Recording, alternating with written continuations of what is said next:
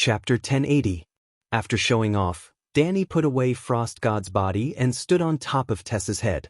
She looked down at the battlefield filled with death and sighed. We suffered a lot of casualties, but today's victory has a very special meaning. You guys killed Strange Ghost King, I killed Frost God, we are all humans. This is not the first time the Long Night has happened, and it is not the first time the living have won against the Long Night, but only this time, humans are the true protagonists of the Long Night. This means that a new era of humans is about to begin, and that humans will become the true masters of this world. Our fate, the fate of the kingdom, the fate of the world, will all be controlled by us humans. Tomorrow will be different from yesterday. The Three River battlefield was endless. Torches, bonfires, and holy light balls were like stars in the sky, randomly decorating the dark and cold ground. The ground was stained with ice and snow and dried blood. The living and the dead were lying on the ground. Deviant ghosts and the living dead were either burning or slowly melting while emitting white frost. Broken swords, shattered dragon crystals, and toppled flags were everywhere. Dragon Queen's voice was not loud, but it carried a warm wind that blew into the ears of all the soldiers who survived the bitter battle. They did not understand much, but the knowledge of ending the Long Night was enough for them to raise their hands and cheer loudly. The Long Night is over, what about the sun? The demon dragon gnome asked softly. Danny did not answer and only said loudly, "This battle should be recorded in history." The entire process of the battle, the name of every soldier who participated, will be engraved on a stone tablet and will be passed down for generations to come. Now, the soldiers will start to clean up the battlefield, and the living will prepare for the funeral of the dead.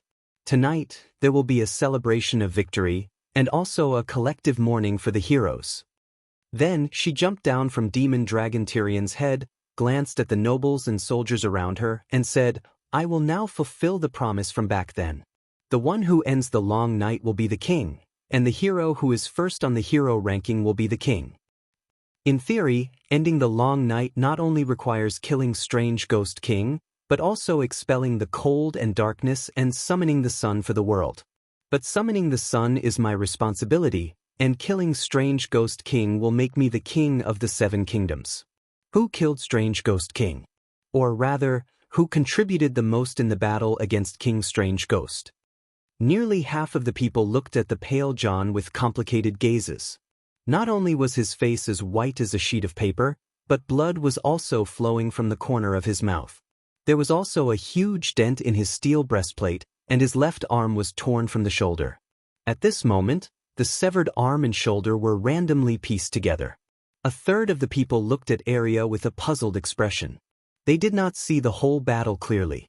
They only vaguely saw that Arya was like a god or a devil, casting powerful spells nonstop. Was he the main force? Arya was already an adult. She was 1.7 meters tall and curvaceous. She was wearing a tight black crocodile god leather armor, and her breasts were bulging. However, one of her breasts was bigger than the other. It seemed like someone had punched her, and her left breast was swollen. There were also a small number of people who were looking at Sansa, who was holding the dragon crystal. The Storm Queen's holy mother palm was also very eye-catching. Every time she struck out a palm, she would shout with all her might, wishing that everyone on the battlefield could hear her. The remaining people either looked at Marabad's group or were confused. They hadn't seen the process of King Strange Ghost's death with their own eyes. It was John. After a moment of silence, Arya was the first to speak. He broke King Strange Ghost's ice armor and used the burning Dark Sisters to cut off the giant's head. "John, was that you?" Danny asked with a smile. John glanced at the expressionless Sansa and said hesitantly, "I killed it, but I don't necessarily have the most credit. For example, Sansa has been using her holy mother palm to shatter the earth and restrict King Strange Ghost's movements. Otherwise, I would have been grabbed by the head or beaten to death." As he spoke, he pointed at the crisscrossing ravines on the ground. There were more than a dozen 2-meter-wide and 10-meter-long uneven tunnels. Through the cracks, they could even see the black earth beneath the layer of snow. "We all assisted, but you were the one who caused the most damage to King Strange Ghost. You were also the one who cut off King Strange Ghost's head and stabbed your longsword into its forehead." Meribad said in a low voice. John looked at the silent Sansa and sighed. I am willing to abide by the vassal's oath. The glory belongs to me, but the achievements in the long night belong to the monarch I am loyal to. When he said this, everyone was in an uproar. Arya's brows furrowed. Bran sighed softly and closed his eyes. Sansa's lips curled into a smile, but she quickly regained her calm expression. The disappointment and disdain in Marjorie's eyes were completely undisguised. Jaime looked deeply at Jon and shook his head. The demon dragon Tyrion was silent. Melisandre mocked. Jon Stark, you once swore loyalty to His Majesty Stannis. Are you willing to give him the Iron Throne? Among them, the red-robed woman was in the best state. She was still wearing a light dress, revealing her white breasts. Her hands were hidden in her sleeves. Only her long dress dragged a circle of black wet marks on the icy ground. Sansa opened her mouth and was about to defend Jon, but she suddenly glanced at the Dragon Queen and immediately shut her mouth. I once swore loyalty to Stannis, but after my brother-in-law Aegon was captured, I also swore that if Stannis could abide by the traditions of the Seven Kingdoms, which is to treat Aegon as a noble and release him after receiving the ransom, I would keep my promise. But if he breaks his promise to me and Sansa, I will also give up my loyalty to him. Jon looked around at the nobles and knights and said in a low voice, the oath between a monarch and his vassal is mutual. The vassal will never give up to the monarch without a bottom line. This is a law that everyone in the Westeros knows. For example, in the Red Wedding, Waldfrey was only guilty of violating the rights of the guests, but not betraying the monarch. When he helped you defend Winterfell, you didn't say that, the red-robed woman sneered. I helped him lead thousands of the most elite northerners down to the valley and then helped him take down the King's Landing. I defended the territory for 8 years. I haven't returned to Winterfell for 8 years, Jon said agitatedly. The demon dragon Tyrion also said, if not for your outstanding performance in the Battle of Winterfell, how could the Seven Kingdoms tolerate Stannis and the Red God believers occupying the King's Landing for so many years? What do you say? Melisandre looked at the Dragon Queen. You're all wrong. Dany sighed and said slowly, don't say that Jon Stark is a duke. Even if he was just a commoner without a title, he would still be king if he killed the King of Strange Ghosts. This is different from what you said before. Sansa was agitated and blurted out. You want to go back on your word? The gnome asked strangely. I have the final right to interpret my words, Dany said calmly. Melisandre frowned. The others' expressions were also distorted. They looked at Dany and Jon with puzzled eyes. Was it because of their relationship as aunt and nephew? Dany said solemnly, the oath between a monarch and his vassal is an oath within the kingdom. It's only limited to the monarch and his vassal. Ending the long night saves the entire world. Therefore, the merit of saving the world is superior to the oath between a monarch and his vassal. If you have some supernatural knowledge, you can understand saving the world as the second highest level. The holy oath is also one level lower. Even if Jon is my nephew, even if a beggar kills the King of Strange Ghosts, I will give him a chance to become the King of the Seven Kingdoms. Looking at the shocked crowd, her tone softened. Many years ago, I said that the merits of a duke's subordinates belong to the duke. But when did I say that if a valiant warrior kills the King of Strange Ghosts, then the duke will be king? If I did, then it goes against my holy oath to end the long night as king. Obviously, I can't make a promise that contradicts myself. The final right of interpretation is still in your hands. You can explain it however you want.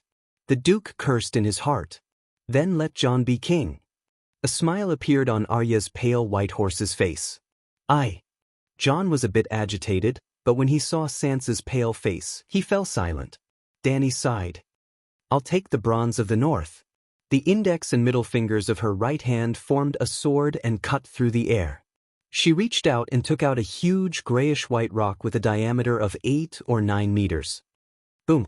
A blazing flame suddenly ignited the rock. The surrounding people did not feel the slightest bit of heat, but the rock liquefied in an instant and then boiled. In just 1 or 2 breaths, the flame and rock disappeared, leaving only a lump of bronze liquid the size of an apple in the Dragon Queen's hand. She threw the bronze into the air and said, "I'll take the water of the 3 rivers between the rivers."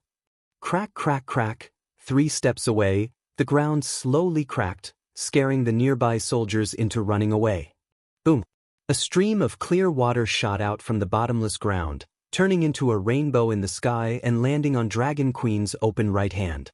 It was as if there was an invisible black hole in her palm. Dozens of tons of water fell and disappeared without a trace. In the end, 7 grape-sized water droplets appeared on Dani's fingertips. She threw them into the air again and said, "I'll take the gold of the West." Just like before, she cut through the void and took a piece of gold ore from a mine in the west thousands of miles away and refined it into a lump of gold on the spot. "I'll take the iron of the valley. I'll take the pearl of the Iron Islands. I'll take the silver of the riverbend.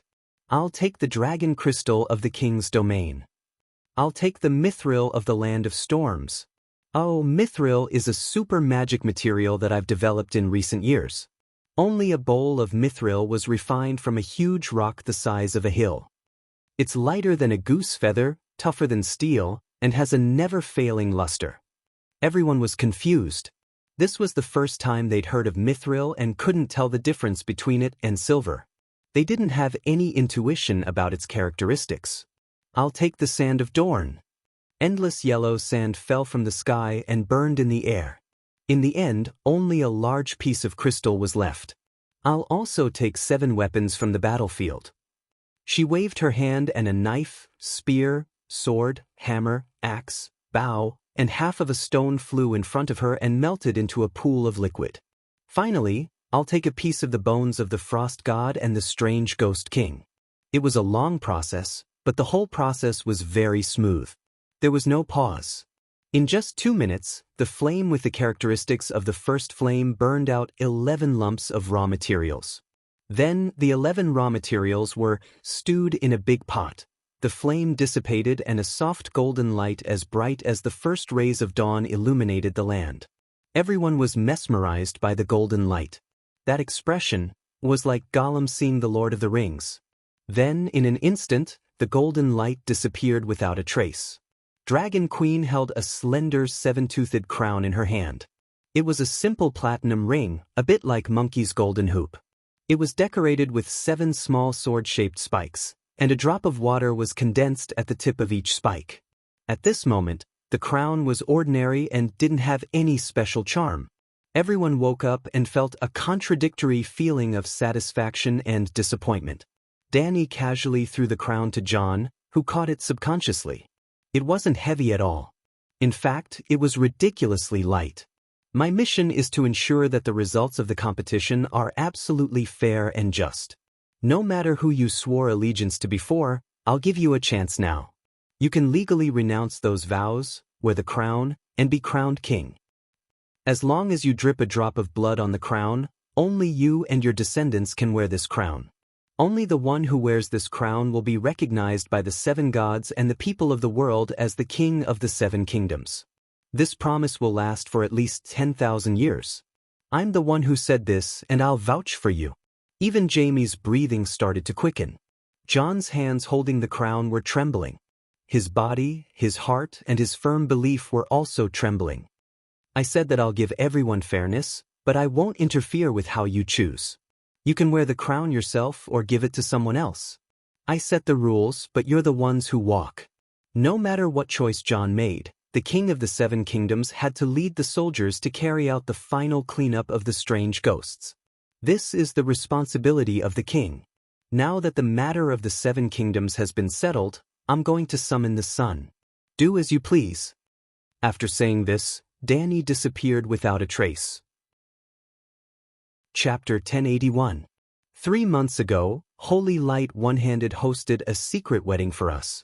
You were there too. But now, the blessings are still ringing in my ears, but the person beside me is gone.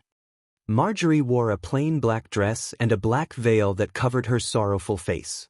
She held a wine jar the size of a bucket in her arms. It contained the remains of her husband. Unfortunately, in the great battle during the day, Victarion was too brave and killed 3 other ghosts in a row. As a result, he was targeted by the ghoul corpse giant. The giant jumped 4 or 5 meters high and landed on Victarion's head with its big foot. After the battle, when they collected the body, they could only dig out the flesh from the snow pit and put it in the jar. Marjorie! Aunt Marjorie, don't be too sad. Theon struggled to say those words. The Dragon Queen said that the dead will go to heaven today. Uncle Victarion did many evil things in the first half of his life. He should have gone to hell with the atonement scroll. Now that he's in heaven, it's a blessing. We should all be happy for him. But I'm all alone. It's so hard, Marjorie said as tears streamed down her cheeks. She did not love Victarion. It was not the first time she attended her husband's funeral, but this was the saddest she had ever been. But the reason she was sad had nothing to do with Victarion's death. She could find another husband after he died. She was used to it and was familiar with it. Maybe she could imitate Nymeria and marry the entire Riverbend into her fief? Marjorie was more sad about her fate. Ever since Jon passed the crown to Sansa with trembling hands, she had been worried about her future. That bitch Sansa wouldn't let her get away with it. Robb was an honest and kind child. When he saw the tears on her face, he said with concern, "Granny Marjorie, don't be sad. We will take care of you." Marjorie, who was only 30, froze when she heard him call her Granny. She forced a smile. "Robb, you're such a good child." Theon glanced at the burning crematorium and whispered, "Aunt Margaret, let's burn Uncle's body. The celebration is about to begin." "Theon, your uncle is dead, but he left behind 3 inheritances." Marjorie observed Theon's expression from the corner of her eyes. "A sea monster's horn, an earl's domain whose location has yet to be determined, and about 2 million gold and silver treasures plundered from the High Court. How do you think we should divide it? Sigh, we have an orphan and a widow, and you also have a son. It's so difficult." Margaret wiped her tears. Theon hesitated for a moment and said, "Pike City is enough for me. The gold and silver were taken from the Tyrell family, so they should belong to you." The location of the Earl's territory had not been decided yet. Things would definitely be very troublesome in the future, and Auntie would have to work hard to deal with them. Since Auntie worked hard, it should belong to Auntie. As for the sea monster's horn, is that sea monster Luwin's monster? Marjorie's face warmed a little. She nodded and said, "Yulin was afraid that the sea monster would be eaten by the Dragon Queen's Megalosaurus, so before he went to the King's Landing, he deliberately hid it in the deep trench of the Summer Sea. There's a horn that can control it, but it needs supernatural power to activate it. Speaking of which, Yulin was once my husband. Fortunately, my father, Balan, died early." Theon's cheek muscles twitched a few times. He suggested, "Why don't we give the horn to Holy Light Lone Hand to destroy and let the sea monster leave the Westeros forever? Or we can summon the sea monster to Dragonstone Island and let the Megalosaurus eat it." But Margaret asked curiously, "That sea monster has eaten a lot of people. It's evil." Theon frowned. "It's not the sea monster that's evil, but the person who controls the sea monster. Previously, your uncle used the sea monster to drive the fish to the shore." Marjorie said disapprovingly. Theon said strangely, "But it ate your grandmother, brother, and countless people. Aunt Marjorie, do as you see fit. As long as you allow Gao Ting and Taimin to freely choose their future, I won't take a single cent of your inheritance." Theon sighed. Marjorie was relieved that she had easily obtained all of her late husband's inheritance again. She carried the urn and placed it on the crematorium. Theon followed and placed Victarion's armor beside the urn. Robb took his granduncle's axe. After lighting the fire, the 3 of them recited the stranger's scripture, begging the stranger not to make things difficult for Victarion's soul and to let him ascend to heaven. "Theon, I have one more favor to ask of you." Before entering Derry City to attend the banquet, Marjorie grabbed her nephew and begged in a low voice, "I have some misunderstandings with Queen Sansa. Can you put in a few good words for me and give me a chance to apologize?" "I'll try." Theon nodded helplessly. The banquet was held at Dany's Ribbons. The sun was bright, the wind was gentle, the grass was lush, and flowers were in full bloom. There was good wine and delicious food, singing and dancing. Queen Sansa was in high spirits. Her crown once again emitted a holy and noble golden light. It was as if she was draped in a thin veil woven with the light of hope. It made people lower their heads and bend their backs subconsciously, feeling reverence and worship in their hearts. Theon, on the other hand, looked gloomy. He did not fit in with the joyous banquet. The others also deliberately avoided communicating with him. They only greeted him and left with unnatural expressions. Then, they pointed at him in the corner with their companions.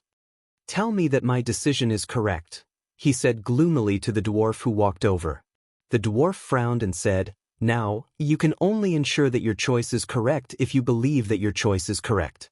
Otherwise, the result will be very bad." Sigh, at least Sansa is really happy. I haven't seen her this happy since father died. Theon looked at the queen who was surrounded by stars in the middle of the dance floor and forced himself to show a joyful smile. It was ugly. The dwarf's expression was solemn, as if he was worried. "Your aunt obviously wants you to become the king of the 7 kingdoms, he said hesitantly. Theon was stunned and sighed. "I understand her good intentions, but I've already made my decision. You advised me not to be indecisive that day, didn't you?" "No." The dwarf waved his arms subconsciously, stuttering and not knowing what to say. He sighed and asked, "Where's Bran?" He asked Arya to help open the dimensional door and take Eddolf back to Winterfell. Before he left, he asked me to go with him, but Ygritte is still in King's Landing, and the child is about to be born," Theon said in a daze. The dwarf's expression changed and he said worriedly, "The frost god is dead, and the long night is over. The Dragon Queen has become the indisputable king of gods. She is the controller of fate, or at least the prophet. Do you understand what I mean?" Theon was stunned, and he said probingly, "The long night is over, and the fog on the river of time has dispersed. She is like the three-eyed crow, standing between the past and the future." "Yes."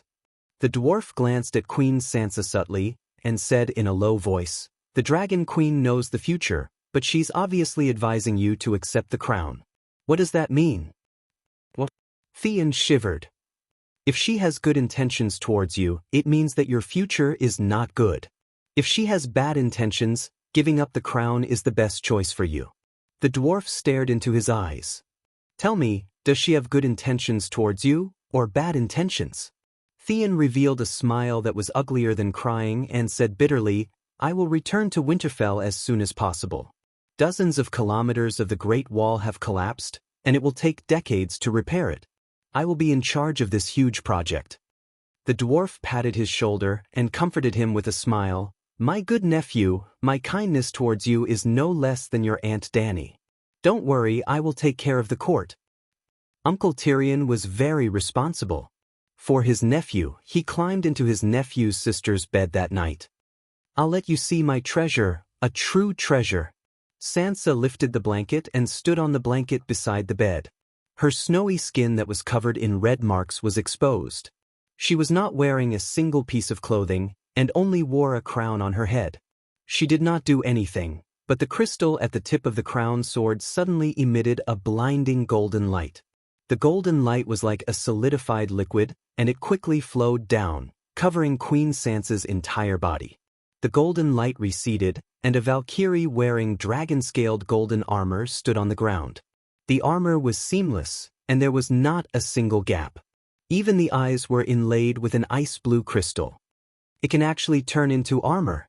The dwarf sat up in shock. "How's the defense?" "Forged by the Song of Fire with the characteristics of the First Flame, it is half a level stronger than steel. It should have the defense of a level 5 true god." Sansa's excited voice came from under the armor, and her tone did not change at all. "Then isn't it invincible?" The dwarf said in disbelief. "The benevolent are invincible." Sansa sighed, and her excitement subsided. Only a benevolent and righteous king can activate the armor. The more benevolent the king, the stronger the power. At its strongest, it can draw on the Holy Mother's divine power limitlessly to defend against all external attacks. But if it loses the belief to protect the people, the armor will be as fragile as paper. "Ah." The dwarf's expression was strange. "You can activate it, Do you really have a benevolent heart? I can only activate the armor's basic form, Sansa said awkwardly. That's right. The dwarf sighed in relief. What do you mean? Sansa's gaze became dangerous. What's the advanced form like? The dwarf quickly changed the topic. Sansa glared at him. The intermediate form can open a pair of golden wings. In the advanced form, the wings can extend limitlessly and can even cover an entire city to defend against large-scale forbidden spells. Fuck, I want it too. The dwarf's eyes were red. What do you want it for? Can you activate it? Sansa smiled coldly. The dwarf's eyes turned. Perhaps I can get my sister to change the activation rules so that the more lewd she is, the stronger the armor? Do you really think that she forged this crown casually? Sansa glanced at him disdainfully. She removed the armor form and took off the crown, and handed it to the dwarf. Look carefully. On the inside of the crown, there was a string of words. The crown of the human king, the deed of saving the world, worthy of it, bestowed by the gods, 7 blessings. Only a true human king is worthy of this crown, Sansa said proudly. Are you? The dwarf blurted out. As soon as he said that, he regretted it so much that he wanted to slap himself. 7 blessings. The armor is one of the blessings. What are the other 6 blessings? He quickly changed the topic, and his voice was especially loud.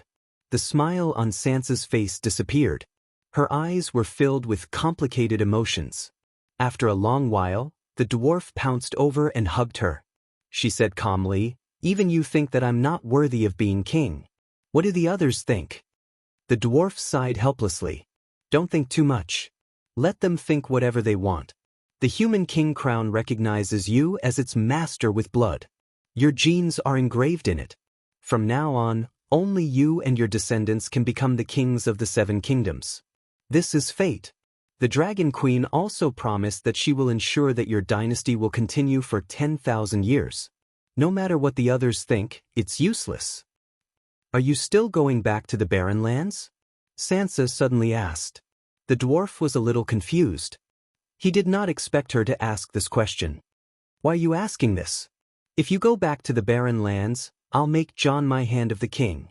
What do you think? Sansa looked down and said, I don't. Try not to go back to the Barren Lands. If it's Jon, why don't you let him build the Great Wall in the north? Sansa's eyes lit up, but she hesitated. That's not good. I'm still planning to share the Iron Throne with him. Midget.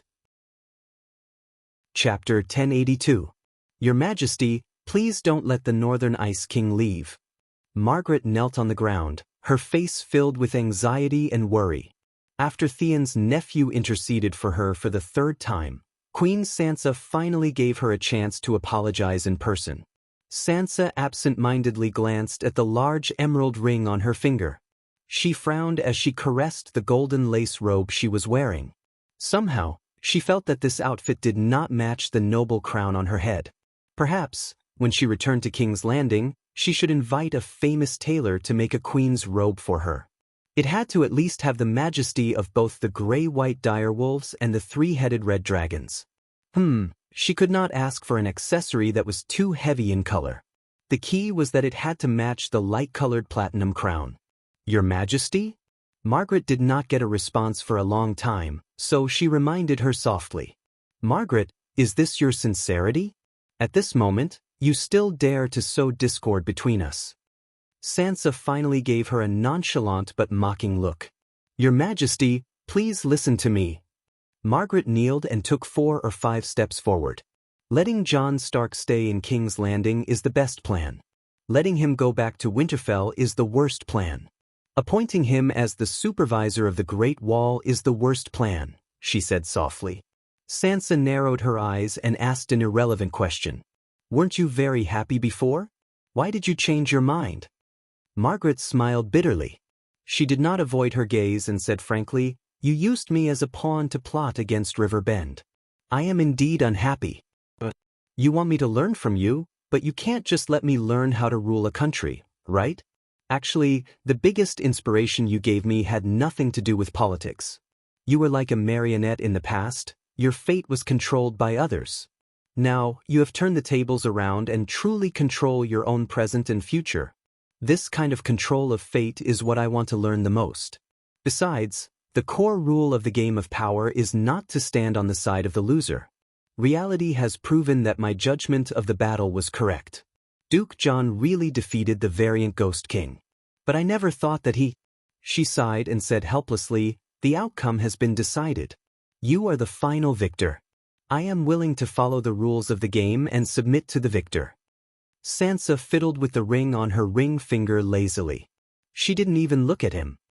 "You betrayed me once. Why should I trust you again?" "Your Majesty, you were only uncertain about the future Storm Queen before. Perhaps after some time, the Storm Lands would be taken away by the Baratheon family.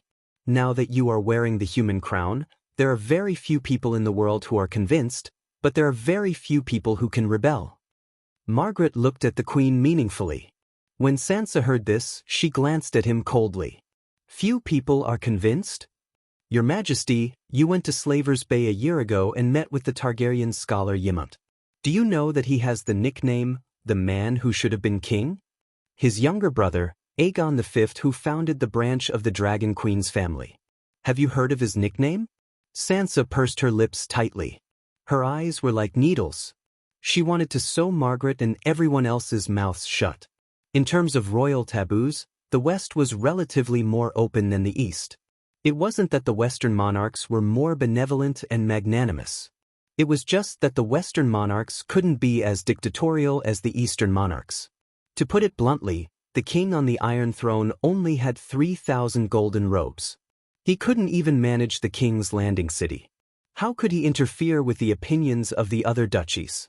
So, when the king was still alive, the Westeros began to give them nicknames. Almost every king had a nickname.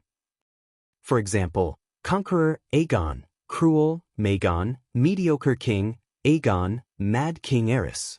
Even Robert had one. The Seven Kingdoms called him Usurper Robert. And Aegon V had the nickname, the King Who Should Not Have Been King. This was because when the Great Council elected a king, the nobles were ready to choose old Ymont as king. It wasn't that the nobles wanted to copy Huoguang and Dong Zhuo.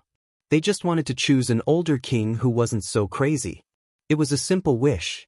Considering that Ymont's brother, Bright Flame Aelion, had shouted that the wildfire wanted to turn into a dragon but turned into ashes, the royal family could understand the noble's choice. But Ymont didn't want to be king. He gave the throne to Egghead, Igo. You could give it to him, but you couldn't stop others from talking behind his back. Since Aegon V became king, the king who should not have been king had been with him until his death. It was even written into the history books. "What do they call me?" Sansa asked nervously. Margaret shrank back, not daring to say anything. "Speak." Sansa growled. "I heard it from others," Margaret said in advance. "Someone called you Sansa?" Seeing the Queen's pink face turn livid, Margaret quickly tried to salvage the situation. "They didn't see how hard you worked. They're all petty and jealous people. Don't take it to heart." "Who said that?" Sansa's eyes were red. "I don't know where it started, but within a week everyone was talking about it," Margaret mumbled. Sansa gradually calmed down and said calmly, "You said 3 good, medium, and bad plans, but you didn't mention the good plan." Margaret's spirit was shaken, and she said in a low voice, "The plan is to keep Jon in King's Landing, give him a high position, and even let him have the same power as the king. Let him be satisfied, and let others see how good you are to him. You'll only lose part of your power and live carefully for the rest of your life, but no one will be able to catch you." Sansa was deep in thought. Letting Jon return to Winterfell is the bad plan. This is obviously a declaration to everyone that you're harsh and ungrateful and you're afraid of the true king. It's not that the king can't be harsh and ungrateful, but letting Jon return to Winterfell not only won't hurt his reputation, but it will also cause your reputation to continue to fall. Thinking about how he's looking down on the South in Winterfell, you won't be able to live peacefully in King's Landing, right? Letting Duke Jon build the Great Wall is the worst choice. He's already a meritorious man, and he even received the human crown because of his meritorious deeds. And what kind of great deed is building the Great Wall? Today is different from the past. Everyone understands the meaning of the Great Wall to protect the world. Think about it. Why did city builder Brandon become a legendary hero? Sansa's expression changed and she asked, "What's the best plan?" Margaret took a few steps closer and lay down at the Queen's feet. She kissed her shoes and said in a low voice, "Strip Duke Jon of his halo of honor and let him leave King's Landing as a sinner." Sansa's eyes flashed and she whispered, "What do you want to do?" "Your Majesty, he still has a murder case and owes everyone a great judgment." Margaret said in a dark voice, "Stannis." Half a year ago, Gendeli died in the battle for the throne. Dominia followed the army and died on the battlefield. "There seems to be no one left in Bella and Theon," Sansa said calmly. Margaret smiled and shook her head. "You're wrong. If the two of them were alive, Duke Jon would have easily passed the Great Judgment. Why did Gendeli die? If I were the Red Monk, I wouldn't let someone who had a blood feud with the Red Priest live, let alone let him be king. By the same logic, Gendeli also hated the Red God and the Red Priest. He wouldn't care too much about avenging the Red God King's uncle. Perhaps he would be more willing to forgive Duke Jon. As for Dominia, think about it, Stannis refused to acknowledge Dong-Er's identity. The mother and daughter had noble blood, but they lived in the lowest brothel for 8 years.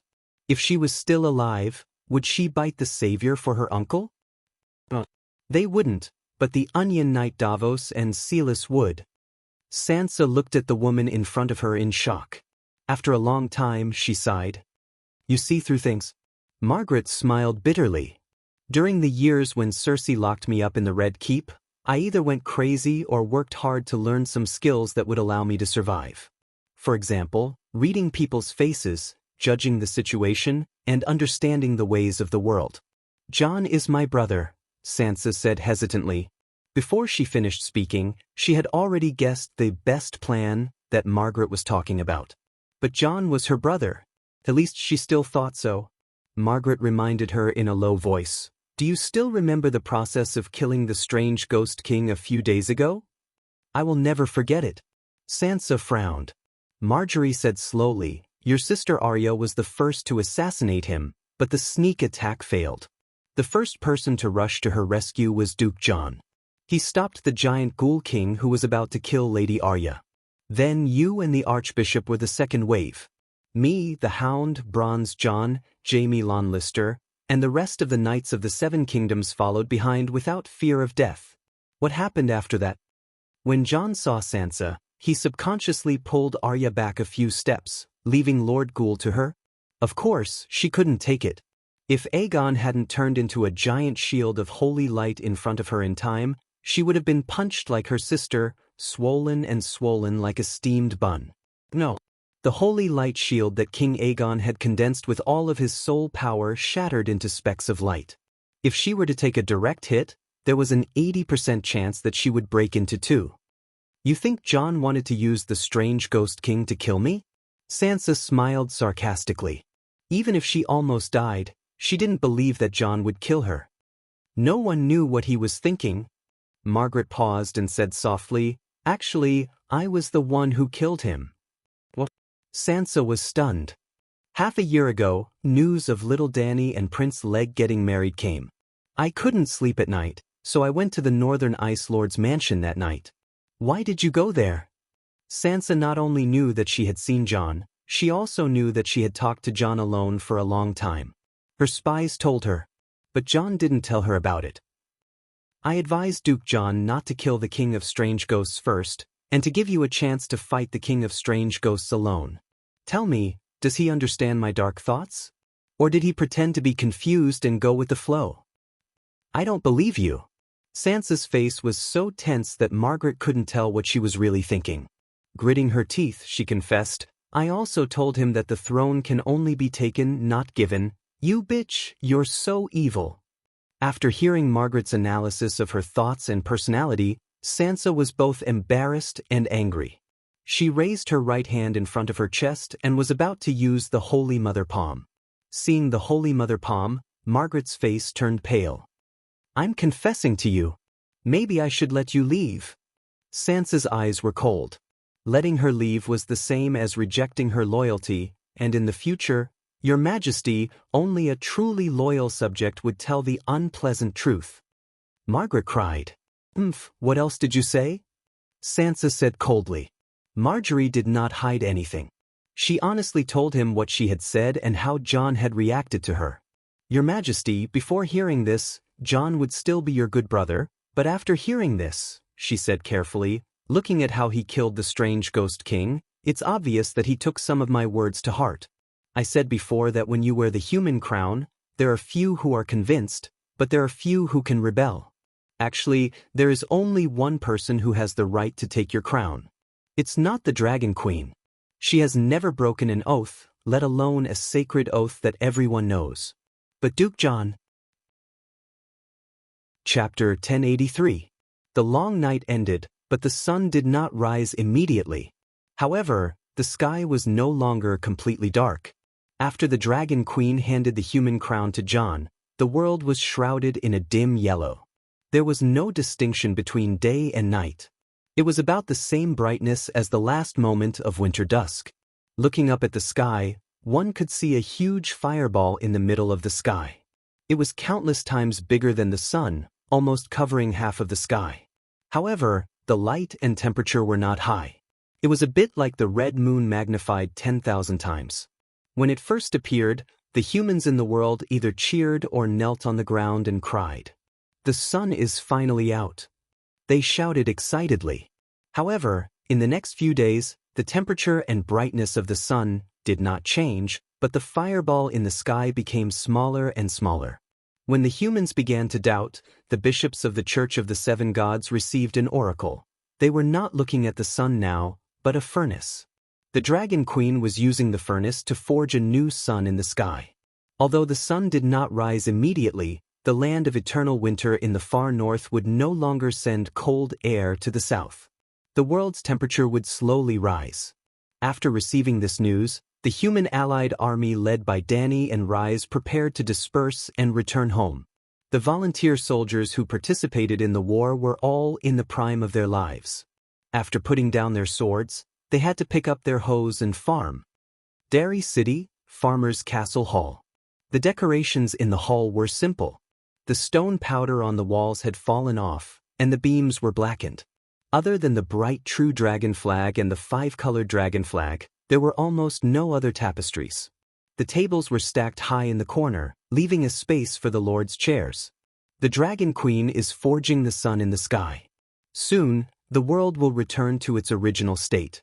I hope that on the day the sun rises, the lords of the Seven Kingdoms will gather at the King's Landing to participate in my coronation.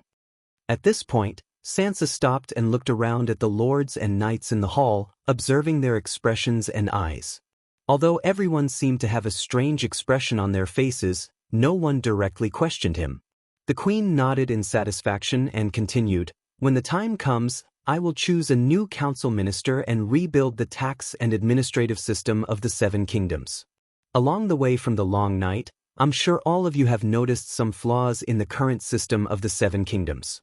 For example, we ignore or even treat supernatural powers with hostility. For example, the power imbalance between the nobles and the commoners. In the process of ending the long night, the commoners contributed no less than the lords. Since this world was saved by everyone, why not give the commoners something in return? Of course, I will not act arbitrarily. Any reform cannot be separated from everyone's wisdom. Apart from social and political reforms, there were many other important matters that needed to be discussed together. For example, Hajien, Valley, and River Bay Dukedom would have to choose a new Grand Duke to rule over their territories. Perhaps we would have to refer to the heroes of the Eternal Night. For example, should the City of Knowledge be demolished or renovated? What should be done with the current scholars? For example, the division of the Pentashade Dragon Targaryen's territory. The Dragon Queen had given up the opportunity to become the king of the Seven Kingdoms, but she still had the right to claim her ancestral land. This is the tradition of the Seven Kingdoms. We can't go against it, and we shouldn't. But the King's Landing is across the Great River, east of the Narrow Sea, and nearby are vast plains rich in natural resources. It is the best place in the Seven Kingdoms. The kings of the 7 kingdoms need the king's landing. The 7 kingdoms need to compensate the Dragon Queen. Your Majesty has considered everything thoroughly. The dwarf was the first to praise. Jamie thought for a moment and nodded. When the sun comes out, I will lead the nobles of the western region to the king's landing. The other vassals couldn't find a reason to object, so they agreed one by one. Sansa glanced at the Countess of Green Pavilion Island in the middle and smiled. There are some things that need to be discussed with all the vassals. There are some things that can be settled today. For example, the agreement between Stannis Byra and Theon regarding the ownership of the Stormlands. She looked at Davos. Count of the Rainforest, Theon Byra will lose the executor of the agreement. Storm's End will completely belong to me. What do you think? Hearing Stannis' name, the Onion Knight couldn't help it. He stood up abruptly and pointed at the throne on the Queen's left. Your Majesty, can we have Duke Jon give Stannis an explanation? He asked solemnly. In fact, Davos had planned to give up on this matter. After all, Erlu had been dead for a few years, and he had calmed down a lot. And in the years after Erlu's death, Jon had been using his actions to prove his responsibility and courage to the world. In the end, he even killed King Ghoul and was the hero that ended the long night. Maybe Lalo and the red-robed woman lied to His Majesty? Maybe death was really a release for His Majesty? But 2 days ago, when he passed by the Count of Bronze Gate City's tent in the Stormlands, he accidentally heard the conversation between the two lords. Old Count Ralph was entertaining Count Aelken Florin of Brightwater City. Queen Sansa's intentions are clear. She wants to protect her brother's honor and future. But your cousin, Lady Sealis, is still living in the Red Castle. She has never forgotten that the Northern Ice King killed her husband and has been clamoring for a trial for the Northern Ice King. Are you willing to share Her Majesty's burden? Old Count Ralph asked meaningfully. Sealis and Stannis burned my father. I think she deserves retribution. Alikin's voice didn't hide his killing intent. No, there's no need to be so extreme. Ralph waved his hand and smiled. Her Majesty only hopes that she won't come out and spout nonsense. You are the head of the Florin family and should bring your cousin who has lost her husband and children back home and take good care of her. Don't let her go out and don't let her talk nonsense to others. Don't make a fuss. Elken smiled. I understand. I will take care of this matter properly. After laughing for a while, the Count of Brightwater City hesitated. Actually, my cousin has been crazy in recent years. It's hard for her to hurt the Northern Ice King. Instead, it's Davos. Stannis promoted him from a smuggler to the current Count of Rainforest and even made him his hand of the king.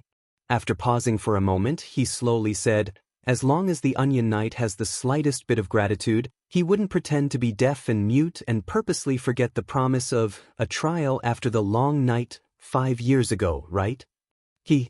Count Ralph laughed in disdain. Don't worry. He is a smart person and has already made the smartest choice. Otherwise, why hasn't he mentioned the trial even though the Deviant Ghost King has been dead for more than a week? Theon Bella is almost extinct and he has received great kindness from Queen Sansa during the long night. There's no reason for him to offend the Queen for a dead person. It's said that Queen Sansa is even planning to prepare a seat for him in the new council ministers. Council ministers, huh? That's enough to pay the price for betrayal. Elkin nodded and sighed. Speaking of which, Stannis is really pitiful. He fought for his whole life but his family was destroyed, his reputation was ruined, and his bloodline was cut off. Hearing this, Davos slowly retreated. He had made up his mind. There was no need for him to eavesdrop anymore. Duke Jon, you killed His Majesty Stannis. This matter should be settled, right? At this moment, the white-haired old man's eyes were sharp. He pointed at Jon and shouted, "The Dragon Queen once said that if you kill the Deviant Ghost King, she will remove your relationship with anyone. I don't have any objections to this because heroes deserve such treatment. But when you killed His Majesty Stannis, you were still his vassal. How do you deal with the crime of regicide?" Jon was still hesitating when Queen Sansa suddenly stood up and said angrily, "Count of the Rainforest, Jon killed the Deviant Ghost King and saved the lives of all the living in the world. Are you going to be ungrateful?" "Your Majesty, I also participated in the battle. My fifth son, Devon, my sixth son, Stannis, and my seventh son, Steve, all participated in the final battle with me. Davos pointed at the crowd. Everyone here contributed all their strength to protect the country and the world of the living, didn't you? My fifth son, Devon, lost an arm. My sixth son, Stannis, had his funeral with the bodies of tens of thousands of heroes. Even His Majesty Stannis, who died a long time ago, risked his life in Winterfell to protect the people of the royal territory. Have you all forgotten? His successor, whether it was Mia the First or young Dominia, which one of them didn't sacrifice their lives to end the long night? The Dragon Queen is right. We are all heroes. None of us is inferior to the other. He roared. Queen Sansa's imposing manner disappeared. She softened her tone and said, "Don't be agitated. I have no intention of absolving Jon of his crimes. It's just that Sir Richard and Sir Song have already proven that Jon was at least acting in self-defense. Stannis' body and mind were controlled by Lalo. If the person controlling His Majesty's body wasn't himself, but Lalo, then doesn't that prove that His Majesty's death was innocent?" Davos had thought about this question for many years. At this moment, without thinking, he blurted out, Duke Jon knew that His Majesty was being controlled. He knew that His Majesty didn't break his oath. But when he had the ability to stop His Majesty's actions, he killed him. Isn't that wrong? Sansa was stunned and didn't know what to say. I only want to free him. Death is the best choice for him, Jon said helplessly. Free? Davos suddenly burst into tears. He asked loudly, is he really free? Where is his soul? If you can guarantee that he will go to heaven, I will immediately apologize to you. Stannis can't go to heaven. When he died for the first time, a part of his soul core was taken away by Lalo, Jon said bitterly. As long as he's alive, there will always be a chance, Davos said firmly. If he had lived until now and participated in the final battle, the Holy Mother's power would be limitless. Could she have saved him? If he hadn't died, Mia, Gendry, and Dominia wouldn't have died. At the end of the long night, House Baratheon would at least have a successor. They might even be able to flourish and have a bright future. But now, if His Majesty sees that the house is occupied by outsiders and his bloodline is cut off, can he be free? At the end, the old knight covered his face and cried bitterly. The atmosphere was tragic. Jon was silent. Queen Sansa wanted to say something but stopped. The vassals frowned in thought. Silence. Marjorie whispered to Uncle Baelor, the Count of Rainforest's words make sense. Laughter. Baelor glared at her and said, don't talk nonsense. The old knight wiped away the tears on his face and straightened his back. He said loudly, the honorable lords are silent because Duke Jon killed King Ghoul and because he is Dragon Queen's nephew? Old man, does Stannis not deserve to die? The dwarf stood up and walked to the center of the hall. He sneered. He killed Renly and Shireen. Those were his brother and daughter. Is a murderer worthy of our justice? Even if his body and mind were controlled by Lalo, why didn't Lalo control others? For example, when he descended on Jon's barbarian wife and helped her bite him, he bit off his dick. Wouldn't that be more direct and pleasurable? Tyrion, Sansa, Jon, Davos, and even the Red God believers on the side shouted angrily with red faces. The dwarf shrugged and said with a smile, we're all adults. Why are you so agitated? Did I say something wrong? Lalo could descend on Stannis' body only because he believed in Lalo. He believed in an evil god but was harmed by an evil god. Doesn't that deserve it? Chapter 1084. My Lord Lalo is not an evil god, Melisandre said coldly. There were more than 20,000 Red God believers who participated in the final battle.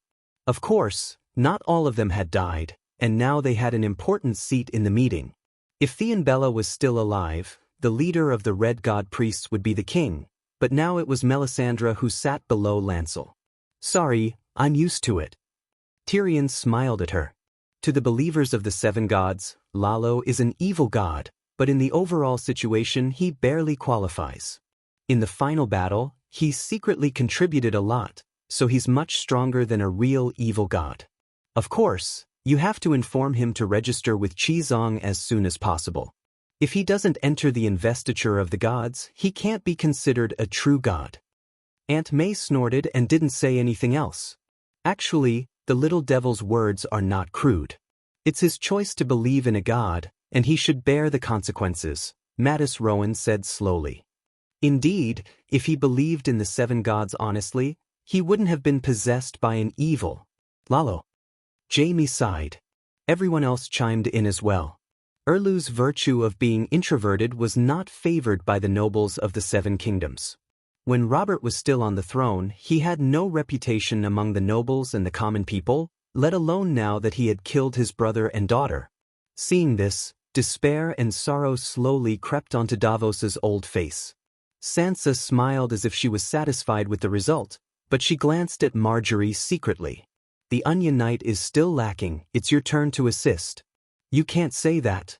Marjorie stood up under everyone's surprised gaze and pointed at Lancel, who had been silent all this time. If it's the Archbishop who represents the 7 gods to Judge Stannis, it's not a problem at all. I'm not targeting Duke John. Everyone, please think about it. If a lord in the future becomes delirious or is under the control of evil spirits, should his vassals immediately free him, or should they subdue him and hand him over to the cultivators to deal with? The vassal was stunned, looking at Marjorie with bewilderment. First of all, her attitude made them feel strange. What good would it do her to offend the Northern Ice King and the current queen? It was definitely not for the sake of justice, nor was it for the sake of Stannis. Secondly, what she said seemed to make sense. Of course, the patient would want to be taken to the doctor for treatment instead of being buried by his subordinates. Marjorie, don't be an alarmist. Queen Sansa scolded. Margaret bowed to the queen and solemnly said, I'm not deliberately targeting anyone, but there's something that everyone has overlooked. After this long night, the structure of the world will change greatly, and supernatural forces will participate in our lives more and more frequently. The Queen had also said before that more attention should be paid to magic talents and that the City of Learning system should be reformed. It was conceivable that there would be more extraordinaires in the future than there were scholars in the past. The nobles might have more frequent contact with them than with scholars.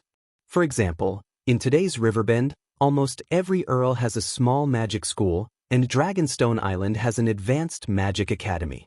There are many mage professions that are beneficial to humans in the academy, such as high-energy potioneers, scalpel priests, mechanical wildfire specialists, weather forecasters, pest toxicologists, plant and animal breeders, magic blacksmiths who forge special materials. Marjorie looked around. Let me ask, who can leave a mage in the future? Now that our horizons have been broadened, we also know that Yasher has terrifying professions such as necromancers, soul wizards, blood wizards, and so on. I'm a priest, and Her Majesty the Queen is also a priest. With the protection of the Holy Mother, we're naturally not afraid of evil curses. But it's very easy to disturb the curses of ordinary lords. Are we supposed to kill the cursed lords immediately? Today, we're not only putting Duke John on trial, but also establishing a system, a new tradition. Our future generations will remember the results of today's trial, and then when they encounter similar incidents, they will imitate the trial process. The vassals in the hall looked at each other. Some were at a loss, while others had serious expressions. We're not stupid. A lord losing his mind is completely different from Stannis being blessed by Lalo, the dwarf said with a forced smile. He was smart enough to notice that something was wrong with Marjorie. He didn't dare to make any more guesses. This time, no one responded to him. Even Jaime's brows were furrowed, as if he had encountered something extremely difficult. Archbishop, what do you say? Sansa looked at Lancel hesitantly. Holy Light sighed. Faith and education belong to the Church. We swear to protect our believers from evil. Our priests and paladins have the ability to deal with such incidents. So, I hope that in the future, if there are any commoners or nobles who lose their mind, or are controlled or cursed, they won't be killed immediately if they can be controlled. Let us deal with them. Under the Holy Mother's witness, the priests usually don't have obvious political leanings. At least, they won't use divine spells to kill the innocent. Archbishop, you're right. We all trust the church, Marjorie said immediately. The nobles nodded silently. It was obvious that when they encountered something like this, they all hoped that they could be treated by the priests instead of being beheaded by a vassal and their corpses burned to ashes. Queen Sansa said awkwardly, Archbishop's words can become a rule for future generations. But Jon and Stannis's incident is the first. We should treat it differently. Your Majesty, it's because it's the first that we have to treat it seriously. Marjorie shouted. This time, the dwarf didn't defend his nephew. Instead, he looked back and forth between Marjorie and Sansa with a strange gaze. Sansa said in a low voice, In the last battle, Jon contributed greatly. Jon looked at his sister with a complicated expression. He suddenly sighed and turned to the Onion Knight. Earl of Rainforest, what do you want me to do? Wu was never stupid. If the dwarf could sense that something was wrong, so could he. I don't know. Davos shook his head blankly. Ever since he knew that Queen Sansa was determined to protect her brother, he had the idea of dying to repay her kindness. When Queen Sansa and the nobles of the Seven Kingdoms opposed the trial of the Arctic King, he would challenge the Arctic King to a duel and let the seven gods decide everything. Whether or not the seven gods were on his side, he could at least tell everyone that Stannis was wronged. As for what punishment to give to Jon, he didn't even think about it. He didn't dare to think about it. When Marjorie spoke up for him and used her sharp words to tilt the situation in his favor, the Onion Knight was stunned. He even suspected that the seven gods heard his prayers and arranged for their followers to help him. Archbishop and my lords, Jon turned to the others. If I confess, what sentence will you give me? Jon, you are not guilty. I am the queen.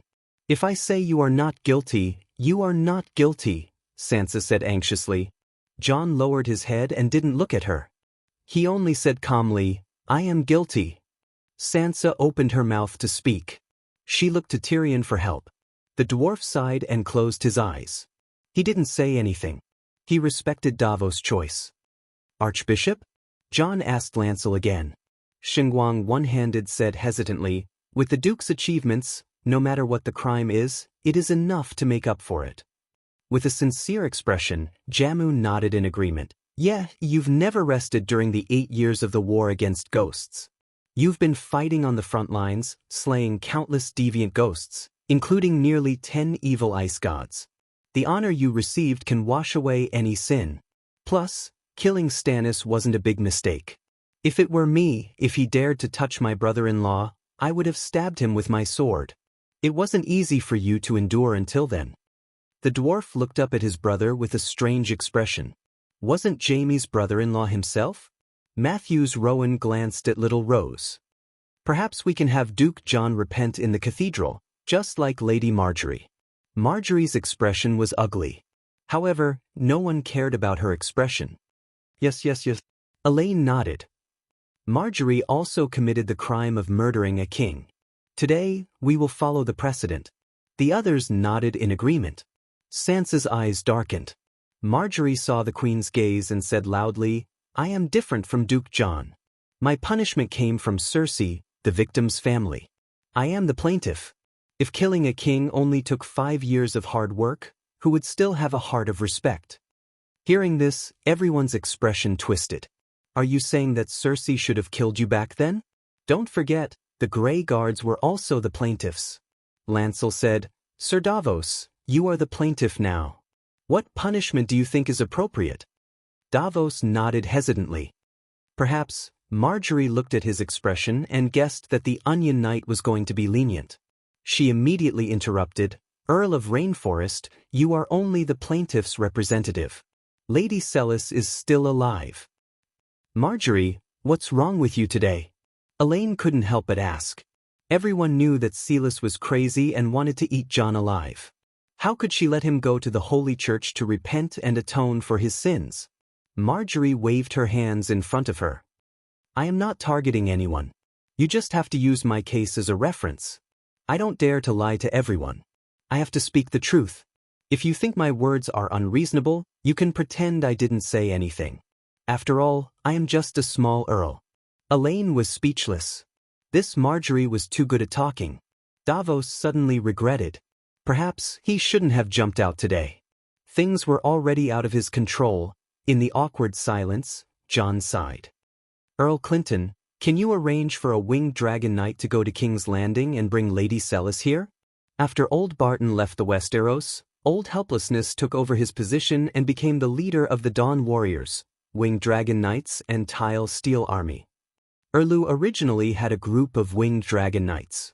Unfortunately, after the appearance of the evil ice god, King's Landing lost its air superiority. Almost all of them lost their lives in the battle to defend King's Landing. The remaining few Winged Dragon Knights also changed their faith and joined the neutral force, the Dawn Warriors. The Dawn Warriors were stationed at Dragonstone Island. It was the safest place. After the Megalosaurus left, there were also wizard towers protecting the airspace. After Erlu died, the magic dragon went out of control. The Red God Knights gradually lost control of their winged dragons. In order to protect their mounts, they could only change their faith to the 7 gods and become holy knights. Otherwise, they would have to give up their winged dragons. For example, Davos needed to deal with the Red God Priestess, so he gave his winged dragons to his youngest son, Steve. His 5th and 6th son were believers of the Red God. He, his wife, and his 7th son were devout believers of the 7 gods. Are you sure?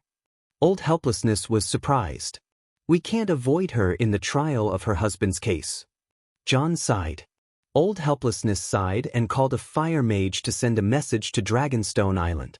Half a day later, Steve brought a white-haired old woman with a sinister face. Pay with his life. I want him to pay with his life for my husband. Ha! The Light King bless us. The ingrate Jon Snow has finally received his retribution. Celis's eyes were wild as she laughed like an owl. Chapter 1085. My husband saved the Great Wall. It was also at the Great Wall that he swore loyalty to my husband. Because of his loyalty, my husband traveled thousands of miles and led the elite knights who defeated the King of Savages to attack Winterfell.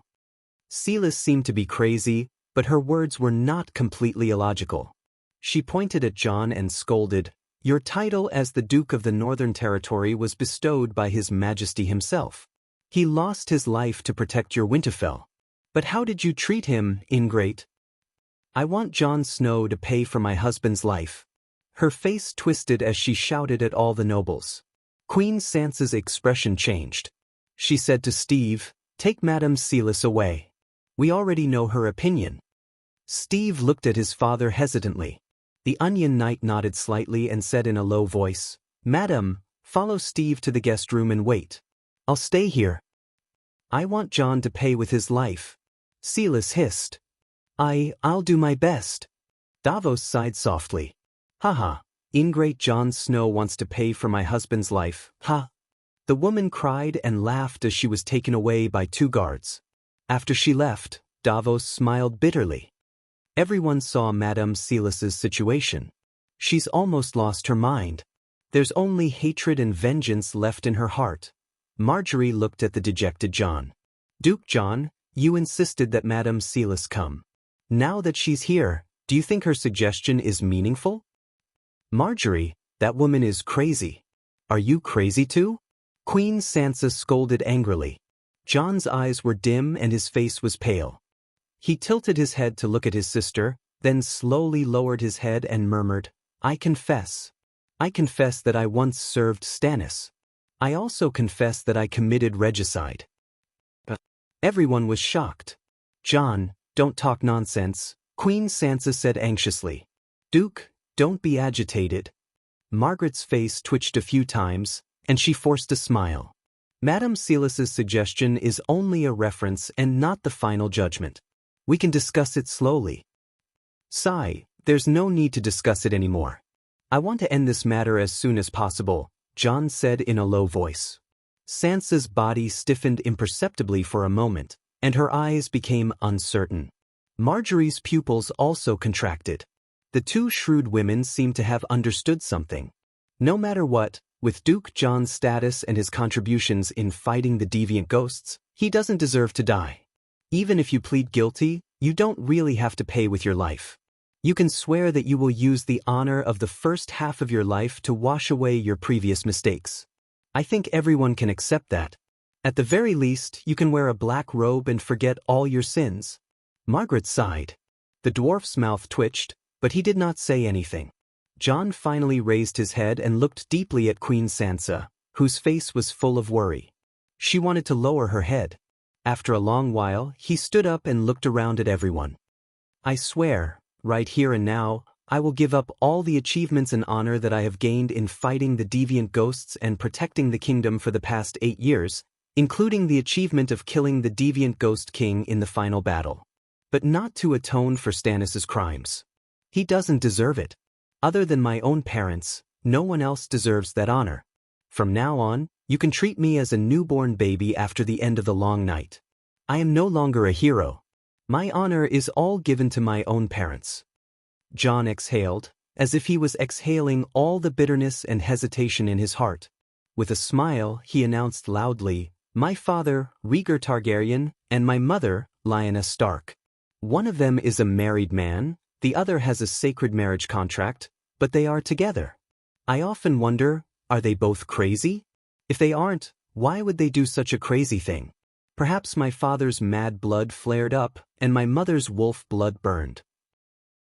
Until a few days ago, I met a short old woman with white hair.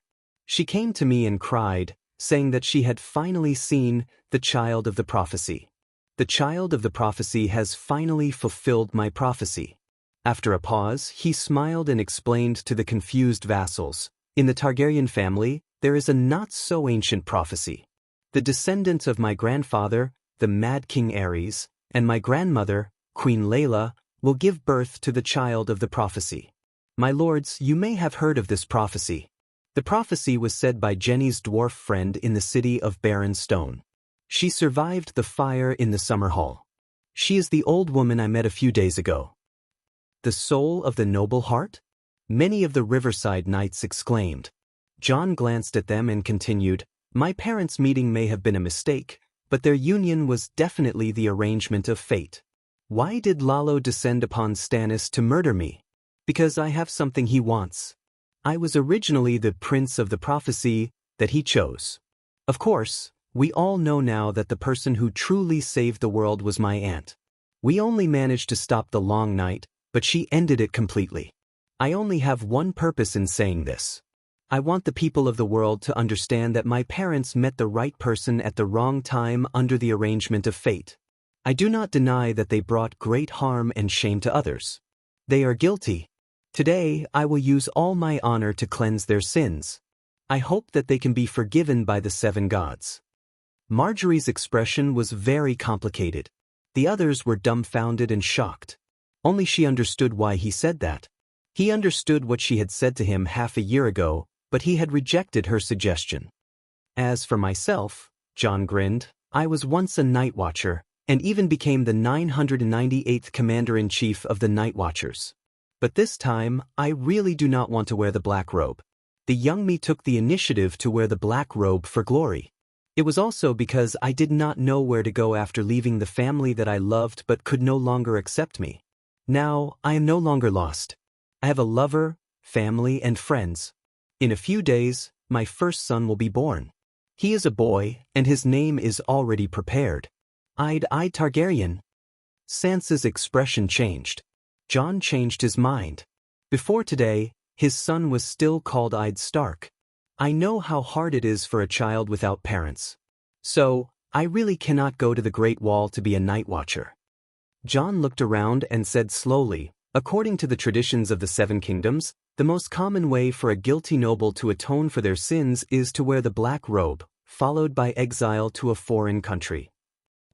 Everyone in the hall exclaimed. Actually, when the royal family makes a mistake, it is rare for them to wear the black robe. Exile is a common occurrence. For example, Maegor in the early stages, Elon and Cold Iron in the middle stages. Speaking of which, my sister and my poor dead third brother are also exiles. Tyrion chuckled amidst the shock. Chief Bishop, Sansa, Queen. Although he was calling the Queen, John did not look at her. "Also, Earl of Rainforest, do you think this punishment is reasonable?" I will no longer have any glory or achievements. At the same time, I will give up the title of Duke of the Northern Territory in my land. I will leave the 7 kingdoms forever with my 2 wives and the title of Northern Ice King. Jon's title of Northern Ice King was the same as the dwarf's title of Prince Xeon in the early years. They were both Targaryens who obtained the title from the Dragon Queen. Apart from her, no one could abolish it. Why do you have to go to this extent? Davos muttered. Have you made your decision? Holy Light One-Handed asked seriously. This is a sacred oath. Jon said in a low voice. Lancel looked at the queen and said, even if it is true treason, this punishment is enough. What do you think, your majesty? Jon. Sansa's expression was complicated. She had mixed feelings.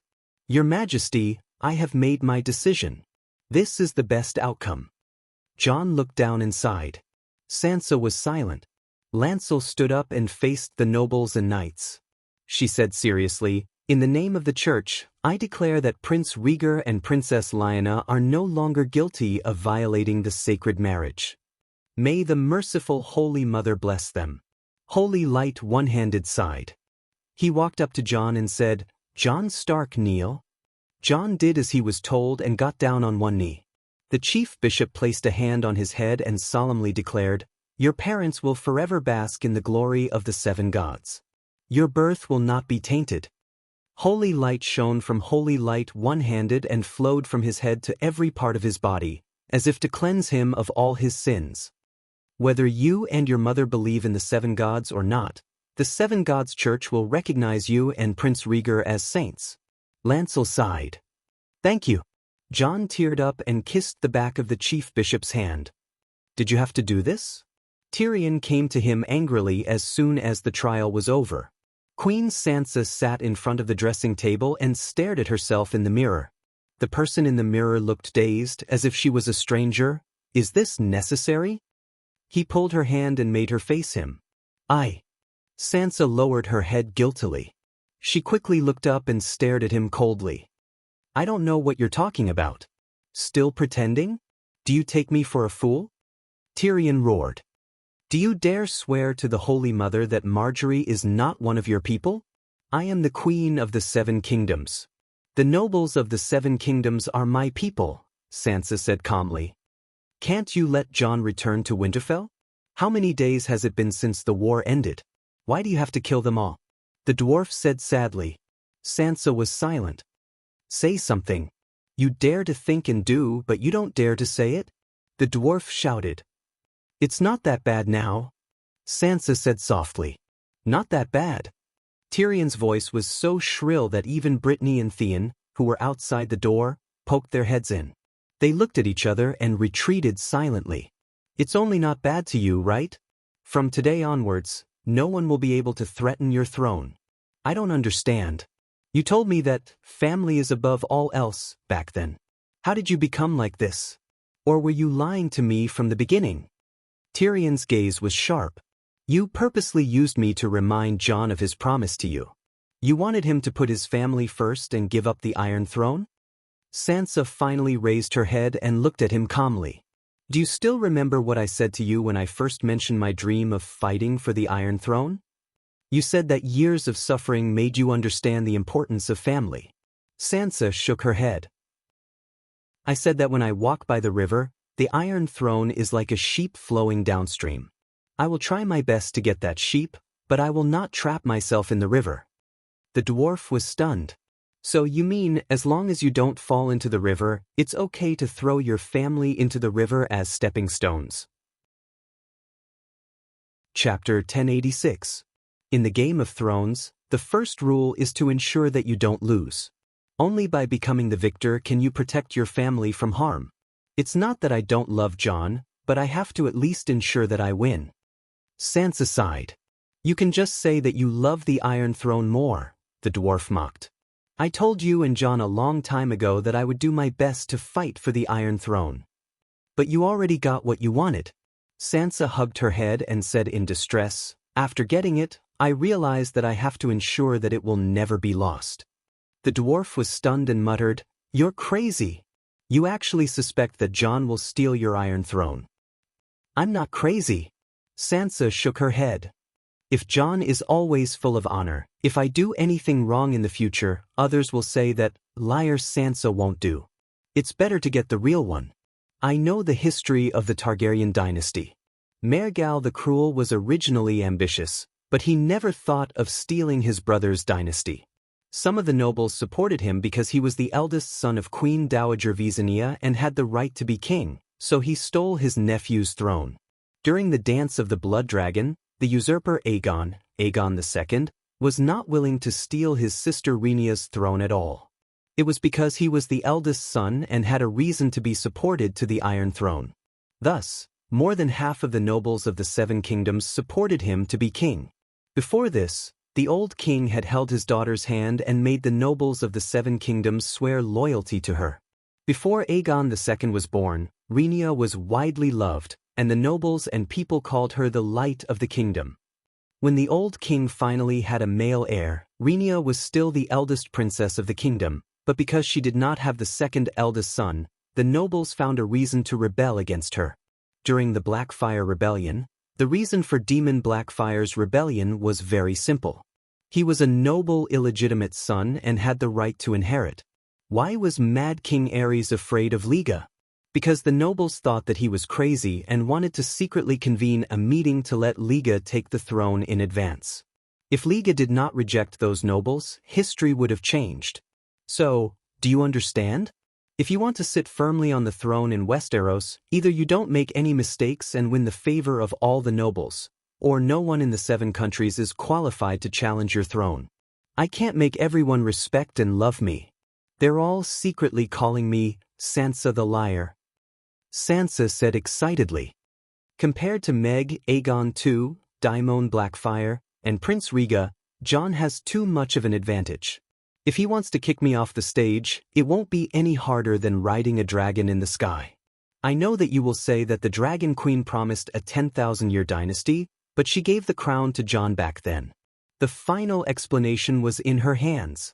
As long as Jon wanted to be king, the Dragon Queen could give another reasonable explanation. Do you understand? I'm only afraid of Jon. Because only Jon was qualified to move the Dragon Queen. To the other usurpers, the Dragon Queen would definitely not explain it again. Of course, I know that Jon has no intention of stealing my Iron Throne, but Meg, Aegon II, and Daemon Blackfyre were all loyal subjects of their siblings.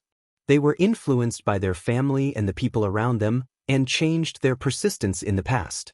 Aegon II was unwilling to usurp his sister's throne, and was practically tied to the Iron Throne. But once he sat on it, he immediately smiled and said, "It's great to have the throne in my hands." Rhaegar didn't rebel because he's the eldest son, the Mad King's successor. Jon is my family. I love him. This will never change.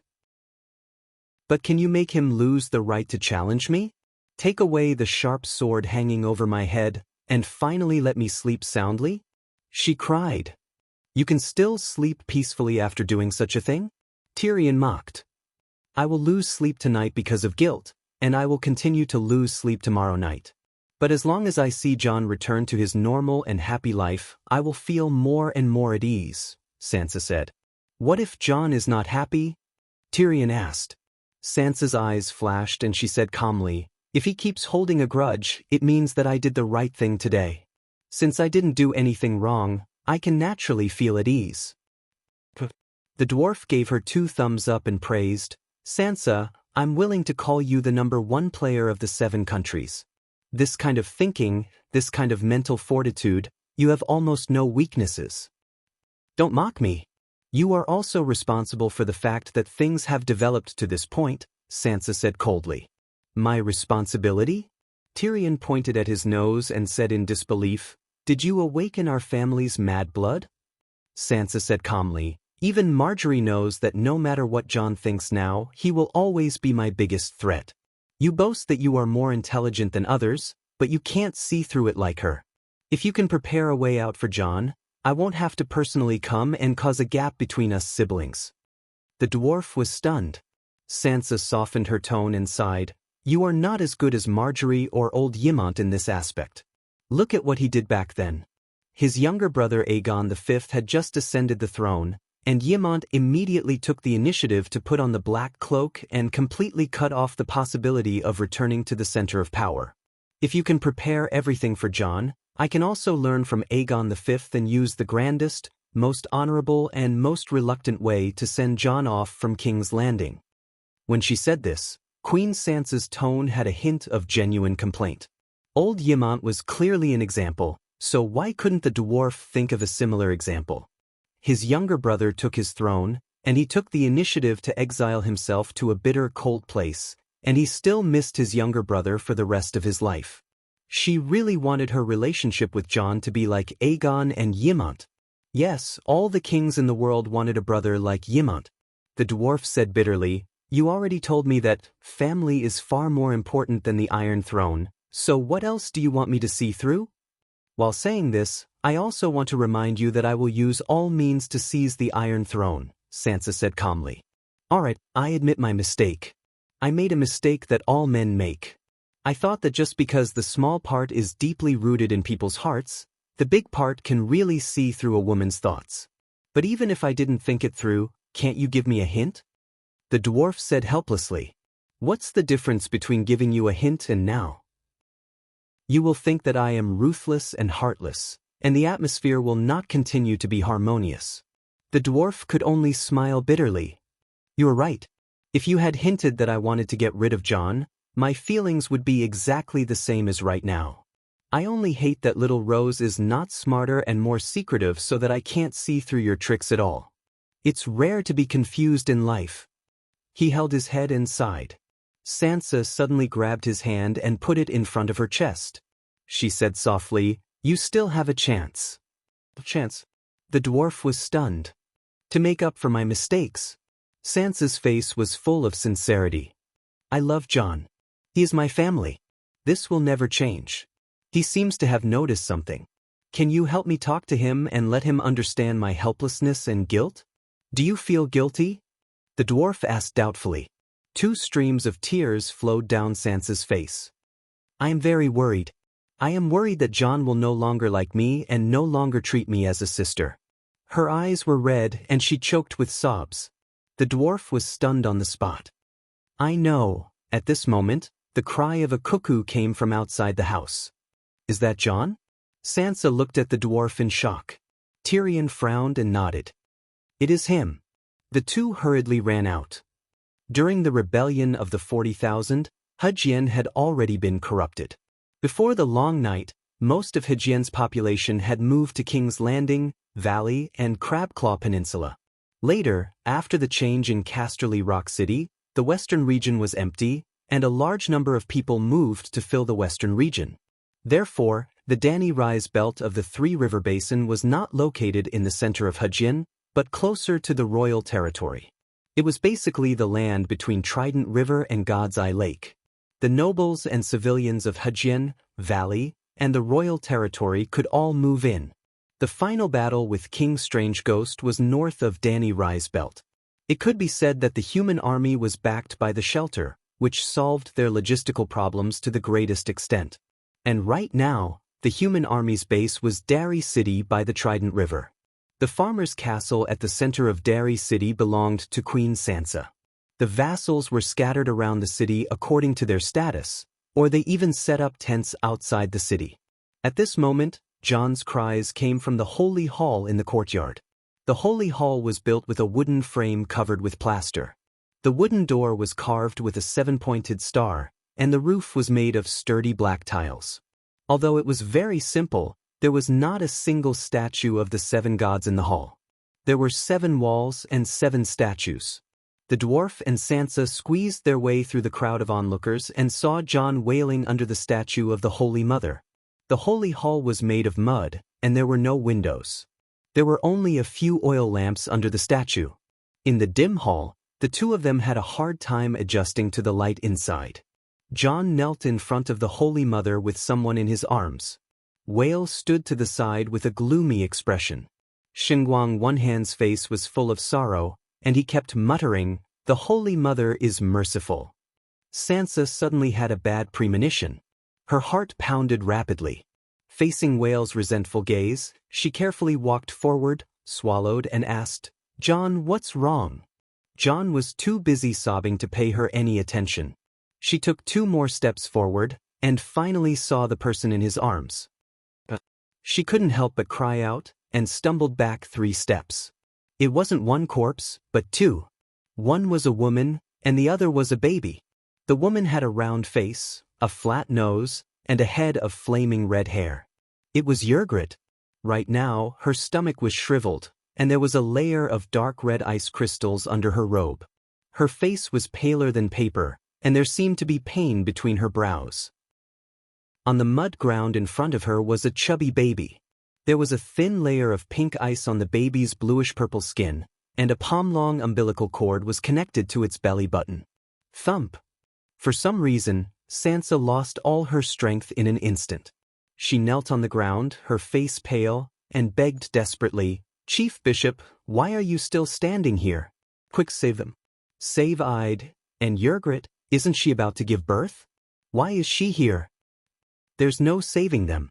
Before they were sent to Derry City, both mother and child were all ready. As long as there was a trace of life left, I could use it. But I can't revive the dead, Lancel said bitterly. Sansa was stunned. She shouted at Whale, "Why are you here? Yrgrit is about to give birth, don't you know?" Whale said coldly, "The child's father is about to die. How can we just sit here?" "What nonsense are you talking about? Who can take Jon's life?" Sansa said agitatedly. Sansa felt like she had been shot in the heart, and she almost fell to the ground. Yup, the dwarf knelt down in time to catch her. Sansa came to her senses, and tears instantly fell. She shook her head and said, "Jon is my brother, my family. Why would I take his life? You're crazy, stupid." Chapter 1087. "Who sent you here?" the dwarf asked. "Me." Little Crab squeezed out of the crowd with a bitter face, holding a windshield helmet under his armpit. "In the morning, Dragonstone Island received a message from your side, asking for a winged dragon knight to bring Lady Sealis to Derry City. But less than 2 hours after Steve left, the King's Landing sent an urgent message from the Northern Ice Lord's residence, asking for another knight to escort Whale and Lady Yrgrit to Hedjin. I had nothing to do, so I took the initiative to go to the King's Landing. While flying in the air, Lady Yrgrit suddenly began to bleed profusely. I don't know if it was because of the cold, or because of the turbulence, or some other reason. I could only make an emergency landing near Sow's Horn. It was empty, and the residents had already moved to Dany and Liz to settle down. It was difficult to even find an old house to shelter from the wind. You're a holy knight, so you should know the most basic holy healing, right? The dwarf frowned. You know, all the holy knights participated in the final battle, and the 2,000 divine art slots I accumulated over the years have long been used up. I've also been participating in various celebrations these days, so I've only accumulated a dozen or so divine arts. Little Crab was a little embarrassed. The dwarf sighed, unable to blame him. It was not easy to stay up until the end of the long night. Who would not be happy? A dozen divine arts should be enough to save her life, right? Little Crab said helplessly, if it was a simple premature birth, even if the child was weak after birth, a dozen divine arts would be enough. But Yrgrit had a difficult birth. Before the child was born, how would I dare to stop the bleeding and heal her? I could only use divine arts to protect her heart and increase her strength, so that the child could be born smoothly. But the position of the fetus was not right, and the blood kept flowing. I used up all my divine art slots, but the child was not born yet. The weather was so cold that the blood would freeze if it flowed out, and the pregnant woman seemed to have a high fever. Her mental and physical state was not good at the time, and she was in a semi-conscious state. She kept shouting that she wanted to come to Derry City immediately to save Lord Jon. "Sigh, what's the use of her coming?" the dwarf sighed. "Who told you that Jon would die?" He turned to look at Will, who was in a daze, and asked, "Jon's trial came so suddenly and ended so quickly. The news shouldn't have spread yet." "It's Sealis." A look of regret appeared on Valley's face. Sealis was laughing excitedly in the Red Castle. She said that the King of Light had blessed John and that he would pay with his life.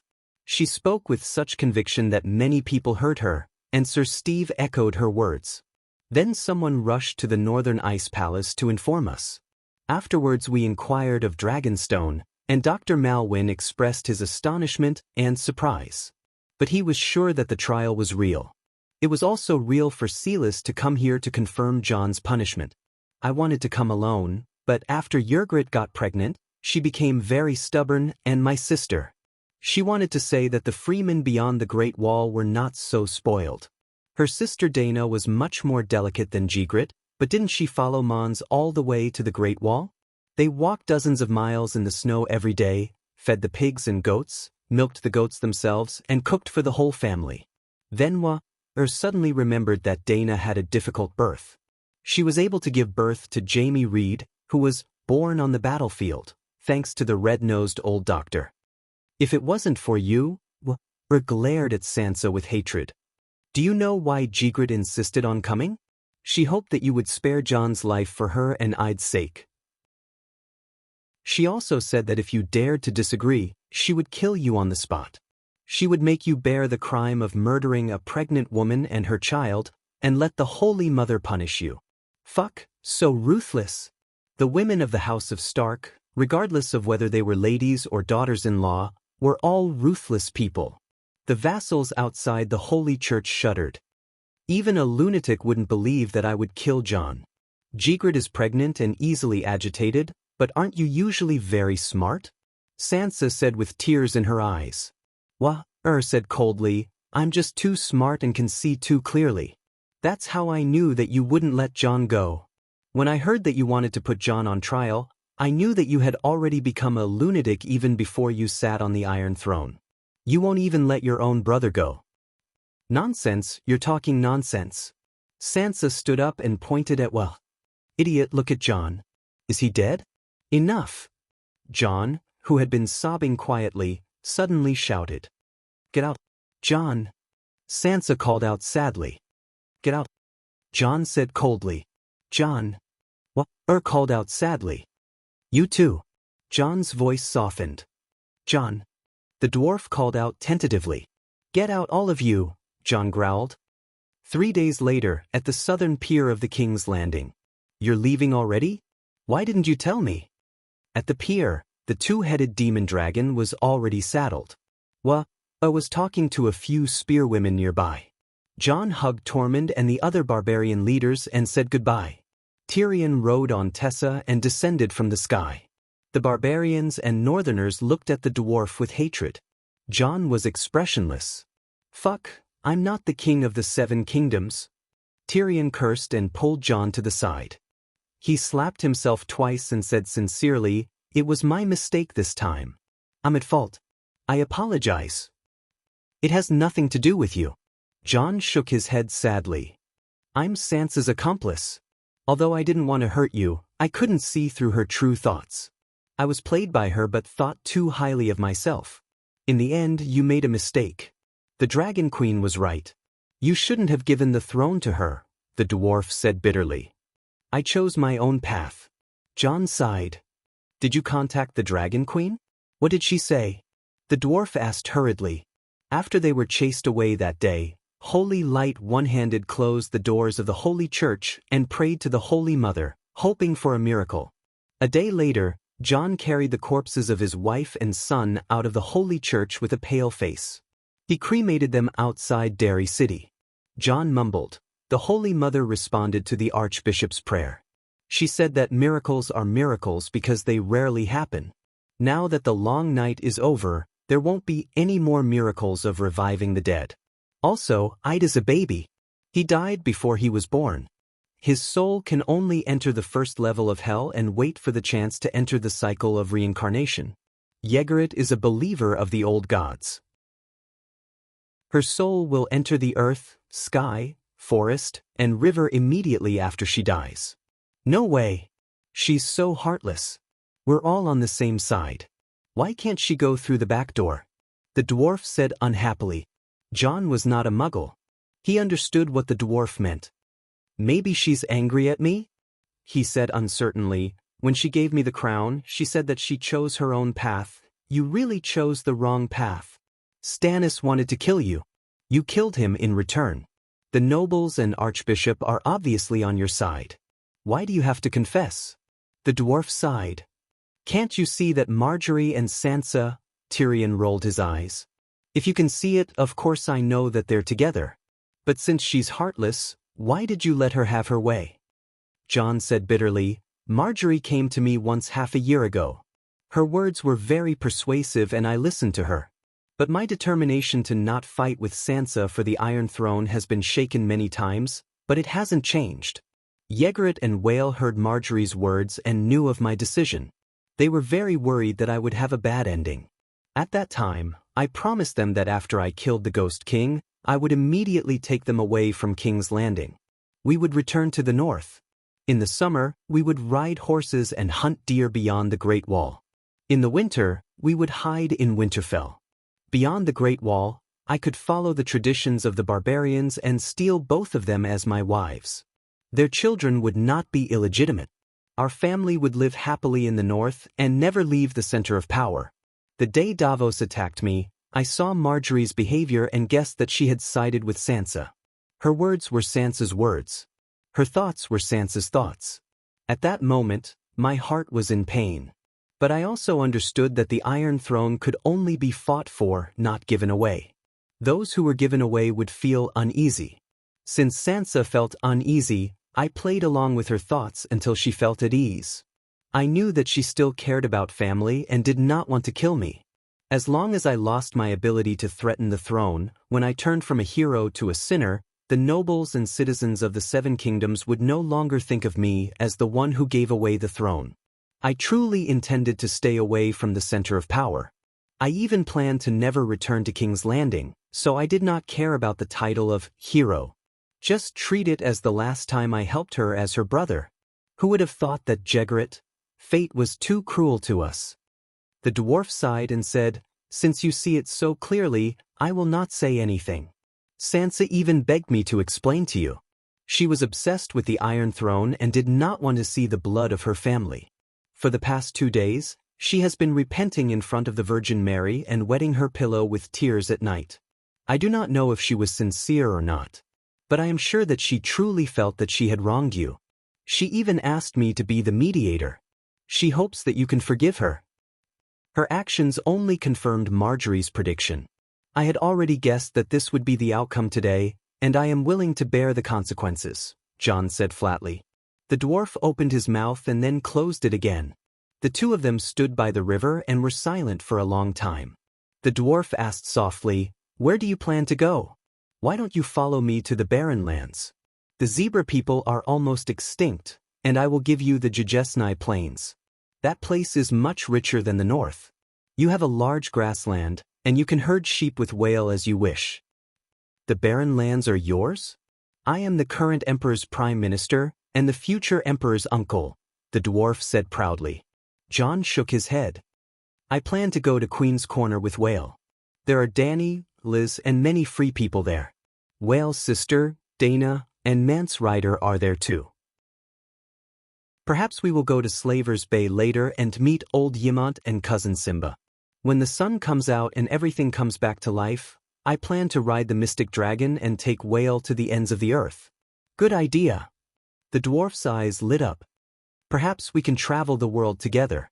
To be honest, if I was not busy with work, I would have explored the secrets of the 4 poles long ago. You and Yelaine together? The dwarf shook his head sadly. Me and Tessa. Chapter 1088. Time passed, and another 2 years passed. The sun hadn't appeared yet, and a fireball was burning in the middle of the sky. It couldn't bring too much light and heat to the earth, but it made the world almost dusk 24 hours a day. What surprised the living even more was the wind. During the long night, the north wind whistled, bringing coldness to the world. After the death of the king of deviant ghosts, the wind continued to blow, but it was always the south wind. It couldn't bring warmth to the world, but it blew away the coldness in the world. Anyway, they saw the thick layer of ice covering the earth begin to melt, and in some areas, they could even see the long-lost black soil.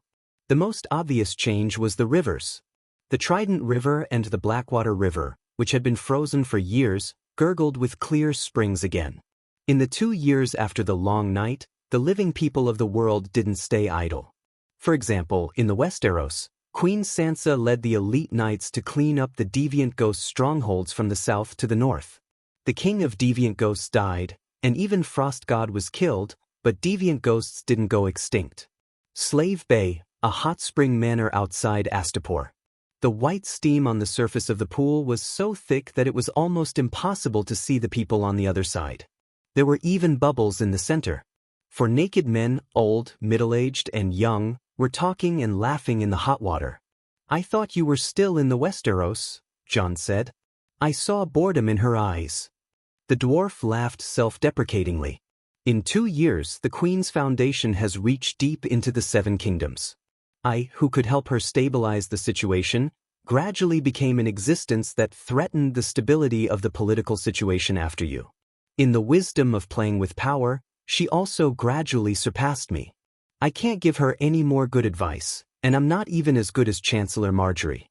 Well, after I leave, maybe little Rose can become the Queen's hand. Maybe you're thinking too much. Sansa sent a letter to ask about your situation, old Ymont said.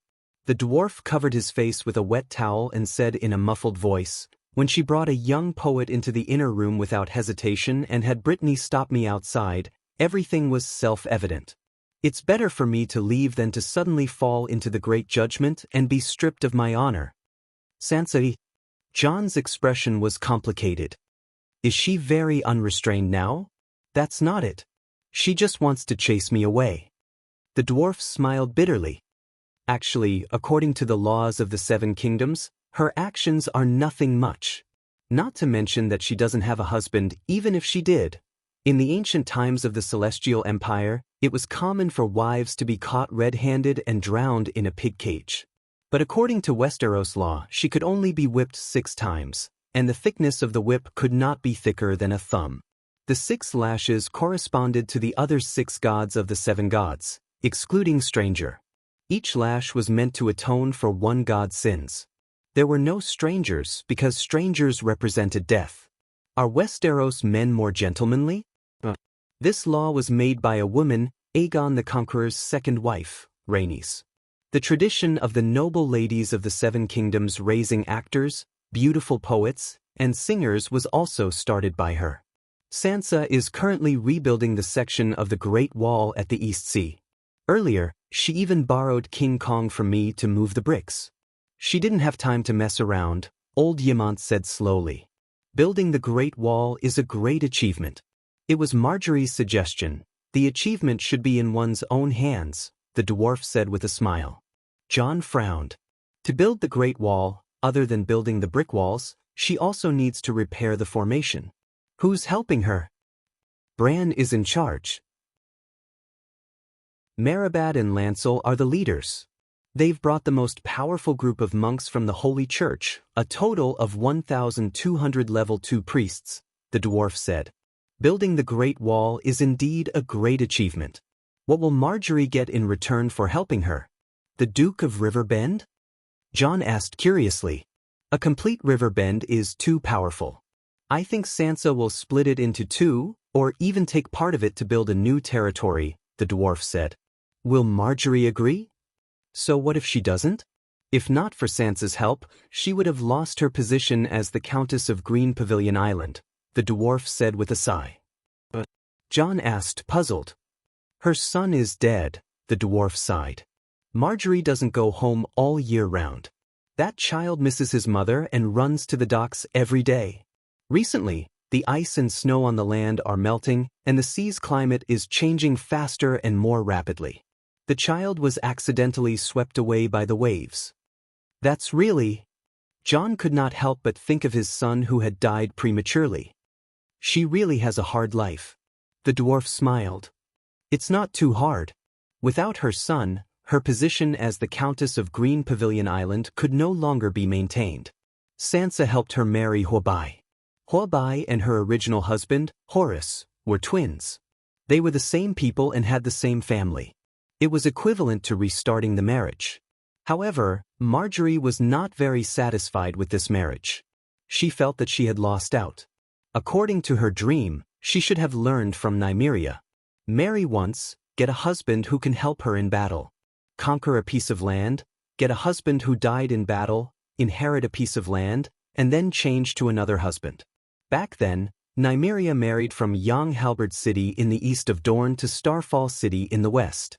The land she married into was the land of the king, and she truly achieved a marriage alliance. Why bother? Why bother? Green Pavilion Island is already the top countess territory in the Seven Kingdoms. What else does she want? Jon sighed. You said it yourself. Green Pavilion Island is only a countess territory. The dwarf splashed water on Simba's face, who had been silent all this while. He smiled and said, "Not every woman can be like her mother, realizing her ambition with her own strength." Simba wiped the water off his face and still did not speak. The temperature has been rising in the past 2 years. The temperature in Slave Bay is about to break through 0, which means that the sun is almost done. Dany should be back soon, right? Old Ymont chuckled. According to the current trend, in a year's time, bathing in the hot spring will no longer be a blessing, but a torture. Jon nodded and said. The dwarf picked up the silver wine jug from the stone table and blew on it as he said vaguely, "What do you think is the difference between bathing now and bathing in summer? It's hot water that's close to boiling. Normal people can't stand it. Only we Targaryens have the right to enjoy this blessing." Jon nodded and looked at the burly silver brother beside him. In the process of forging the sun, Aunt Dany should have a deeper understanding of the first flame. In the past 2 years, her level has increased, and our bloodlines have also improved. Simba has benefited the most. Are you immune to normal flames now? Wildfire can't hurt me either, Simba nodded and said. Kid, don't be so smug. Uncle Tyrion can swallow wildfire alive a long time ago. The dwarf shouted. Jon looked at his uncle indifferently and asked, Simba, you're a fire demigod, right? What? The dwarf almost choked on his wine. He scurried over in a few steps and pulled the youth to look left and right. His pupils elongated into vertical slits. Other than a body of well-proportioned and firm muscles and a second brother that was slightly smaller than him, he could not see anything else. Simba's level is higher than yours. His meditation technique is also more advanced than yours. You can't see through his foundation at all, Jon said with a smile. Simba started learning the origin of the first flame in April this year. He condensed his meditation foundation in 3 days and became a demigod a month later, old Ymont said proudly. Fuck, he became a demigod in a month. This talent. The dwarf's face contorted. The joy he got from comparing his second brother disappeared in an instant. He said angrily, those evil gods who went to hell back then were right. The son of a god is indeed very nutritious. After eating it, one will definitely become a god and live forever. It's a pity that they found the wrong person. Simba, it's all thanks to your uncles that you're able to live until now. That's fine. Simba will be your shield from now on, old Ymont said with a smile. The dwarf's eyes turned. He hugged his nephew's shoulder and said, Simba, do you know that a humanoid creature called the Snow Lady has appeared in the world in recent years? Their eyes emit a faint blue light like the stars. Their skin is pale like the moonlight. Although their bodies are colder than ice and snow, they have a peerless appearance that humans can't reach. They came from the wind and snow. Some say that the wind and snow came with them. They're full of legends. They can communicate with humans and even give birth to children. Simba said solemnly, they're all single deviant ghosts. In just this year, I've killed dozens of them. Killed all of them? Destroyed on sight, Simba said in a low voice. The dwarf bared his teeth and said, you can really do it. They're such beautiful people. They're deviants that invaded the world. Simba said with a frown. The dwarf waved his hand. Even Frost God was chopped into pieces by your mother. What kind of threat are these deviant ghosts left? I think we should treat the deviant ghost girls like the children of the forest and the deviant ghosts. Didn't your mother plan to build a dragon island as a shelter for a minority of humanoid creatures? Deviant ghosts are also rare humanoid creatures. Deviant ghosts are different, Simba insisted. Tyrion, you can't be. Jon had a strange expression. He wanted to say something but stopped. The dwarf smiled calmly and said, when I was young, old Nen told me the story of Night Watchman Brandon marrying a deviant ghost bride. I believed it at the time. But when I grew up, when I peed in the snow with my dick shaking, I was 100% sure that the legends were all lies. Perhaps the deviant ghosts were just like the scholars said. They were a clan of barbarians beyond the Great Wall. Because my dick couldn't even withstand normal wind and snow, why would Brandon marry a deviant ghost bride? Later, when the long night fell, most of the stories about deviant ghosts were proven to be true. I still had doubts. Could it be that the deviant ghost bride's body was cold, but that part was warm? I was already tired of playing with humans and didn't feel anything. When I met that delicate snow girl, I couldn't help but be moved. I wanted to verify the truth of the legends one last time. I did it. Old Yimont was dumbfounded. Jon's expression was twisted. Simba looked at his uncle with eyes full of curiosity and admiration. My good nephew, let me tell you today that the legends are true. Although the deviant ghost bride was cold, she was cold but not painful. She was cold but not wooden. What was cold was not her body, but her soul. From the inside to the outside, she was shivering non-stop. It was a little like soaking in an ice spring now. The dwarf hugged Simba and revealed a lewd smile. It was really comfortable. Don't destroy flowers in the future. You can really try it. I promise you, as long as you circulate the fire wizard power in your body to your dick, you won't be frostbitten. Tyrion, do you know what you're saying? Old Yimont was furious. He flipped over and found his crutch by the side of the pool. He slammed it on his face. Don't hit me, don't hit me. I'm just teaching my nephew to increase his experience. The dwarf covered his head and scurried away. Simba stopped the trembling old man and comforted him. Grandpa, don't worry. I have a wife. I won't mess around. Your wife is only 10 years old.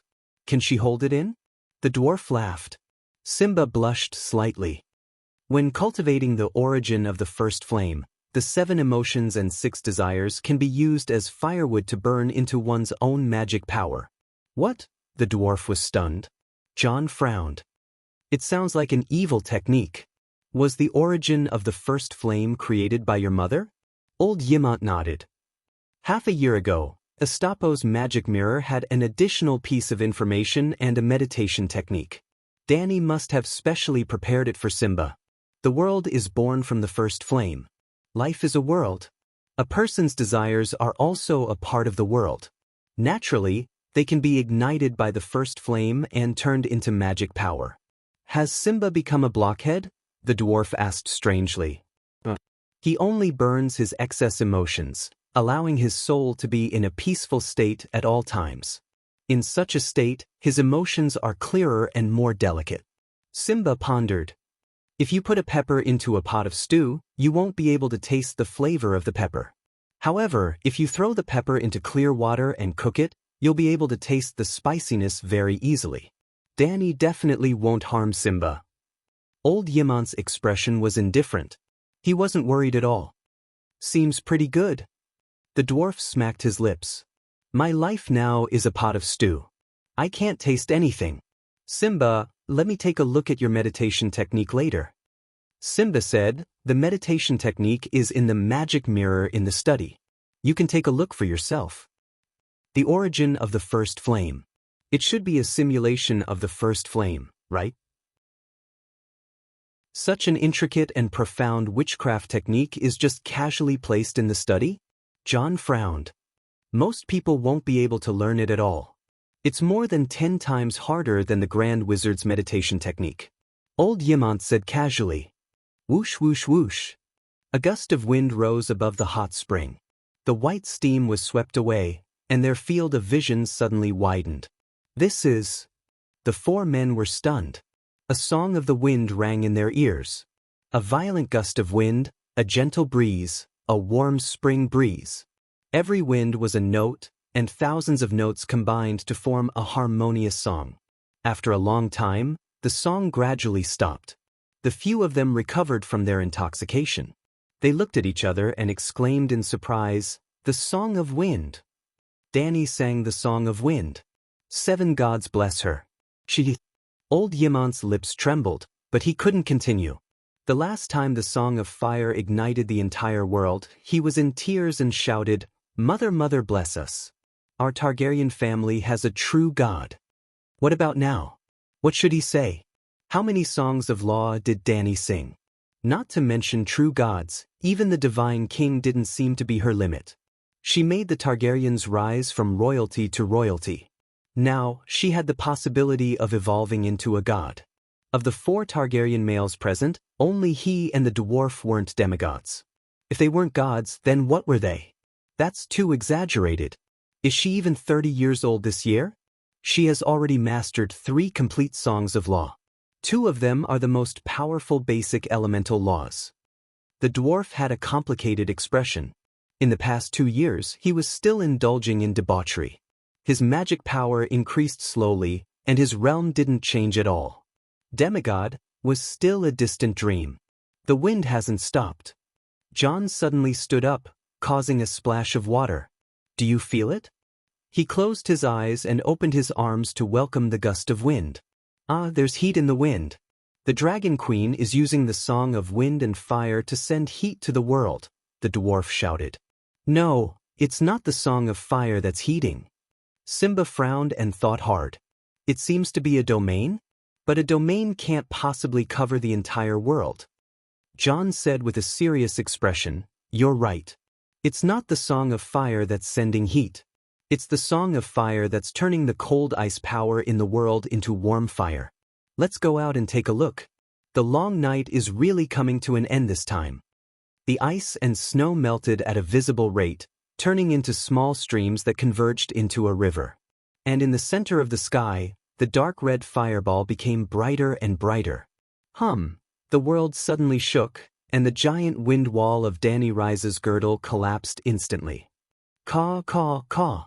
The sun in the shelter exploded into dozens of fire crows, chirping happily as they flew towards the sun. Oh, I'm the great wind disaster. The wind giant that was bigger than a pyramid stood blankly under the sun, looking around blankly, not knowing what to do. At the same time, Danny Rise's girdle in the world all disintegrated, but the humans in the girdle were cheering excitedly. The sun is finally out. Saint Danny has summoned the sun. Long live Danny Rise. The long night is finally over. I actually survived the long night. Sob, sob, sob, sob. The Great Wall, East Sea gazing. Queen Sansa, wearing a dark golden fur coat, walked out of the castle, looking up at the dazzling golden sun with a shocked expression. She did it, she really did it. Creating a sun out of thin air. What kind of power is this? What kind of achievement? She clenched her fists and murmured blankly. Marjorie looked at the sky and observed the Queen's expression. Then she smiled and said, "Congratulations, Your Majesty, congratulations." Although her son had died a year ago, she was in good condition now. The white fox fur coat without any impurities set off her beautiful face, and the golden greatsword at her waist made her look especially valiant. She was promoted from the Chancellor of the Exchequer to the temporary hand of the Queen. After the dwarf left, Sansa was prepared to ask her brother Bran to leave Winterfell to help her, but Bran coldly refused. "I'm the Dragon Queen's Kingsguard. Helping to build the Great Wall is my responsibility. The rest is nothing." Sansa was unhappy, but there was nothing she could do. She knew that because of Jon, her brothers were estranged from her. When Jon had just been exiled, that brat Arya still projected herself into her bedroom every night in the form of the Grim Reaper. She stared at her expressionlessly with her cold dead fish eyes, and the Grim Reaper's scythe in her hand kept moving around her body, scaring her to death.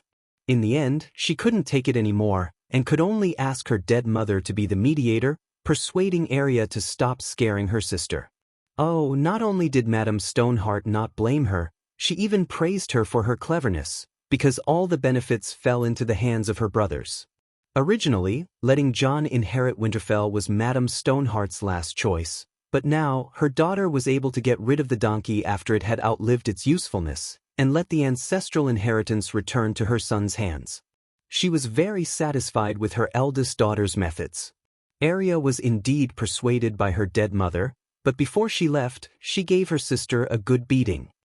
After Bran, Sansa's second choice was her second granduncle, Blackfish, Blynden. Old Blackfish didn't have much of a relationship with Jon, and he had always supported his granddaughter, but he was too old and had experienced too many tragic things, and the past 10 years had been too hard. It wasn't easy for him to stay up until the end of the long night, and he really didn't have the mood or the energy to go to King's Landing.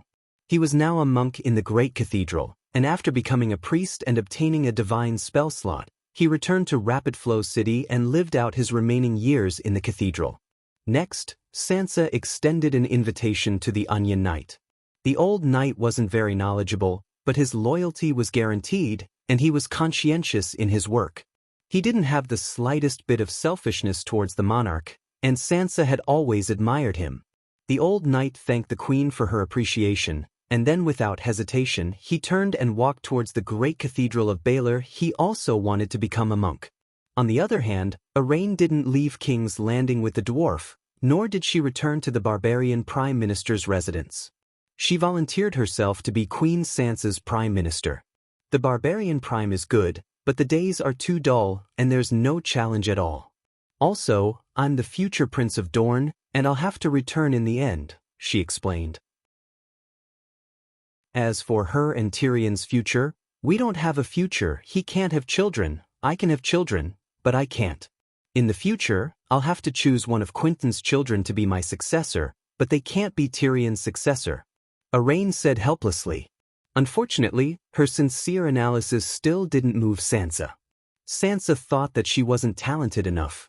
Back when King Aegon was still alive, the Dornishmen had already joined Storm's End Fortress. Even when King Aegon was captured, Dorne finished the siege of King's Landing. Although they lost the war and Aegon died, Dorne, Storm's End Fortress, and Sansa's relationship had always been good. Is your father willing to leave the mountain? She had her eyes on Prince Dowling. Arain was stunned and then said, when the sun comes out, my father will give up his title and join the great cathedral as a monk. The long night is finally over. Why are all of you planning to become monks? Sansa complained. Why, who else wants to become a monk? Arain asked curiously. The only ones I know of are the Onion Knight, Ser Brynden, Ser Jon Clinton, Count Settiga, Count Mandalay, Bronze Yohn. Even Blackwater Bronson plans to become a priest at the High September when his son comes of age. Sansa sighed. These were only the prime minister candidates that she took note of. She could guess that there were more nobles in the Seven Kingdoms who wanted to become monks. If she asked Bronn, the reason was very simple. I've enjoyed everything when I was young. When I'm old, I don't have the energy and can't play anymore. Instead of lying in bed alone at home, I might as well go to the great cathedral with my old friends and become monks. Being a monk can at least strengthen the body and extend one's life. It's also easier to go to heaven after death. If one's heart is more devout and has a deeper understanding of the teachings, they might even be able to become a demigod angel like Marabat. Living a comfortable life with a guaranteed future, only a fool wouldn't do such a good job. These were Count Blackwater's original words. He was almost 50 years old now. His body was starting to fail, and he gradually lost his strength and heart. A large number of capable old men had gone to become monks. Sansa had no choice but to promote Margaery. Snapping out of her daze, Queen Sansa frowned. Congratulate me for what? Your Majesty, when the sun comes out, the deviants will have nowhere to hide. The world is at peace. Your official coronation is not far away. Little Rose said excitedly. Oh, we should celebrate. Sansa's face was filled with anticipation. She couldn't help but grin. For the sun, for the new era, and for the Queen, the people of the Seven Kingdoms will always remember that day. The Seven Kingdoms haven't held an official tournament for more than 10 years. When the time comes, we must gather the heroes of the Seven Kingdoms to compete. This time, we must allow women to wear the family badge and participate as official knights. I will also participate, Margaery said excitedly. That's right. I'll leave this to you, Queen Sansa said happily. Right, what do you plan to do with the Iron Throne? Throw it away or use it again? Margaery thought of the rusty iron in the warehouse and said hesitantly, The Iron Throne has always been a symbol of royalty, but does it still have any meaning now? If you don't use the Iron Throne, where will you sit? Of course I can't throw it away. Wearing the human crown and sitting on the Iron Throne is the true king of the Seven Kingdoms, Sansa said in a low voice. Marjorie nodded and asked tentatively, have you decided on the Dukes of Valley, River Gap, and River Bend? The Duke of the Northern Territory seems to be free. Sansa looked into her eyes. You want to be the Duke of River Bend? I do. Marjorie didn't avoid the question. Riverbend is too strong and too big. I don't feel at ease, Sansa said calmly. Your Majesty, you have a human crown. The seven gods will bless your dynasty for 10,000 years. Marjorie sighed. Hee, the Bow dynasty in the Barren Lands is still going. But tell me, between Tyrion and Prince Bow, who is the true king? I can think of 10 ways to usurp the throne right now to avoid the Dragon Queen's guarantee. A king should constantly strive for self-improvement. Why do you always want to rely on others? Even if she's a god. Sansa sneered. Marjorie frowned. Are you going to remove the Duke of Riverbend? Sansa smiled and shook her head. I plan to redefine the boundaries of Riverbend and River Gap. These two places are too big and too rich. The royal territory belongs to the Dragon Queen, and I need a new royal territory. I will take a piece of land from Riverbend and River Gap to form the new royal territory. The new royal territory will be bigger than the future Riverbend and River Gap. Marjorie gritted her teeth and said, Your Majesty, if I become the Duke of Riverbend, I'm willing to give half of the Mander River to the royal territory. Yes, I will consider it. Sansa nodded calmly. Chapter 1089. Was the world a plane where the sky was like a pot lid and the earth was like a chopping board, or was it a planet like Earth? Dany's understanding of the world kept changing. At first, considering that it was a fantasy world with dragons and magic, she thought it was a plane that had nothing to do with science. Later, when she learned about the irregular changes of the seasons, especially when she confirmed that latitude and longitude were really meaningful to the climate, she thought it was a planet. However, the stars were affected by unknown celestial bodies and were moving in unpredictable ways. Later, she went to Sosros and saw the adventure notes of the Valeglia people. There was a female dragon king named Jenine Era Bellerus. She went back and forth for 3 years, but only found endless forests, deserts, and mountains in Sosros. Also, she went back the way she came and did not go around the world. At that time, Dany's understanding of the world changed again. That time, she was a little lost. Even after entering the endless dark universe, she was still uncertain about the world. It was only when she entered the astral world and sang the complete song of fire that the flames burned every corner of the world that the world cast a complete four-dimensional shadow in her heart. Ignoring the immaterial time dimension and the strange astral world, and only studying the three-dimensional material world, it was like an orange that was not completely peeled. Take the orange and use a fruit knife to cut a cross on it. If you cut all the way to the end, it would be divided into 4 pieces. What if you only cut to the middle? Cut to the middle and peel the top half of the orange to reveal the 4 pieces of orange meat. Open your mouth wide and bite down. The 4 pieces of orange peel spread out in 4 directions. This was probably the current appearance of the world. The Westeros, Ursos, and part of Sosros were on the uncut bottom half of the orange, which was barely a hemisphere. Therefore, the division of latitude and longitude had practical significance in studying the climate and time zones. The land of eternal winter in the north, the dark world in the east, the endless sea in the west, and the continents in the south. The 4 poles were on the 4 pieces of orange peel that spread out in 4 directions. Of course, the world's appearance was not as neat and balanced as the orange. The 4 poles were narrower and longer, like 4 twisted and elongated ribbons. The hemisphere where the material world was located was not round. It was not even a regular hemisphere. Instead, it looked like an iron pot that had been hit hard by a hammer. Some parts of the iron pot were even thinner because of the rust. There were even holes in the bottom of the pot, allowing the boiling juice to flow out of the pot. The world of the Song of Ice and Fire originally had a pot full of soup. However, as the soup leaked, the gods and devils scooped it up and poured it into the solar furnace to forge the sun. By this era, the new era had already begun. It should have been the end of the last era. The pot of soup had already dried up. Fortunately, Danny used the initial heat to repair the holes in the iron pot and added half a pot of new soup. Are you ready? In the dark and cold astral world, Danny held a weirwood cane and looked down at the soup pot world below. Why don't we wait a few more years? Your Song of Water and Song of Earth have a high chance of reaching perfection within 50 years. Perhaps you can also add the Song of Ice. Gather the 4 basic elements of earth, water, wind, and fire as raw materials and cook them with the supreme law of the Song of Ice and Fire. You should be able to create an even more perfect world. The mental waves in the weirwood were 60% similar to Door God, 30% similar to the dead Mother Earth Demon, and 10% similar to Frost God. Frost God was the fusion of Es God and the weirwood root. It was equivalent to a luxurious version of the soul of a shapeshifter. Danny was too familiar with dealing with shapeshifters. In only 3 hours, she burned the mountain-sized body of Frost God into pure divinity and life imprints.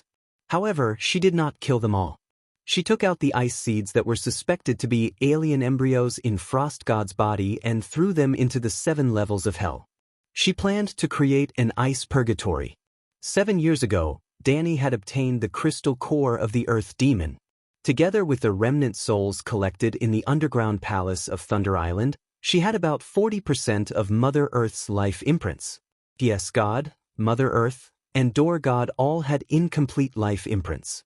She simply crushed them all and merged them into the weirwood sapling. The effect was unexpectedly good. More than half of Es God's life imprints came from Door God's root and were originally one with the weirwood. If they could be separated back then, they could be merged now. Danny was not surprised. However, it was almost a miracle that Earth Demon could be merged. That was because before this, Danny had never successfully merged the imprints of 2 different life imprints. In other words, other than shapeshifters, life imprints could not be changed by humans. It's the opposite of what you think. Almost every life imprint can be merged, but it's very difficult for you to find the merging point. Think about it. I'm from this world, and Es God is from another world, but we perfectly merged to form Frost God. Even in worlds with different rules, life forms can merge. What's the reason? It's actually very simple to explain. It's like there are countless paths in a huge maze. 99,999% of people who enter will meet a dead end, but some people will find the only correct path and walk out smoothly. The merging point is the only path, Liang Mu Shujen said. She first merged Earth Demon with the weirwood trunk while the old tree root guided her. How do I find the merging point? Danny asked humbly. By feeling. Can you teach me? This is one of my talents. I can't learn it. At that moment, Danny's expression was a little twisted. Fortunately, the old tree root quickly said, "Didn't the weirwood leave all his inheritance to you? He also gave you this talent. It's the green spring. Souls that drink the green spring can become shapeshifters.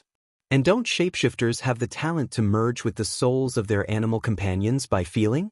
Don't think of the green spring as a pure faith pool. It's more like a divine artifact that contains the Song of Law.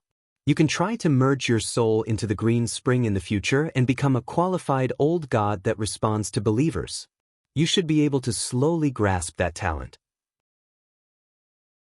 The so-called responding to believers meant that when the believers of the old gods prayed to the human faces carved on the heart tree in the forest of gods or in the wilderness, she had to split a part of her soul onto the human faces to observe, listen to, and accept the sacrifices of the believers. For example, they would stuff a few bloody human heads into the mouth of the human faces. Thinking of the benefits of fusing with the life imprint, Danny made up her mind. Even if she hated the actions of the evil gods, she would pinch her nose and enjoy the sacrifices of the believers in the future. But who is she? How could she accommodate others? The entire world should accommodate her. She had to make the believers of the old gods change their customs. If they wanted to sacrifice, they could use brown sugar buns to replace human heads. We can't wait any longer. In 20 years, our world will completely enter the bottom level of the universe. I have a feeling that at that moment, the connection between the world and the four elemental universes of ice, water, darkness, and earth will be broken, Danny said with a serious expression. Breaking is a bad thing? If not for the land of eternal winter being connected to the ice universe, God wouldn't have found us, and the cold wouldn't have been able to enter, the newborn weirwood said doubtfully. Do you think that the ice universe injecting the power of the ice universe into the world is more beneficial or harmful to the world? Danny asked. I don't see any benefits. Otherwise, the weirwood wouldn't have built a great wall to block the cold, the weirwood said. Building a great wall to block the power of the ice is similar to building a dam. Danny sighed. The newborn weirwood was not door god, nor was he frost god or earth demon. The newborn did not inherit their experience and wisdom. I still don't quite understand, the weirwood said doubtfully. Every time the world falls and the sun is extinguished, why does the world fall into ice and darkness? Why is the western endless sea and the southern continent almost infinitely long, and an ordinary megalosaurus can't even fly to the other side in a year? They are both level 4 universes, but the dark world in the east and the land of eternal winter in the north are not that big? The weirwood asked humbly. The land of the 4 poles is not the tumor of the world at all. Instead, it is the umbilical cord that has not been cut from the mother. Looking at the 4 long and narrow, orange peel, connected to the 4 sides of the iron pot, Danny had a complicated expression. When the long night fell, darkness and ice would fill the entire world. The power of ice and darkness was a great enemy to the living. But in the end, they were also a type of force. If the world of the Song of Ice and Fire was a system, not only would it not lose power during the long night, but it would also draw a large amount of elemental power from the 2 single-element universes. It was just that ice and darkness were not friendly to the living in the warm world. The demon gods of the dark world were like fish in water during the long night because the ancient demon gods were used to cold and dark environments. But just because it was bad for humans did not mean that it was bad for the world. During the long night, it could be seen that the world was drawing a large amount of nutrients from the 2 umbilical cords. Back when Danny ignited the first flame in the smoke sea, all the laws had been burned away. All the elemental power, no matter how chaotic or high level, was fuel for the first flame. It was obvious that the power of ice from the ice universe and the power of darkness from the dark universe could also become fuel for the first flame. At this moment, the first flame that Danny left in the Earth's core was like an engine that drove the world forward. The power of darkness and ice poured into it through the sea of laws, slowly strengthening. It was very awkward. The fire power of the Earth's core was eating and bleeding. Overall, the first flame was still slowly shrinking. It was not making ends meet. The world was falling. Falling was the same as weakening. Weakened, it naturally needed to be replenished with nutrients. As for whether these nutrients would harm the living, the world's consciousness did not care. It was survival of the fittest. Even if the living died, there would be new species to fill the new era. The relationship between the world and the universe could be seen as a moving elevator and a building. The world of the Song of Ice and Fire was a cuboid elevator. The elevator had 4 walls, which represented the 4 universes' dimensions. Usually, the 4 walls also stabilized the balance of the elevator. Usually, the 4 walls also slowly poured power into the world. One could imagine that in an infinitely huge building, there were countless elevators rising, descending, opening, moving, being born, and being destroyed. The elevator rising meant that the world was thriving and was on the way to dimension. The elevator falling was a typical example of the Song of Ice and Fire's world, which kept falling. The elevator could also move horizontally from the 9th floor to the 8th floor. When the elevator fell, the door could not be opened. When the elevator reached the 8th floor and completed a fall, it also meant that at this moment, the door of the elevator opened. When the door opened, the air from the outside world, the power of the 4 universes, could more easily enter the elevator. At this time, the world would crazily absorb energy to nourish itself due to hunger. A huge amount of energy from the outside world poured in. Darkness and ice filled the entire world. The sea of magic boiled, and the transcendence returned. In the eyes of the living, a long night descended. A long night seemed to be a good thing. The world could open its stomach and crazily devour the energy of the elemental universe? Whether it was a good thing or not, she had to find out how the god of frost was going to save the world. He said that if the world entered eternal ice, the world would be constant at a certain level and would never fall again. Was he lying? If his promise could not be fulfilled, the door god would not have schizophrenia at all and split into two. The god of frost's way of saving the world was to take advantage of the short time when the world completed a fall. The elevator stopped on the 8th floor, opened the door of the elevator facing the ice universe, and pulled the elevator horizontally to the 8th floor of the building. Out of the elevator shaft and into a small room on the 8th floor, wouldn't it stop falling forever? But was this a good thing? Not necessarily. As a small room on the 8th floor, it also meant that it had become part of the ice universe and had no future. When Danny rode Wankai to chase the son of heaven, she encountered many natural space vortexes and dark creatures in the dark universe. Because of the space vortexes, Wankai lost her many times. Perhaps those vortexes were the past that was pulled into a certain world on a certain floor? Perhaps the dark creatures were the natives of a certain world hundreds of millions of years ago? She did not know. But she was sure that such a monotonous and unchanging future was really hopeless. It was better to fall into the lower universe and enjoy the peace after death. After moving up and down, there was also birth and destruction. The elevator was built on a certain floor of the building and retreated into the shaft. The world was born on a certain floor of the building by the first fire. The first fire was also divided into levels. The world that was born from the powerful first fire was on a higher floor. Did the building have a roof? Danny was not sure, but she must have a plan. Now, her world was on the first floor, sliding from the first floor to the basement. About 20 years later, with a plop, the elevator left the shaft and smashed into the garbage pile in the basement.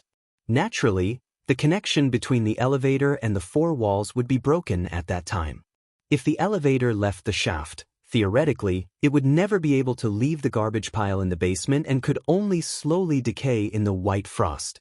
This was the reason why the god of frost wanted to jump ship and run away, and also the reason why the son of heaven and other demon gods killed the earth demon. Perhaps the scrap iron would be used to forge a new elevator in the upper level? Danny was actually looking forward to the lower universe. She felt that the ultimate secret of the universe might be hidden in two places, the garbage pile in the basement and the rooftop. Perhaps the cold basement was the origin of the Song of Ice, and the sunny rooftop was the origin of the Song of Fire? The combination of the two was the real Song of Ice and Fire?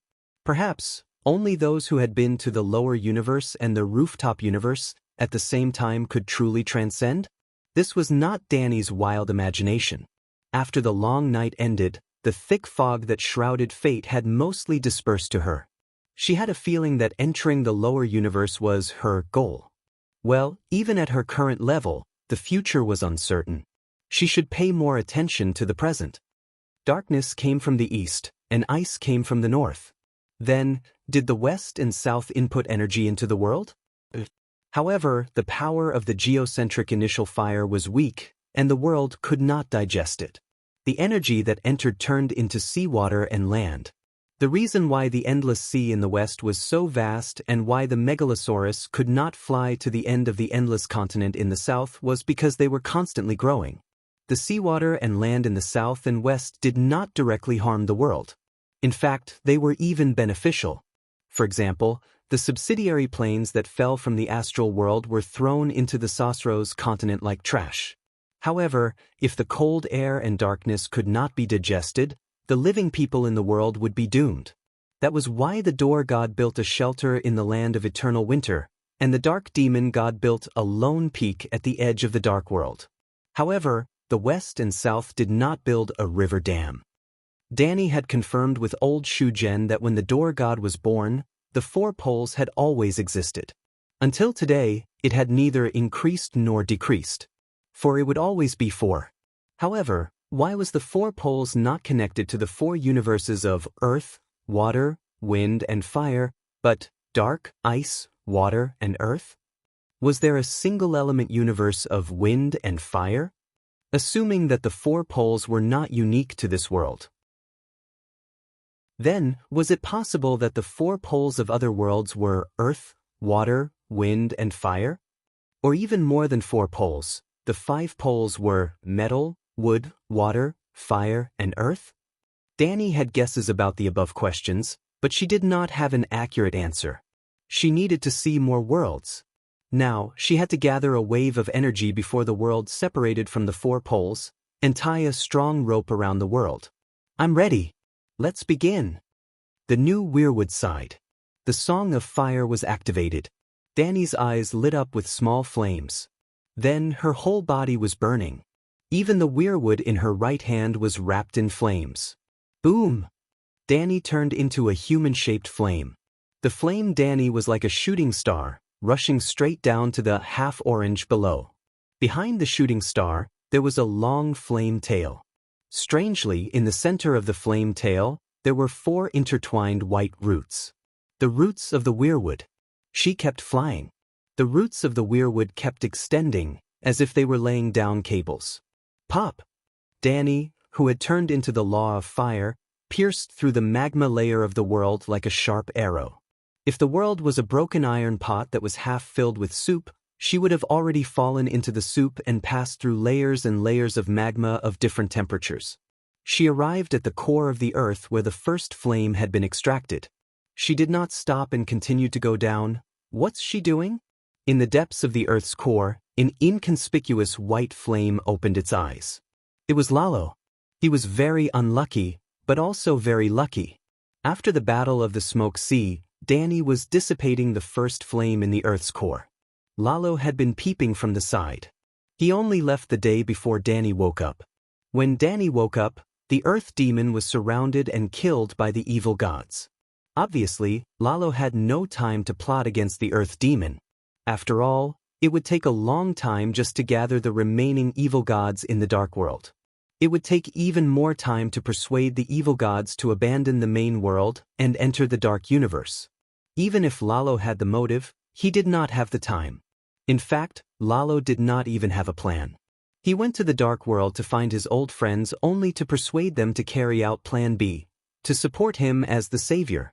Plan A was, of course, to ambush in the Smoke Sea and kill the Dragon Queen.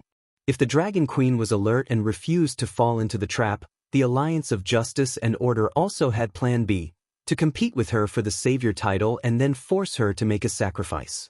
Well, after the Battle of the Smoke Sea, Lalo did not dare to think about forcing the Dragon Queen to her death. His goal was very simple. He wanted to force the Dragon Queen to tell him the secret of the first flame. Then he would sing the powerful Song of Fire himself. After regaining the status of a true god, he would try his best to summon the sun and not let the world completely fall into the lower universe. But to save the world, he could not defeat the god of frost. Therefore, Lalo planned to go to the dark world to recruit people. But he did not expect the evil god of darkness to be so stubborn. He would rather jump ship and escape, be homeless and wander around, just to destroy the Dragon Queen and the world together. Hearing the Son of Heaven's plan, he was so scared that he peed his pants. To be honest, Lalo's strength was not as good as the other three ancient elemental gods, but he did not completely lose his moral integrity. His dream had always been to save the world. He had never had the thought of completely destroying the world, and he could not accept it. But his strength at that time was not even 1/10 of his heyday, and he did not have the ability to fight against the evil gods. He did not even dare to show any thoughts of opposition. If he had opposed at that time, the bloodthirsty Son of Heaven would not have minded killing him. Therefore, Lalo endured the torment in his heart and joined the team that killed the Earth Demon. This was also the reason why the little devils in the dark world spread the rumor that Lalo killed Mother Earth. But in fact, Lalo did go to the underground palace of the Thunder Island, but he had been watching the door from outside. The Earth Demon was not dead yet, so he found a chance to sneak away quietly. This was also why Danny did not chase him and the Red God's church away. But Lalo did not dare to force the Dragon Queen's palace anymore. How cruel were the methods the Dragon Queen used to deal with the Son of Heaven and the evil gods. She chased him all the way to the Dark Universe. Lalo was afraid. He was afraid that she would kill him as soon as he saw her. So, he turned into an ordinary little flame and hid among the thousands of little flames in the Earth's core. What is she doing? Looking at the tree root that pierced through the Earth's core, Lalo was puzzled. Boom! The flame Danny pulled the weirwood through the entire world and came to the other side of the world. It was equivalent to going from the North Pole that was bitten through the Earth's core to the South Pole, the middle of the Sasros continent, more than 40,000 kilometers away from Slave Bay. A weirwood broke out of the ground in the Gobi Desert, and the roots of the weirwood extended to the other side of the planet, more than 100,000 kilometers. Danny stood on the edge of the weirwood, her right hand holding the tree trunk. At this time, she was the Song of Fire itself.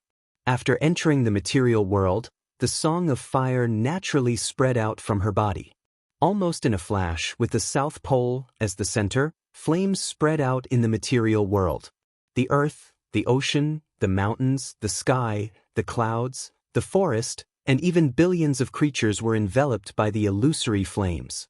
Even if it wasn't the first time they heard the Song of Fire, seeing the entire world burning in fire again, the living people everywhere still screamed in fear and panic. This is the Song of Fire. Dragon Queen is chanting the Song of Fire again? There were also people who understood, although they didn't panic. She just summoned the sun. What is she doing now? John, Melisandre, and the other transcendent bigwigs were puzzled. Soon, the world changed again. Hiss! In the land of eternal winter, the white dragon that had been hovering above the snowfield was on fire, and traces of spatial folds appeared around him. It was as if there were invisible restraints binding him.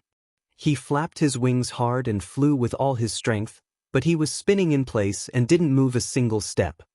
Rumble, the ground under Little White was also covered in flames. At this time, as he flew with all his strength, the ground began to bend into an arc.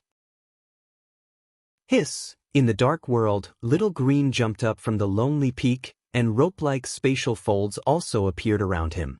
He flew with all his strength, but he didn't move from where he was. The ground began to bend toward a point.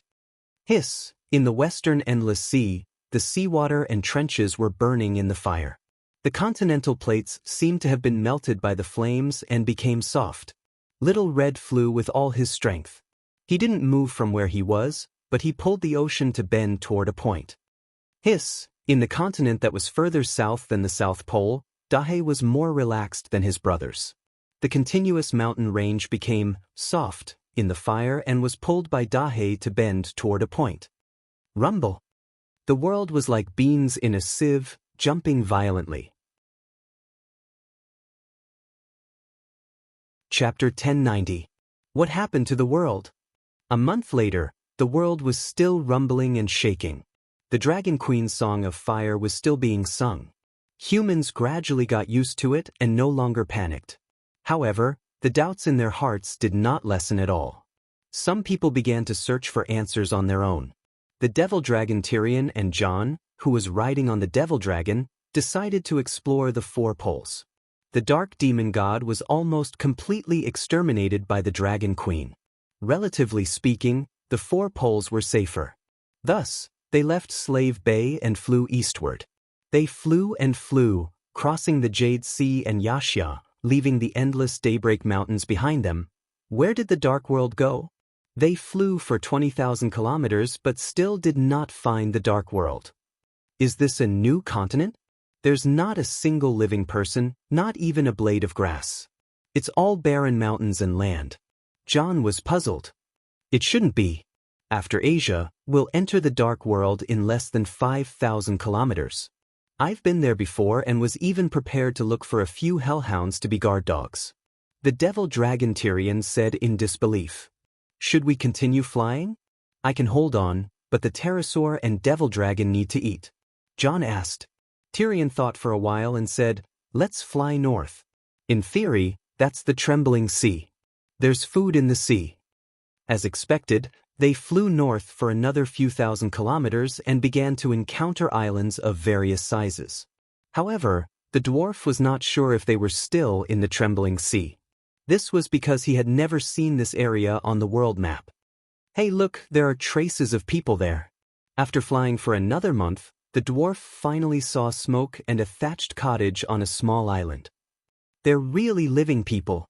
Let's go and ask them where this is. It was the first time they had seen intelligent beings in 2 months. The uncle and nephew were very excited. 7 gods above, why are they here? Where are we? Landing on the empty ground in front of the thatched cottage, Tyrion was confused and shocked when he saw the striped people kneeling and kowtowing in front of the devil dragon. You know them? Jon asked curiously. There were about 40 to 50 people. Regardless of gender, they were all muscular. Their arms hung down to their knees. Their foreheads were slanted. They had huge square teeth and flat and wide pig noses. The most distinctive feature was the brown and white stripes on his skin. Tyrion frowned and said slowly, if I remember correctly, they should be the natives of Sosros. More than 10 years ago, Dahe used to draw such people on paper with colored pencils. The Dragon Queen called them striped people or wild boar people. Why would a native of Sosros be in the Shivering Sea? And there's the continent of Ursos in the middle if the entire continent in the south is Ursos. Jon was shocked. I don't know. Tyrion scratched his head in distress. Brrr. Just as the man and the devil dragon were conversing, some of the striped priests had already started dancing. Then they cut off their hands and dug out their hearts. The power of blood sacrifice fell on the devil dragon Tyrion and Jon's heads. They really are offering us a blood sacrifice. It's exactly the same as what the Dragon Queen said. The dwarf was both surprised and curious, and he even revealed a gluttonous expression as if he was savoring the aftertaste. So comfortable. It's even more enjoyable than doing Snow Lady. I'm not a demigod yet, but I can still sense the power of blood sacrifice. The striped people's faith is amazing. Only evil gods can absorb the power of blood sacrifice. What are you doing? Jon said anxiously. How far do you think a person like me is from an evil god? Tyrion did not think much of it. He continued to raise his head and suck in the red mist that fell from the sky. Jon had no choice but to use his domain to burn away the red mist above his head. The devil dragon Tyrion's body trembled as he let out an inexplicable moan of pleasure. After a long while, he sighed while savoring the aftertaste. It's too good. It's too wonderful. The feeling, Jon, trust me. If you don't try it, you've wasted half your life. I don't want to be an evil god. Jon shook his head. TSK. You're just a shadow-binding knight. How dare you pretend to be a saint here? The devil dragon shook his head. He was still in a daze from the aftertaste of the climax. He started to speak carelessly. In this world, other than your aunt who doesn't fit in with the world, which god doesn't accept blood sacrifice? Even the old god you believe in likes blood sacrifice very much. Absorbing it once is equivalent to at least 3 months of cultivation. Your magic power will increase. Oh no, sister, don't. The Holy Mother is merciful. Don't. The devil dragon dwarf was getting carried away when he suddenly cried out in fear. The devil dragon struggled and howled. The nearby savages cried out in fear and retreated. What's wrong? Jon was shocked.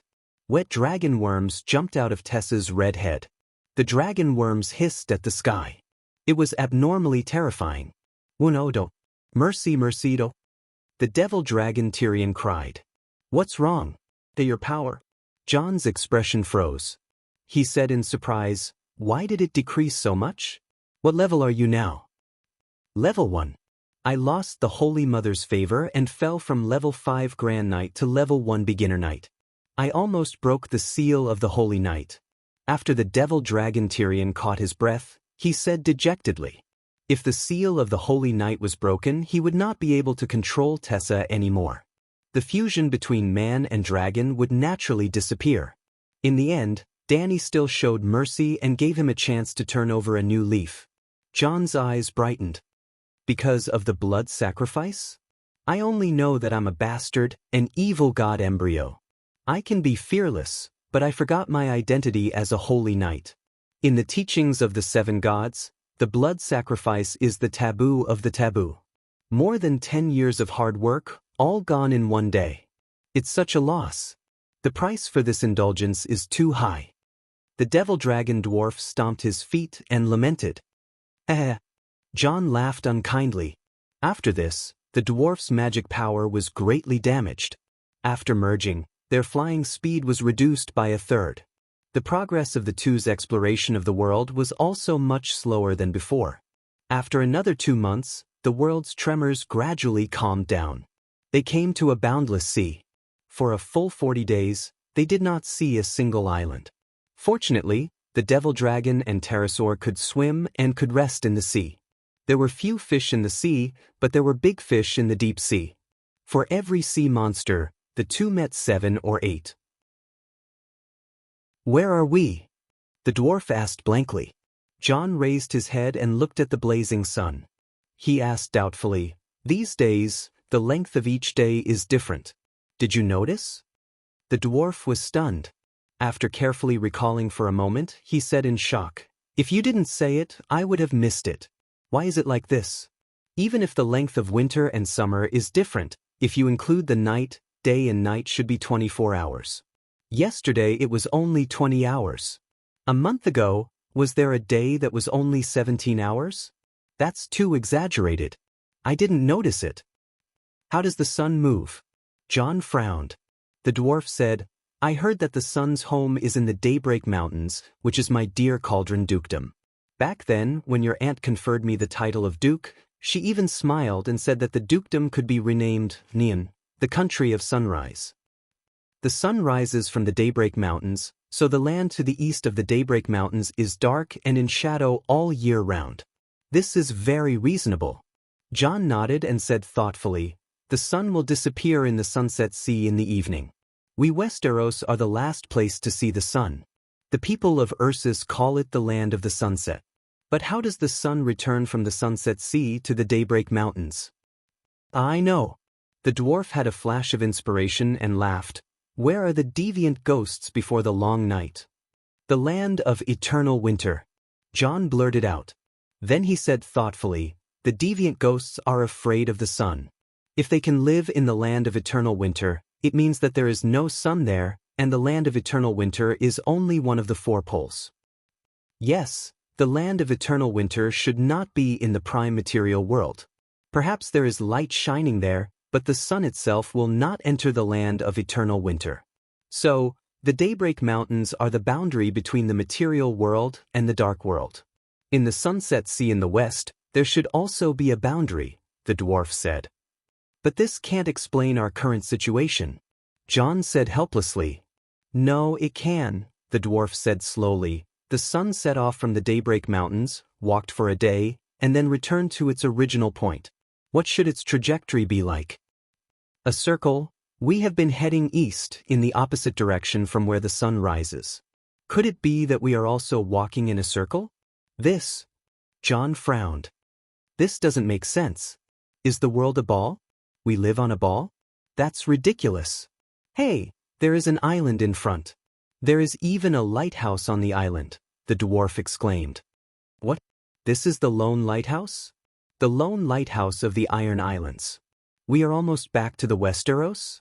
Half an hour later, in the stone courtyard of the ancient castle, the dwarf and John exclaimed at the same time. Actually, when they saw the familiar clothes of the islanders, they already had a vague guess. When they heard the familiar common language from their mouths, their guess became reality. Even so, when Count Gilbert told them that this was the Farwind family's lone lighthouse, the two of them were still shocked. "Why are the 2 dukes here?" the old count asked in confusion. The dwarf and the dwarf were the stars of the Westeros. Although the lone lighthouse was located at the westernmost part of the Westeros, they were not an isolated island. They would not be absent from any collective activity on the Iron Islands. In fact, the old count had even led his 3 sons and more than 50 subjects to participate in the final battle. The old man alone had killed 7 or 8 ghouls.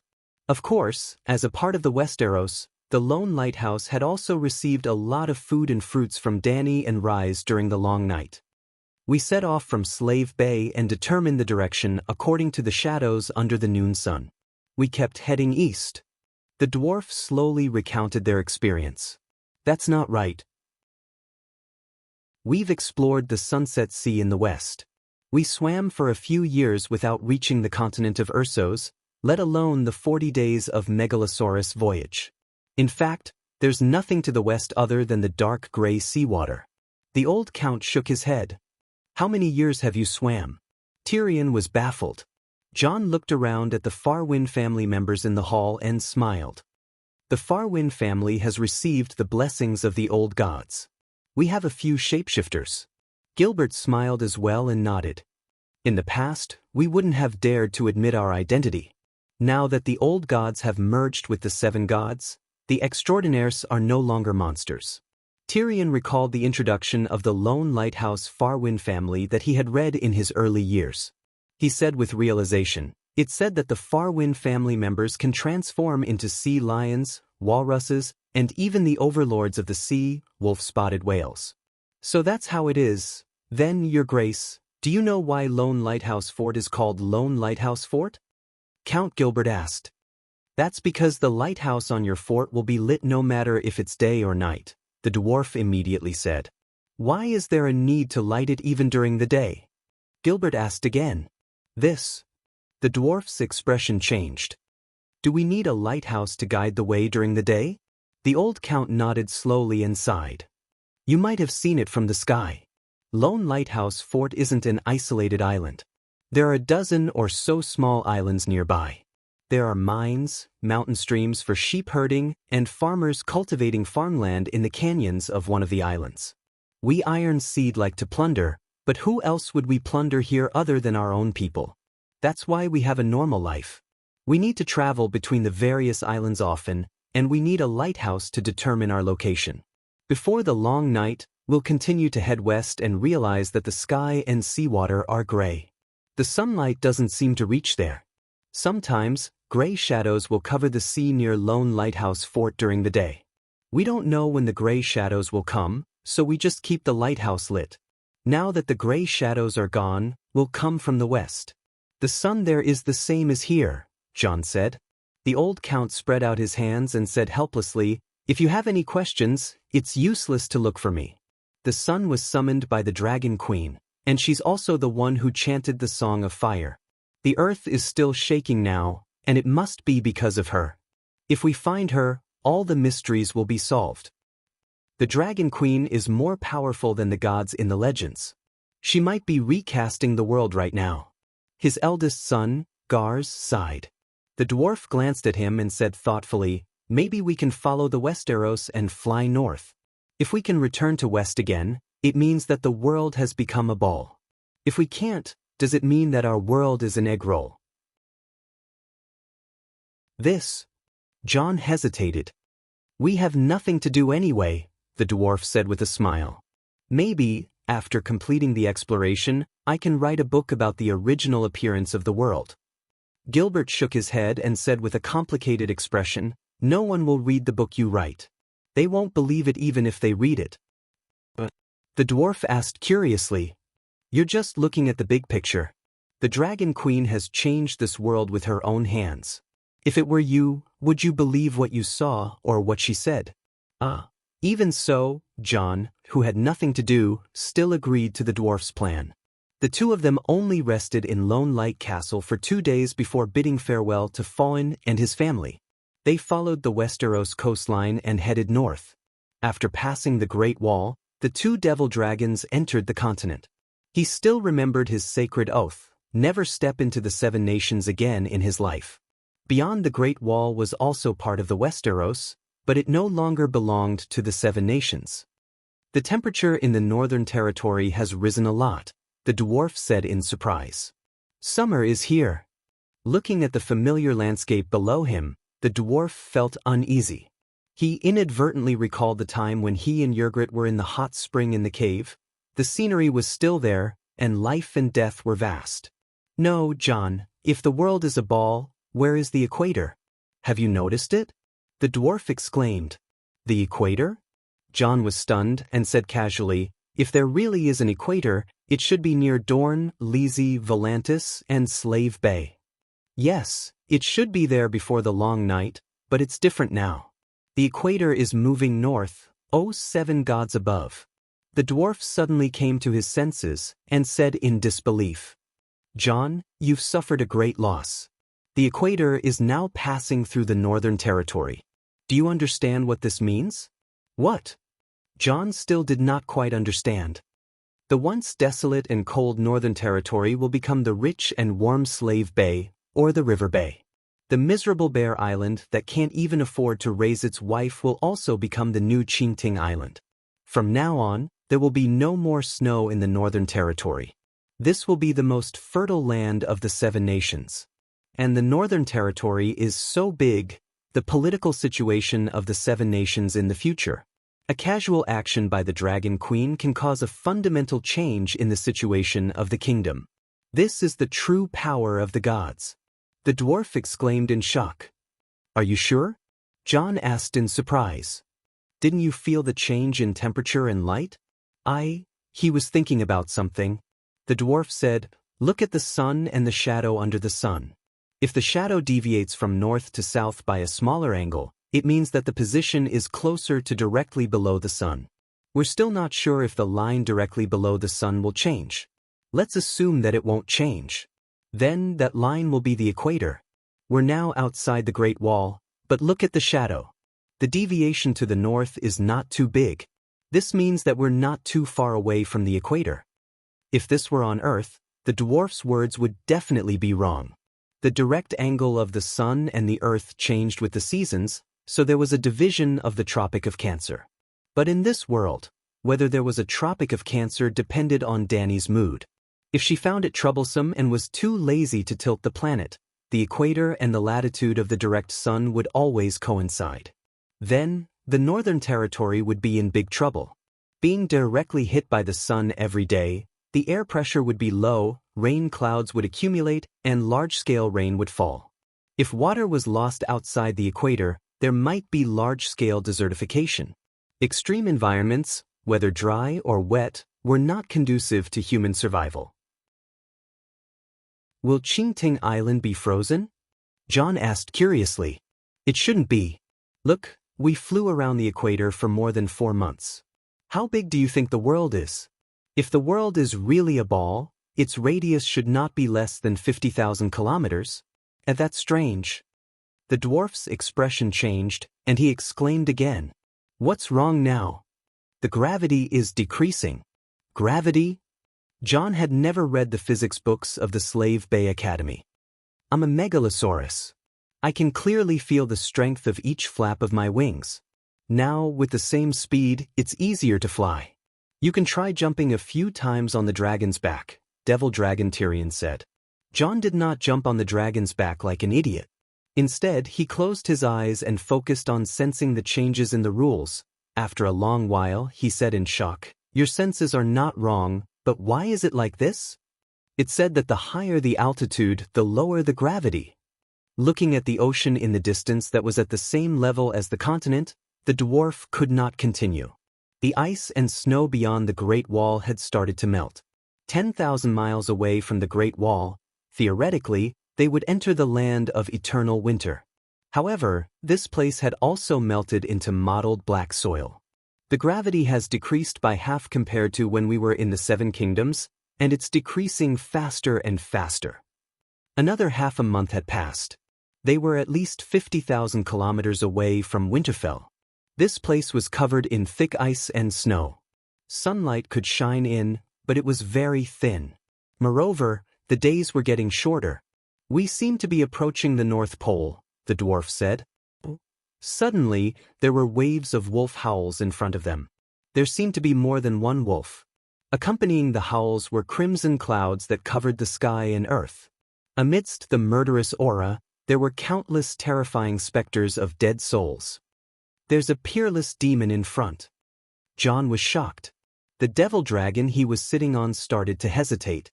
Devil Dragon Tyrion almost fell down under the pressure of the fearful aura. This is the gates of hell, where the underworld resides. Bottles, stop. The low and majestic voice was like thunder. It reverberated throughout the world, causing the snow on the mountain peak to tumble down. Gates of hell. John was puzzled. Fuck, I recognize it. Wonkai, is that you? The dwarf was furious. You dog, you don't even recognize the second elder? The terrifying spirit that was pressing down on them like Mount Tai paused. The crimson clouds and resentful spirits that dyed the sky and earth were swept away. Hee, you recognized me so quickly? My two masters, it's not convenient for me to go out. Please come over and talk, the demon said in a fawning manner. The pressure disappeared, and the two devil dragons flew forward again. After flying for 3 to 4 hours and almost 600 kilometers, they finally saw a continuous mountain range. The highest peak was almost 4,000 meters high. The mountain peak was covered in snow, but the lush weirwood covered the entire mountain peak. The red palm leaves and white bone-like tree trunks were even more dreamy than the 10 Miles Peach Garden. Amidst the beauty, there was a hint of eeriness and strangeness.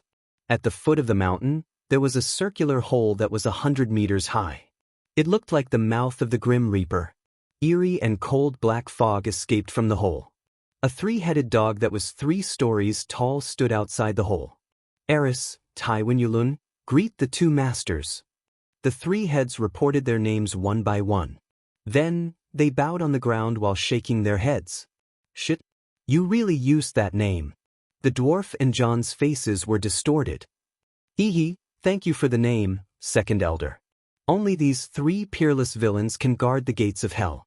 Of course, Wang Kai is a gift from the Lord. I can't abandon it. One is used at home, and the other is used by outsiders outside. Wang Kai laughed. The gates of hell is the entrance to the 7 layers of hell? John looked into the hole. It was so dark that he couldn't even see his fingers. He couldn't see anything. That's right. After defeating the strange ghost king, I came here. Taiwan nodded.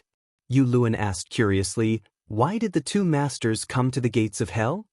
The devil dragon Tyrion used his own head to knock Wang Kai's 3 heads and scolded, you know that the masters are here, and you still dare to act mysterious and scare the masters. I've been here for 2 years, and all I've seen are the dead. Now that I've finally met a living person, and an acquaintance at that, I can't help but want to act cool. Tywin in the middle laughed. The devil dragon dwarf knocked him 3 more times and said angrily, you dare to act cool in front of the masters? You've got guts. Forget it, you have to look at the master before you hit the dog. John glanced at the red-headed Tessa. Besides, you can't beat him now, so he has the right to act cool in front of you. It's okay.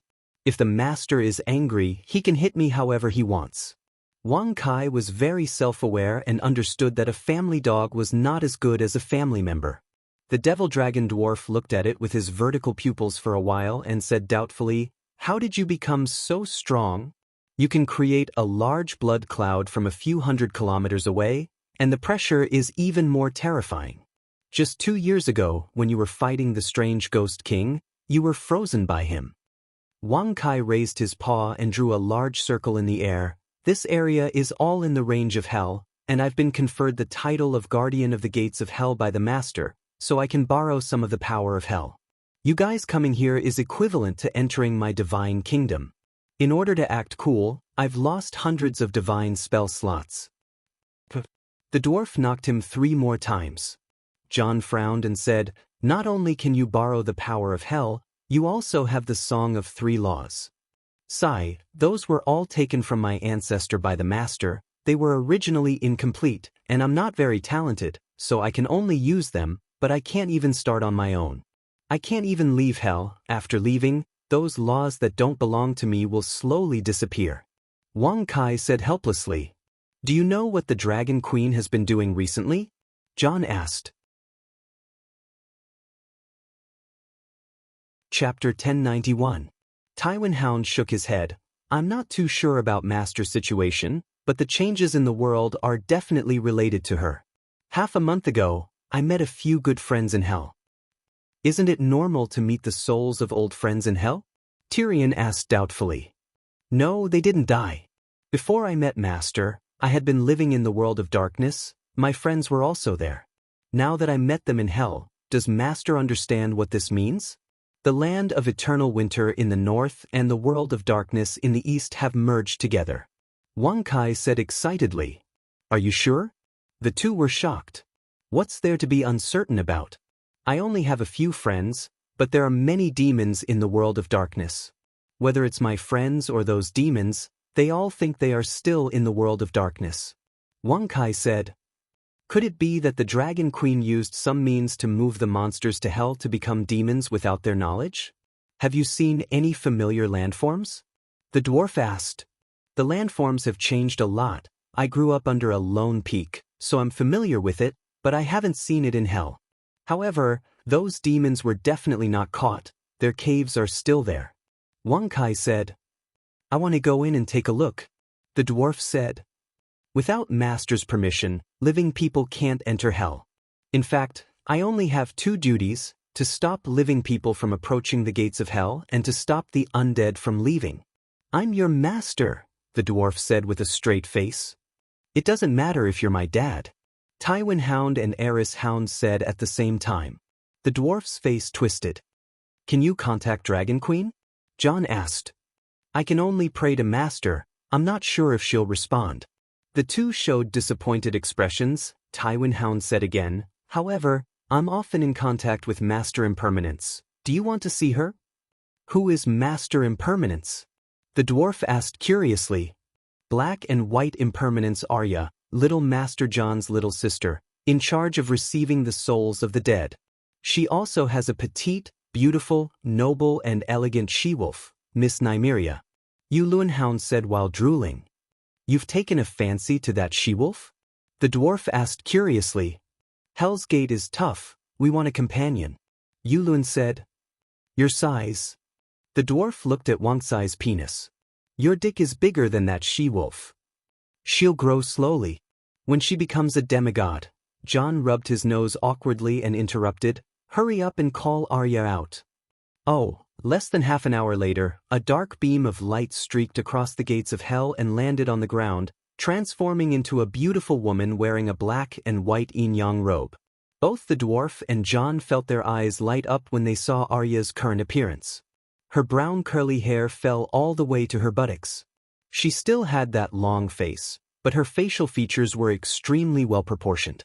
Large and sharp gray eyes, a sharp and delicate nose, cold and white skin, pink lips. In his days, Jon even thought that he was looking at his own mother, Lyanna. Have you been blessed by the Holy Mother? The dwarf rubbed his chin and looked at her with the eyes of a man looking at a woman. He praised, 2 years ago, you were still a female assassin who looked like dried mud. Now, you're emitting a cold and charming fragrance, like a winter rose on a cliff. Arya didn't even bother to look at him. She smiled and asked, Why are you here? Jon's eyes were gentle. He hugged her and sighed. Tyrion was right. Compared to 2 years ago, you really look like a beautiful princess now. Is that so? Arya's pale face blushed. She said happily, after the Battle of Smoke Sea, the Holy Mother perfected the death meditation technique, and even lent me the Frost God's Song of Death. Just a year ago, I finally broke through and became a true demigod of death. The side effects of the meditation technique that erased my emotions and changed my body's functions have all disappeared. The me now is the real me. The me when we parted at Winterfell. Arya rested her head on Jon's shoulder and sighed softly. I just realized that it's been so long. Almost 20 years, sister. Jon was very happy. He knew that the lively, and adventurous sister of the past had returned. Weren't you a demigod before? The dwarf asked curiously. Arya let go of Jon and smiled proudly. When I was in Raised Land, I was rewarded by the 7 gods. When I was learning the teachings of the stranger, my soul sublimated and I became a demigod priest, a stranger's priest. At that time, the side effects of the meditation technique hadn't completely disappeared. Now, I'm a demigod as a wizard, a priest and wizard dual-class demigod. Your paladin. You've been demoted? Arya asked curiously. Sighed. The dwarf covered his face and sighed. Can you take us to hell to find the Dragon Queen? First of all, living people can't enter hell. I can't violate this rule. Also, the Dragon Queen isn't in hell. Aren't you the Soul Reaper, the black and white impermanence? The dwarf asked curiously. Arya stopped smiling and said solemnly, the real manager of hell and heaven is a green prophet with the memories and abilities of the Dragon Queen. Ah, a two-headed god of faith. Tyrion exclaimed. Seems like you know. Arya smiled meaningfully.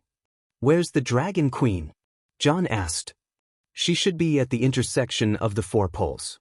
The 4 poles really overlapped, like a 1,000-layer cake? The dwarf asked in shock. It's not overlapped, it's sewn. How do you sew? The two of them were puzzled. Arya pondered and said, it's like 4 pieces of brocade sewing together into a long sleeve.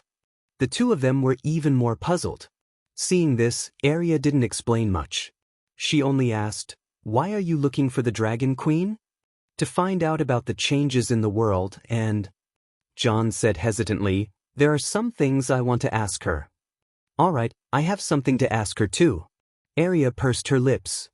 We'll enter the 4 poles through the spatial crevice at the edge of hell. Then she opened a spatial door in front of Hell's Gate. The mountain range where Hell's Gate was located was only close to the North Pole. It wasn't the North Pole yet. Standing on the mountain and looking to the north, one could see a stretch of low hills and plains covered in white snow. At this moment, after Devil Dragon Tyrion and Jon entered the spatial door opened by Arya, they didn't cross thousands of miles in an instant. They were still flying above the snowy plains. It was as if the spatial door was just an illusion and didn't have any effect at all. Holy Mother, this is the world of sleeves? The dwarf shouted in shock. They were indeed flying above the snowy plains, but it was as if they had entered a passageway with 4 walls. Below them was the snowy plains of the land of eternal winter. Above them was a desolate desert with no end. On the left was a gray sea. On the right was a continent. It was a world shrouded in darkness. They were all worlds that were real and not fake. The dwarf felt as if he was flying above the snowy plains for a while, then he felt as if he was flying above the desert in the opposite direction. After a while, he felt as if he was flying above the sea with one of his wings down. Or, he felt as if he was rushing out of the dark world. The feeling of time and space being turned upside down almost made him crash. The 4 worlds that were originally separated in the 4 directions of north, south, east, and west are now connected and sewn together. Look, the land of eternal winter is in the north, opposite the south. That's why the endless continent in the south is above us. To the west of the land of eternal winter is the endless sunset sea. Now, the edge of the sunset sea is on the left, connected to the land of eternal winter. They definitely weren't connected at first, but the Dragon Queen forcefully. At this point, Arya was at a loss. She did not know what the Dragon Queen did either. In short, if you pass through the gates of hell and continue north, you'll only go around to the other side of the world. Perhaps you'll encounter the Sosros continent, or perhaps you'll be able to return to the Summer Sea. Now that you're in the material world, you can only go around in circles. You won't be able to reach the 4 poles anymore. You know that the world has turned into a ball too? Jon asked curiously. Do you know what the 7 layers of hell are like? Arya asked. Deep underground, like a 7-layered pie? The dwarf asked.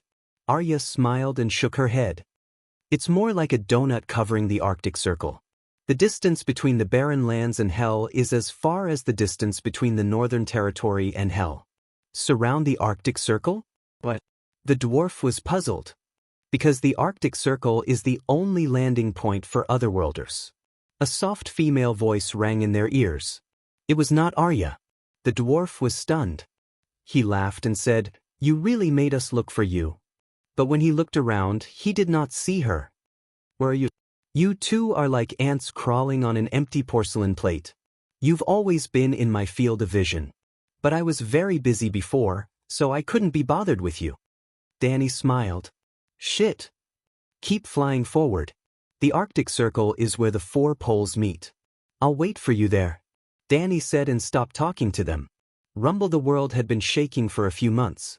It was still shaking, but the amplitude was getting smaller and smaller. As they got closer to the Arctic Circle, the shaking was getting stronger.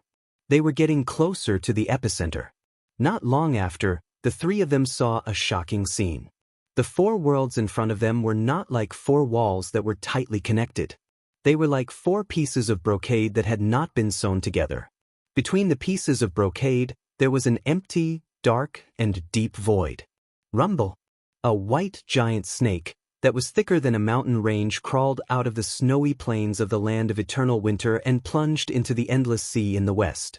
Then the waves surged and a loud rumble came from the depths of the sea. The world shook violently. The white snake crawled out of the snowy plains again and plunged into the sea in the west. The position it crawled out from this time was a few dozen kilometers deeper than the previous time. The ground was drilled through, and countless rocks the size of small hills cracked. The dust on the ground flew everywhere. It was like a mountain in the air, floating at the place where the two worlds connected. When the white snake left this place and the laws stabilized, the small hills of earth and rocks would slowly fall. This cycle repeated itself, and the two worlds were sewn together bit by bit. The same thing happened at the other three corners. The beautiful mountains and rivers on the four sides were connected in a way that ordinary people could not imagine. When they got closer, John's pupils contracted. He pointed at the white giant snake and said in shock, "Weirwood, that's the root of the weirwood. It's so thick. There's also a weak frost god aura in it." "I suddenly understand the state of the world," the dwarf said thoughtfully. The previous world was like a blooming flower. The four petals represented the four extremes, and we lived in that narrow area on Deba. Now, the Dragon Queen is using a needle and thread to sew the petals back into a round bud. Be careful, we're about to leave the passage of the four poles. The laws and gravity will change drastically, Arya reminded. Although every stitch of the weirwood was a few dozen kilometers apart, it was actually hundreds of kilometers deep into the ground. The stitching speed was not as fast as the demon dragon's flying speed. Soon, they left the passage of the four worlds behind them. The moment they left the stitching, the demon dragon Tyrion's body shook up and down. He almost fell into the snow mountain. "This is not a place for mortals." "It's too difficult for you," Arya said. Among the three of them, she and the dwarf were powerful demigods. Only the dwarf was a normal transcendent. "I'm the demon dragon Tyrion, not a mortal." Red Tessa felt insulted. She raised her head and roared, "Gaga air, where's the air? I can't breathe." The next moment, he held his breath until his eyes were bloodshot. He opened his mouth wide and tried to breathe. "We're almost there. Hold on for a little longer." John could already see the end of the ribbon world. From their current point of view, it seemed that they were flying close to the snowy plains of the land of eternal winter. However, in reality, the land of eternal winter was not flat. It was as if Danny was standing on a round table. For pieces of brocade fluttered in the wind from the roof. She and the table were in the center of the brocade. The ends of the brocade fell on the table. The brocade was originally separated from each other. Now, it started to sew from the top and spread down step by step. In the end, what fell into Danny's hand was a long four-colored brocade funnel. Using her as a reference point, John and the rest seemed to be descending from the sky. "Are we in the center of the earth?" After landing, John asked blankly. "No, your vision is deceiving your brain. You've been away from the center of the earth. I'm now standing at the border between the astral world and the material world. I'm thousands of kilometers away from the ground. You're not falling. Instead, you're climbing up. That's why the air here is thin. It'll be difficult for you to breathe." Danny clenched her fist and condensed the air nearby into this small area. The devil dragon Tyrion and the two-headed devil dragon inhaled hard and slowly recovered. "Can we fly so high?" the dwarf asked in shock. "The space-time here is chaotic, and the laws are disorderly. Things that can't happen in the material world are normal here." Danny spoke, but her gaze was fixed on the sky. She used her spiritual sense to assist the weirwood and sewed the 4 pieces of brocade together. Only then did the dwarf notice the Dragon Queen's appearance.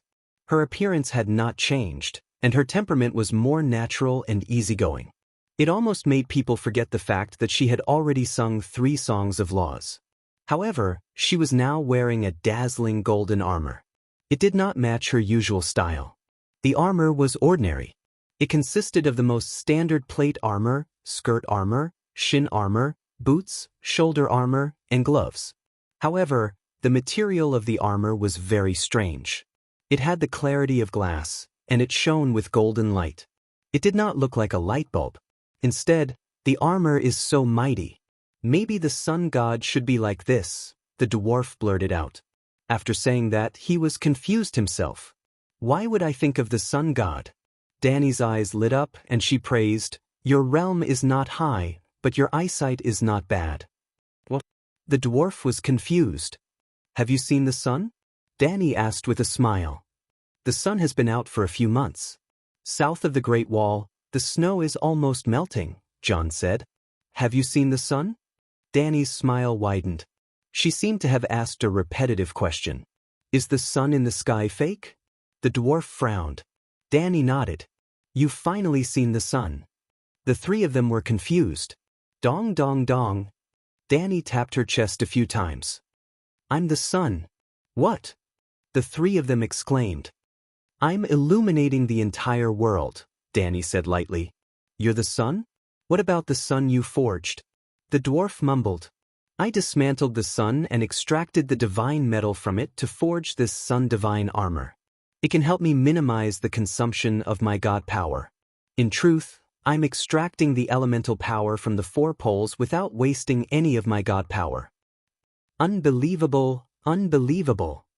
John gulped with difficulty. His face was filled with unconcealable shock. "What's so unbelievable about this? I could have turned into the sun when I sang the Song of Fire. However, that's too much of a waste of my god power." "If you're the sun, then what we see is you as well? The sun rises and sets every day, and you've been running around the world?" The dwarf asked, puzzled. What do you think the current world is to me?" Danny pointed at the 4 brocade world in the sky, with a smile. "A toy that you can knead at will?" the dwarf asked bitterly. Danny nodded with a faint smile. "When I open my eyes, the sun rises. As far as I can see, it's the hottest time of the day, which is noon. I'm standing here without moving. The entire planet spins around before my eyes, representing the rise and fall of the sun. The world spins around me." Danny gestured around her. "It represents the cycle of the 4 seasons." "4 seasons in a year? How's that enough?" Arya was shocked. "Every 3 months counts as a quarter. Spring sows, summer grows, autumn reaps, and winter rests. It's just right. It's extremely harmonious." Tyrion immediately thought of something. He frowned and said, "Won't this make the farmers too anxious? If the spring plowing is delayed, won't the year be over? If it's like before, where the summer lasts for several years, everyone will be so calm." "You're only thinking about the calmness of summer. Why haven't you thought about the hunger and cold of winter? I thought that there would be long summer after the long night. That's what you said back then. Now, many poems are saying that you'll bring an eternal long summer to the world," the dwarf said. "I'm not lying. There's summer every year. If it's not long summer, what is it?" Danny said matter-of-factly. "Is this explanation okay? Are you saying that the final explanation is yours again?" The dwarf's mouth twitched. Danny shook her head and said, "If the world stays in one season, the disaster will be more terrifying than the long winter that lasts for several years. This involves the cycle of laws and energy. You definitely don't understand. But you can observe. Carefully observe the changes in the world. After 10 years, perhaps you'll be able to directly understand the benefits of the cycle of the 4 seasons." "I'll observe carefully," the dwarf said. "Now that you've become the sun, will you return to Slaver's Bay in the future?" John asked. "Look at me now. Do I shine so brightly that you can't look at me directly?" John grinned. "Is it night now?" You can think about it. A rubber ball spins under the candlelight. The side facing the candlelight is day, and the side facing away from it is night. The sun exists forever. The only thing that changes is the angle of the light. Are we inside the sun? The dwarf said. Danny shook her head again. Have you played with lenses before? Have you read Principles of Optics? Is there a huge concave and convex mirror? The dwarf looked left and right. Space-time lens. No matter where I am, I can guarantee that light will be directed at this planet from one direction. Unimaginable. Incomprehensible, the dwarf said with a bitter face. Why do you want to turn the world into a planet? Are there any benefits? John asked curiously. Our world is about to fall into the lower universe. Danny sighed and explained the world's situation to them in detail. John said in shock, not only did you sing the Song of Laws, you even summoned the first flame. Why can't you stop the world from falling? When the last true God fell, I hadn't sung the Song of Laws yet. At that time, the world had already slipped to the last level. We have to go to the lower universe. Danny's eyes flashed. Maybe there's something I need there. What is it? It's the same for worlds. Worlds with their own characteristics may be a great treasure. I've already toured our world. In the future, can I go to another world to find treasures? The dwarf said expectantly. Live until then. There's still 90 years. With your current cultivation base, can you live for another 90 years? The dwarf's face was bitter. He did not say anything. What does falling into the lower universe have to do with changing the world's appearance? John asked curiously. Is the fist more lethal or the palm? The Holy Mother's palm is stronger than any fist. The dwarf said. Danny glanced at him and said, the celestial convergence often happens in the lower universe. In other words, two or more worlds collide with each other. If we go down, we won't be able to escape. Now that I've built the world into a sturdy spiked hammer, when it collides with other worlds, it will only be the other side that will suffer. When the three heard this, they were dumbfounded. In addition, the combination of the 4 poles can make it easier for me to extract energy and defend against foreign invaders. The 4 poles are each connected to a universe with a single energy. If they are scattered everywhere, I can only choose one of them to extract elemental power. Now that the 4 poles are combined, the 4 poles are concentrated at the North Pole, and I can extract 4 elemental powers at the same time. For example, I can extract the 4 elements of ice, water, earth, and darkness from the 4 poles, and use the Song of Fire's first flame to burn them into fire elements. Then, through the Song of Light, the fire elements will turn into sunlight that nourishes the earth, and the sun will appear. The 4 poles are also the passageways for people from other worlds to enter our world. Guarding one line of defense is definitely easier than guarding 4. From now on, people from other worlds can only enter the Great Wall from the land of eternal winter, and only then can they go to other parts of the world. At this point, Danny's gaze fell on John's face. What plans do you have for the future? John's heart skipped a beat, and he guessed something. He asked in return, Aunt Danny, what do you want me to do? Danny smiled meaningfully. Do you know why I gave you the title of North Ice King? The dwarf's expression changed at the same time. Arya's face was also full of surprise. You want me to guard the North Pole as the world's first barrier? You already knew that I would end up like this? John said bitterly. Chapter 1092. John's title of Northern Ice Duke came from the Dragon Queen. Not long after Erlu's death, she led the Centaurs and the Mother of Dragons guards to clear out the otherworldly ghosts on Ursos in a year. After that, she left the material world and stayed in the astral world for a few years. Before she left, the Dragon Queen bestowed titles to the nobles and knights under her command according to their contributions in the war. It was at that time that John, who was far away in the King's Landing, received 2 pieces of news. First, because of his heroic performance in the Long Night, the Dragon Queen bestowed him the identity of a noble illegitimate son. He could wear the 3-headed red dragon emblem, inherit the Sisters of Darkness openly, previously it was borrowed, and build the ancestral hall for Riga and Lyanna openly. Second, he was bestowed the title of Northern Ice Duke. Basically, he had the same identity and status as the dwarf. It was also after that he added the three-headed dragon emblem to his armor and cape. But it was strange that he only had a title and no land. The dwarf's Prince Xeon was a hereditary title, and his title was just right for his land. He was a very standard prince with real power. But he didn't think too much about it at the time. He just thought that he was already the Duke of the Northern Territory, and there was no need for him to get a land as a fief. Now it seemed that he should have thought more about it. Northern Ice Duke was prepared for today? You really saw everything? That's right. The world is like a ball of mud in your hands, and the fog of fate can't block your vision. The dwarf was shocked, but also relieved. The land north of the Great Wall is bigger than the 7 countries combined. I will divide it into 3 countries with thousands of miles of territory. The southern end is connected to the Great Wall, and the land is the most fertile for the 7 countries and the free people outside the Great Wall.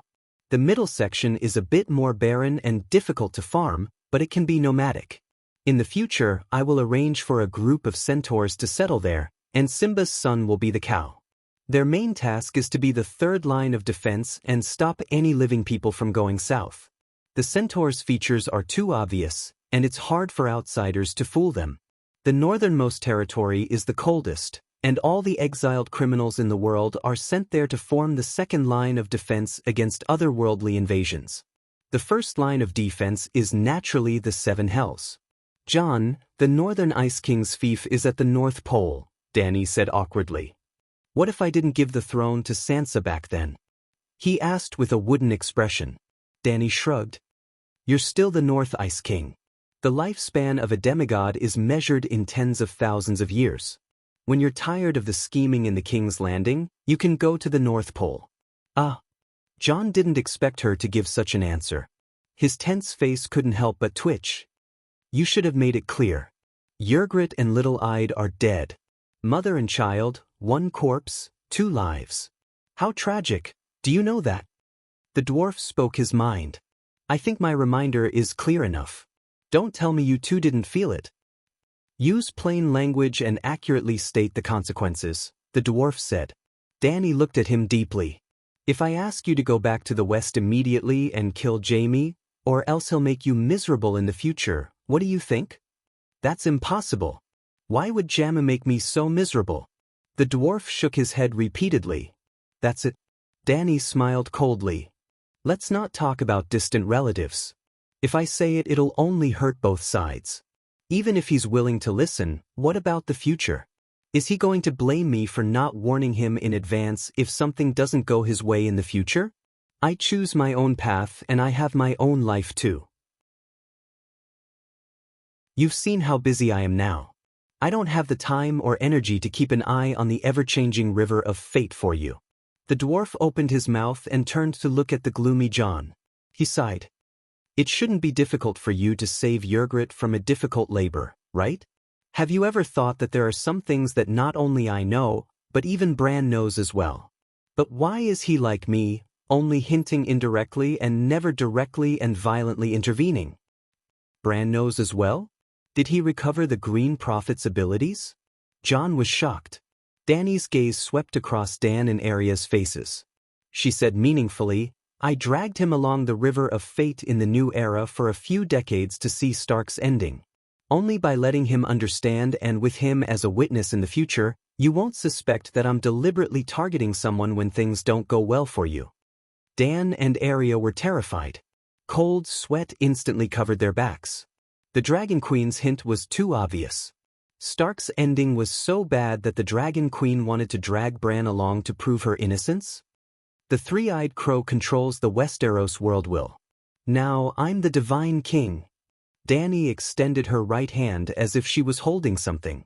While the 3 of them were puzzled, countless powdery golden stars gathered from all directions and formed a jade-like golden book in her palm. The book was not complete. 1/4 of it was damaged. It was as if a part of a complete book had been torn away horizontally. However, the fine golden stars only became extremely thin. They did not completely stop gathering. This is the manifestation of the world will. It will only be complete after I complete the project of merging the 4 poles. I wasn't lying when I said that I'm the divine king. Everything that's happening in the world right now, the secrets of the past, and the fates of all living beings in the future are all in my hands.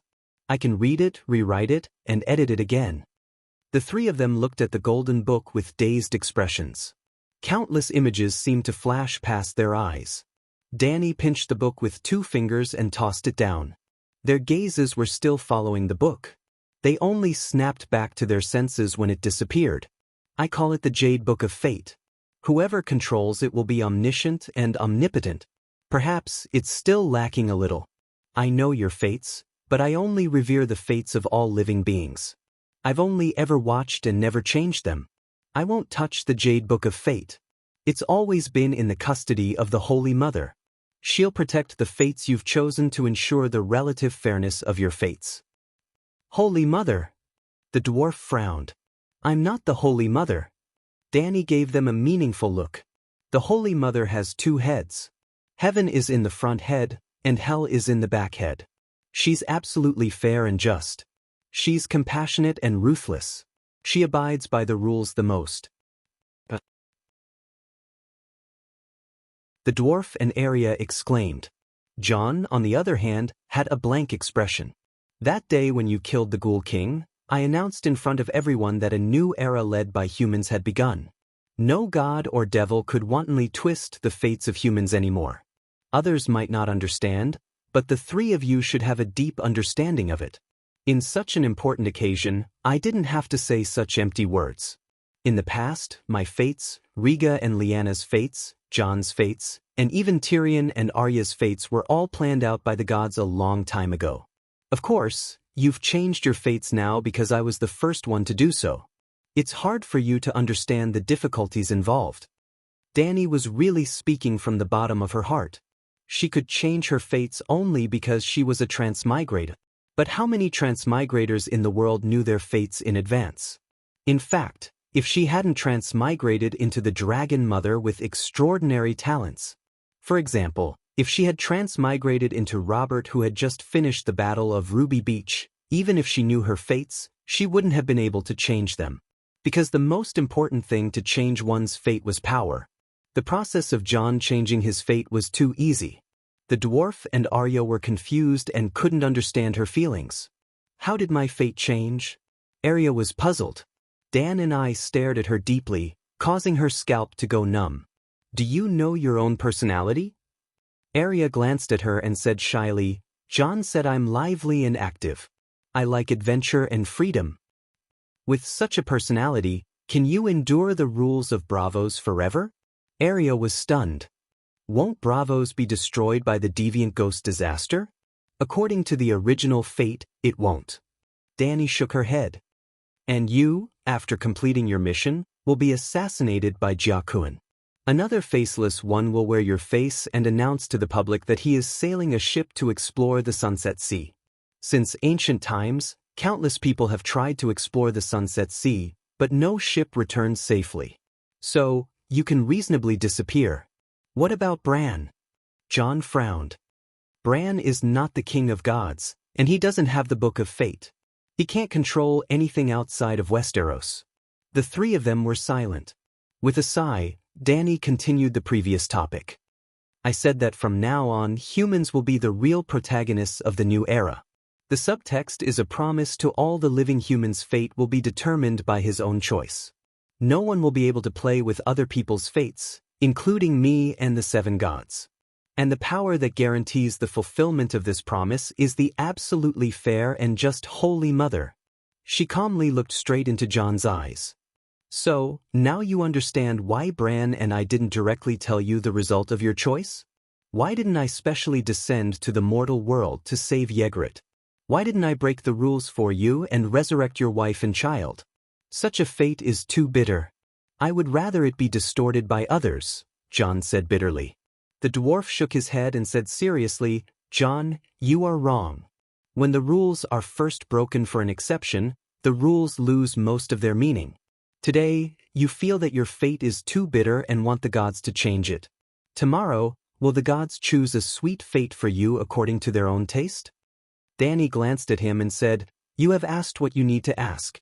Is there anything else? What is the material structure of the future world like?" The dwarf asked curiously. Danny flicked her finger, and a thought that recorded the four-dimensional structure of the world fell between the dwarf's eyebrows. He held his forehead and groaned for a while before exclaiming, "There really is an equator, and it really passes through Carlin Bay. The Northern Territory has a great advantage." Danny nodded and said, "Winterfell is going to change its name. Can it be called Neverwinter? From now on, the people of the Northern Territory will rarely encounter heavy snow." Jon and Arya were dumbfounded.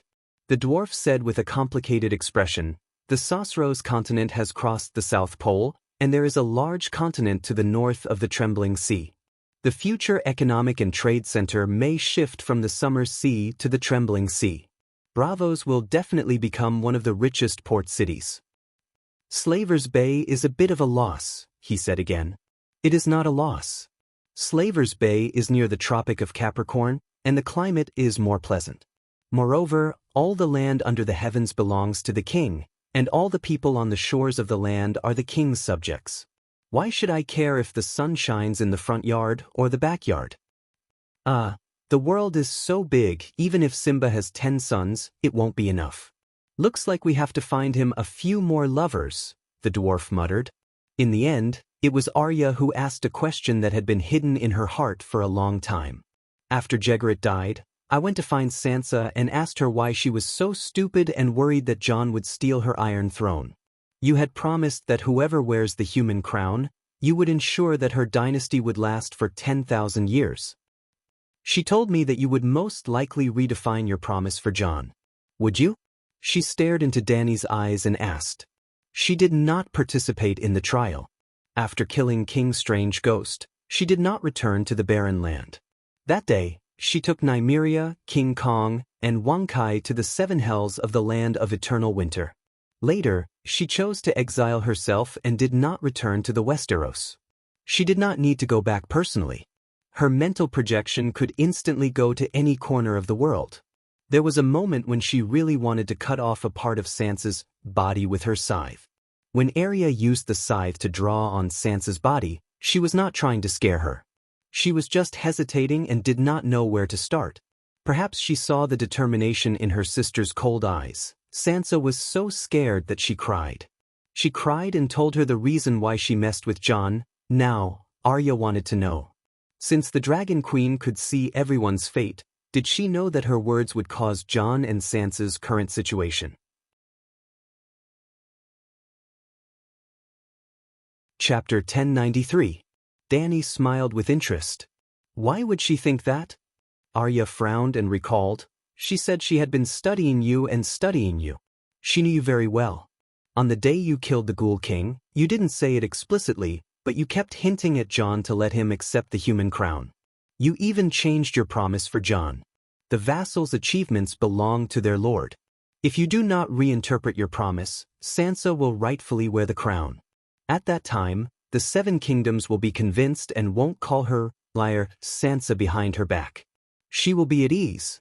If his heart was stable, he wouldn't do anything bad in the future.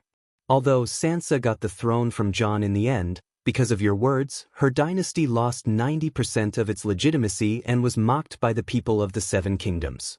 That's why she's afraid of Jon. When the first promise was broken, your second promise no longer made her feel safe. She's sure that if she doesn't do anything now, if one day Jon challenges the Iron Throne, you will most likely redefine the meaning of the human crown for him. At this point, Arya paused and looked at the Dragon Queen's expression with her gray eyes.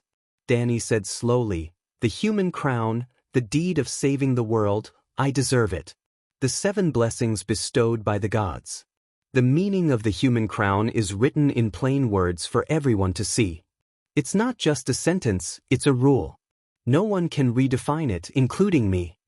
Arya frowned and thought for a moment. She still didn't know the Dragon Queen's real answer. Shaking her head, she continued, "Sansa is not at ease with your promise. She's afraid and feels uneasy. She feels that she must act immediately and cut off any possibility of Jon touching the throne. If it wasn't for the incident with Yrgrat, even if her plan against Jon was exposed, there wouldn't be so much hatred between her and Jon. But if Jon rebelled, or if Jon's children showed their desire for the Iron Throne, she would do something that would hurt their relationship even more in order to protect her throne. At that time, there might really be blood and hatred. Dany was stunned. In the next moment, countless lights and shadows flashed past her eyes. After a long time, she sighed and said, "I am also a part of the world. Every choice I make will change the variables of fate." Sansa's conjecture wasn't entirely correct, but it wasn't entirely wrong either. I do want Jon to wear the crown. If I didn't say anything, Jon would confess in front of everyone that he had secretly pledged his loyalty to Sansa during the Great Judgment in Fairy City. At that time, Sansa's throne would indeed be very stable. She won't attack Jon immediately. Not immediately. Arya frowned. With her suspicion and Stark's careless personality, there is no doubt that she and Jon, or Jon's children, will have conflicts sooner or later. Jon and Arya looked suspicious. Once, your uncle, Brandon Stark, dared to barge into the Red Castle. He almost pointed his sword at the Mad King's nose and shouted, "Tell Rhaegar to come out and die." In the future, under the instigation of some power game players, how likely is it that a certain Stark will spout nonsense in the Red Castle again after a few glasses of strong liquor? Dany mocked. The dwarf covered his mouth and snickered. Jon and Arya looked stupefied. Sighing, Dany continued, "I'm not as Sansa speculated. I just want to help my nephew get the Iron Throne. With my current realm and strength, I don't need to hide my emotions, much less lie. That day, I said that even if a beggar killed the king of the other ghosts in the final battle, I would still make him king. The reason is simple, for justice and justice." A long time ago, I had a conversation with the old Sea King about Yeaser and Ahai. I asked him, "Yeaser and Ahai saved the world. Why weren't they elected as the human emperor by the living?" The country of descendants of Hair Cologne was located in the remote and desolate Skeletal Mountains. It wasn't even built by Yeaser and Ahai. This meant that the savior never wore the crown his entire life. He sacrificed his wife for the living, and in the end, his achievements and destiny belonged to Lalo. But look at his sacrifice and ending. Why are the heavens and the gods so unfair to heroes? The Sea King smiled and told me that it was already a great honor for him to save the world. We kings were envious, jealous, and hated him. How could we be willing to give up our power? I only gave him a perfunctory smile back then, but I swore in my heart that history would never repeat itself. She looked at the three shocked people and said calmly, "Merit must be rewarded. Karma is a cycle. Good and evil will be repaid. This is the principle in my heart. If the gods and devils don't care, I'll care. If the heavens and earth don't care, I'll reason. Even if my father and son work together to steal the honor of the lowest beggar, I won't allow it, let alone Sansa." After a long silence, Dany spoke again. "Arya, your soul could ascend and become the stranger's Darkwing Angel. You should have a deep understanding of the teachings of the seven gods and have a high degree of acceptance. Tell me, is the good and evil in the teachings of the seven gods the same as the good and evil in the laws of the seven kingdoms?" Arya was stunned and said, "The teachings of the seven gods are stricter. Some of the rights that belong to the ruler in the laws of the seven kingdoms are crimes that go against the teachings. For example, in the north, the lord can ask for the right of first night for his people. For example, the nobles of the seven kingdoms can strengthen the women in their territories and hurt their own people. But in the eyes of the Heavenly Father, they will all go to hell. In fact, I have seen too many knights and nobles with good reputations who held the atonement scroll but ended up in hell. Because of that, I have a true understanding of the teachings of the seven gods." Arya used to believe in the old gods. Later on, her soul could ascend, and the priest class became a demigod a few years earlier than the wizard class. She did not go to Chizong's place every night to listen to his teachings. Hound and Varys listened to Chizong's teachings about sacrificing one's life for a righteous cause. The dwarf did not listen, and Arya felt that it was not in line with her beliefs. But Arya was the first and only believer to ascend her soul among the four disciples. The reason was simple. She would send her spiritual projection to the Jade Sea every day to harvest the souls of the dead and send them to hell.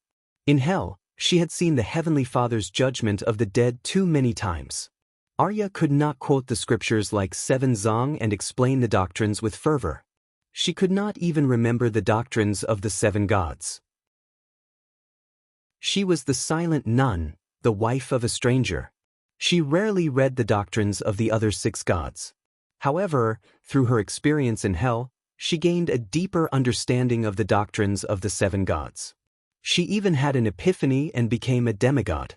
The person who recited the scriptures every day did not become a bodhisattva, but the cold-faced killer who did not understand the scriptures and killed people every day suddenly became a Buddha. It was not hard to imagine how Varys and Hound were at that time. Arya was deep in thought.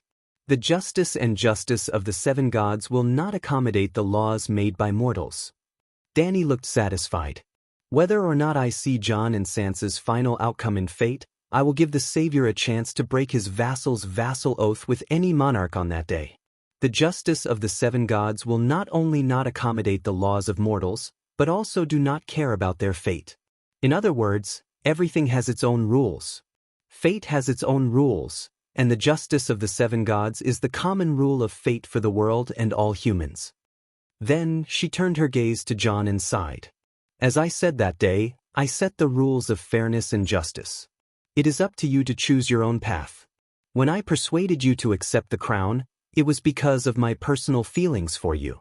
I hope that you can change your tragic fate after I make a fair judgment. You hope that he can change his fate, but will not change the rules you set just to change his fate? The dwarf asked with a complicated expression. Not only Jon but you too. Dany looked at him deeply. If you continue to fall and seek death, you will really die, even if you are the illegitimate brother of the King of Gods who controls fate. Tyrion's eyelids twitched. He asked, what about Simba? Simba has a better fate than all of you, but he is also under the rules. He has a good life because he has a good mother. It is not that his mother cheated for him, but that his mother put in a lot of effort to arrange the best education for him ever since he was born. The dwarf said with a straight face, are you looking down on our parents? Because our parents did not raise us to be perfect sons of God, so we have a bad life? But who can control reincarnation? I met Daddy Tywin, so I am destined to be raised into a little devil. Does this conform to your rules of fairness? Dany said calmly, your Daddy Tywin can at least ensure that you grow up safely, but Simba has faced a life and death crisis since he was born. When he was 4 years old, if I did not receive a revelation from the prophecy, his little bones would have melted by now. Jon sighed. It is not easy for everyone. Aunt Dany has also gone through hardships to achieve what she has today. The suturing of the 4 poles is almost done. I am very busy. If there is nothing else, you can leave, Dany said. You can leave first. I have a private matter to attend to, the dwarf said to Arya and Dan. What is it? Dany asked after Stark and his sister left. Can you see what I want to do through the timeline? The dwarf asked. I don't want to live a tiring life. If Arya did not remind me, I would not have realized that Sansa might have another ending, Dany said calmly. What ending? The dwarf asked curiously. If I did not say anything that day and did not insist on fairness and justice, and gave her the crown directly, she could have been the queen for at least 20 years before she killed Jon's eldest son, Eddard Stark. The dwarf was shocked. She could really do it? That is Eddard Stark we are talking about. The queen 20 years ago and the current Sansa are 2 different people. What about now? What is her ending? The dwarf asked again. What personal matters do you have? Dany frowned. That book of fate. The dwarf pursed his lips and said hesitantly, it is the manifestation of the world's will, right? You want to see it? I can see it. The dwarf was pleasantly surprised for a moment. Then he quickly shook his head and said hesitantly, I was thinking, you have already turned the world into a planet and casually turned the world's will into a book. Then, can you save the vanishing undead from the river of time? Dany looked at him strangely and said, Death is the final piece. The dwarf immediately said, Dying with grievances is the greatest regret for both the living and the dead. Who do you want to save? My father, Tywin. The dwarf gritted his teeth. And my mother and Tessa. I owe them too much. Chapter 1094. With my current level, I'm still unable to extract physical substances from the river of time. So you're saying that you can really reverse the past in the future? Tyrion was stunned. Dany nodded. Even now, I'm still unable to create an independent first flame. Think about it. Where did my first flame come from during the coastal battle? Where did it come from? The dwarf asked in confusion. The future. That's not right. If the future changes the present, wouldn't the future change as well? Everything else aside, the outcome of the coastal battle was a decisive factor in the future, Tyrion said. It sounds impossible, but it's already happened. We can't understand it because our understanding of time isn't deep enough.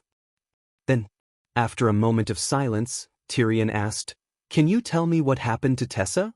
Dany glanced at him indifferently. She clenched her right hand again, and the golden stars fell into her palm, forming a golden jade book.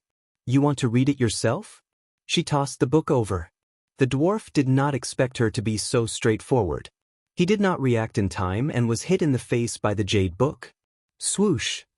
His body disappeared instantly, as if he was sucked into the book the moment he came into contact with it. When he disappeared, the book disappeared as well. It was as if the golden book was absorbed by Tyrion. Dany looked up at the sky and continued to weave the brocade of the four worlds. Ooh. About 3 minutes later, the dwarf suddenly appeared on the spot again. His face was covered in tears as he bawled loudly. Dany glanced at him in disdain. She waved her hand, and both man and dragon fell into the sky. Jon and Arya were flying close to the snowfield when they felt a gust of wind coming from behind them. Then, they heard the dwarf's wails. "Air, give me air." Wisps of a gentle breeze entered his mouth and nose, and the dwarf finally regained his strength. "What did you talk about?" Jon could not help but ask. "I stayed in the Jade Book for 300 years, the dwarf said with a face full of vicissitudes. "Nonsense. We've only been gone for 3 minutes. Arya snorted. "What? Only 3 minutes?" The dwarves were startled and completely woke up. They looked left and right, and as expected, they could still see the Dragon Queen's figure above them. "What the hell, I really—" The dwarf cried out, then stopped as if he was deep in thought. "Is the Jade Booklet the Jade Booklet of Good Fortune?" Jon asked. "Yes, it's that supreme treasure," Jon said hesitantly. "When I first saw it, there seemed to be many illusions in front of my eyes." "Me too." Arya stole a glance at him and blushed. "It's the same for me." The dwarf nodded. "That's the Book of Destiny. It records the fate of everyone in the world." "Fate?" "Yes, the first thing we saw when we first saw it was probably our future destiny," Tyrion said. "Ah." Jon and Arya cried out at the same time. "What's wrong?" the dwarf asked curiously. The two stuttered at the same time. "Jon, what did you see?" Arya turned her head to the other side, not letting the two see her shy eyes and blushing cheeks. She saw Jon and her doing something embarrassing and comfortable on the top of the snowy mountain under the silver moon. Her heart raced, but she was very confused. Jon did not notice her strange behavior and said, "I think I saw give birth to a daughter for me." "A daughter?" Arya was shocked, and the lust on her face disappeared. Her expression became cold. "Jon had a wife, and his wife gave birth to a daughter for him. That's a good thing," the dwarf said bitterly. "Home is home when you have a child." "It is indeed a good thing." Jon grinned. "Do you think her name is Lyanna, or Dany Leezy? Or Yrgrat?" "I thought you would definitely choose Yrgrat," Tyrion said. The smile on Jon's face disappeared, and he sighed. Yrgrat is an ancient word. It literally means that the god of fire kisses a red-haired girl, and it means that the old god wishes the red-haired girl good luck. It is also what the free people often say, "Born from the kiss of fire. I have dark brown hair, and Val, is pure gold." There is a high chance that my daughter will have long silver hair. If she has a pair of purple eyes, Danny Lizzie, will be more pleasing. If she inherits my hair. I inherited my hair color from my mother, so I can call her Liana. You didn't see her hair clearly? Tyrion asked. It was very blurry, and the child is too young. Jon shook his head. Little sister, what did you see? He turned to Arya. Arya's eyes flashed, and she said calmly, I saw the two of us sparring at the peak of the North Pole. Oh, that's possible. Jon smiled and nodded. I have decided to accept the Dragon Queen's title and guard the North Pole forever. We should be able to see each other often in the future. Tyrion, what about you? He asked again. But the dwarf hesitated for a moment and said helplessly, I saw my hair falling, my beard turning white, my face filled with wrinkles that seemed to have been carved by a knife, my body as thin as a piece of firewood, and my eyes without light. I lay on the bed, alone, waiting for death. Arya covered her mouth and laughed. She was very happy. That's impossible, right? That's so tragic, Jon exclaimed. Even if you can't give birth to a son, at least we will send you off. Other things aside, just Simba and my daughter, how many children will they have by then? They're also your family, so it'll definitely be lively. Is that even human language? The dwarf said angrily. What's wrong? Jon was confused. I'm going to die. The dwarf cried. There were beliefs in this world, and usually, people with beliefs would not avoid death, so Jon did not see through the dwarf's thoughts. Arya, on the other hand, had been his senior for a few years, so she understood his desire for immortality. She smiled and said, dying on the bed, dying of old age, without the torture of illness, without the sword, that's enough happiness. I don't want to die, I haven't lived long enough. The dwarf shouted. You haven't lived long enough now. After a few more decades, you won't be able to move anymore. When you are about to die of old age, you will definitely feel that you have lived long enough. Also, you will definitely go to heaven after you die. Maybe you will be like Aegon, getting an official position and becoming a saint respected by the world. Jon comforted him. Mystic Dragon Tyrion shook his head. No, I want to see the scenery of the other world. I want to explore the ultimate secret of the world. I want to sing the Song of Law too. Jon sighed helplessly. Then, did you ask Aunt Dany for help? I was going to leave this question to the end, but she seemed to have noticed something, and threw the Book of Fate directly at my face. Shaking his head, he slowly said, I asked her where Tessa went, and she threw the book to me. I thought that the book could only look at what happened in the past, but I didn't expect that looking at history was only the simplest function of the book. Its real function is to protect fate. Dragon Queen did not lie. Not only did she not play with the fate of mortals, she even put everyone's fate into the book and handed it over to the three-eyed, two-headed Holy Mother to protect. This way, things like Lalo interfering with fate through Asha's prophecy will never happen again. Everyone's fate will be decided by their own choice. Even their birth is decided by themselves. He was shocked. How is that possible? People are not even born. How can they decide their own birth? Jon shook his head and said, Do you know about reincarnation? The dwarf asked. There is no reincarnation, only people who are similar, like me, Yasuo, and Yahai. Jon said, Not necessarily. Arya's expression was solemn. There might not have been reincarnation before, but now, the seven hells are forging the seven paths of reincarnation disc. What reincarnation disc? Jon was puzzled. There are not only evil people in hell, but also ordinary people. They do not have merits to go to heaven, nor do they have any bad karma. What do we do? According to the rules of the Book of Strangers, they should be reincarnated. Jon was deep in thought. Yes, the seven hells should have a reincarnation division, but there wasn't before, and now the Dragon Queen is forging it, which is the reincarnation disc. Based on what they did in their previous life, it will determine their starting point in their next life, Arya said. It seems that the reincarnation disc is not finished even after 100 years, the dwarf said with a frown. You saw it in the book? Arya was shocked. Yes, I saw that there is still no reincarnation after 80 years. Didn't you say 300 years? I can't even live for 100 years. Why should I care about the world 300 years later? The demon dragon Tyrion rolled his eyes. Those 300 years have been repeating my fate, different choices, different fates. Isn't that cheating? Jon was stunned. Sigh, the two-headed Holy Mother is the most impartial. The Dragon Queen looks cold on the surface, but she is very gentle on the inside. She is very willing to take the back door for us. The dwarf sighed. You didn't take the back door? When you left the North Pole, you seemed to be crying, so sad. Arya held back her laughter and asked, I cried because I saw Tessa? The dwarf's expression dimmed. Where did Tessa go? Jon asked curiously. The demon dragon sobbed and said, that day, she was rotated by 100 northern border soldiers. She was in extreme despair. When I was lying on top of her, she was already dead. Her soul was dead, and only her body was left. She took 100 silver coins and a gold coin and left Casterly Rock City. She stumbled back. Woo! He howled emotionally. She didn't go anywhere. She returned to the place where we met, all alone. She's dead. I've been asking, where did Tessa go every day, but I've never really looked for her. I'm a bastard, I should go to hell. Alright, if you really want to repent, you can go to hell with me later.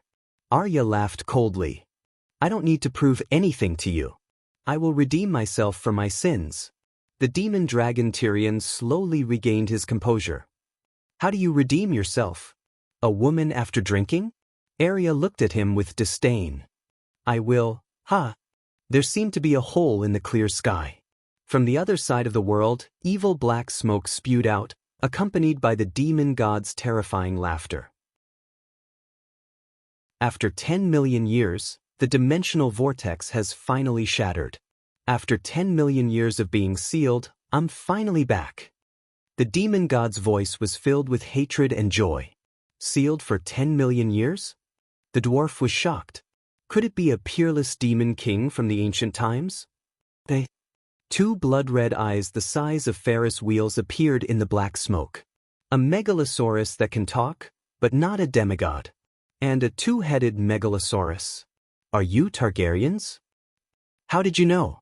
The dwarf was shocked.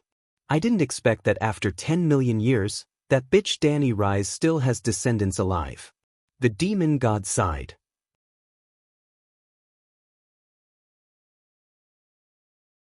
Chapter 1095. That's a demon god, right? Tyrion asked softly. Jon nodded and said with a strange expression, it's very powerful, at least comprehending 2 songs of law that are close to perfection, but its brain. Where did the sea of law go? The black smoke fluctuated wildly, showing that the demon god's heart was not calm. What's going on? Why did the world turn into the shape of a sleeve? At this moment, it finally noticed the 3 worlds above its head and to its left and right. Could it be that after 10 million years, the sea of law will disappear, the worlds will distort and collapse, and our world will finally be destroyed? Under the strange gazes of Jon and the rest, the demon god wailed in despair. Only demon gods who signed into the investiture of the gods can touch the sea of law. Normal extraordinaires do not have this restriction. Demon dragon Tyrion shouted.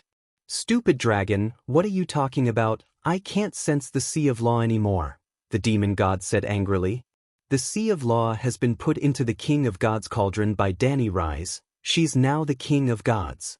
Tyrion said. King of gods? Dany Rise? The demon god was stunned.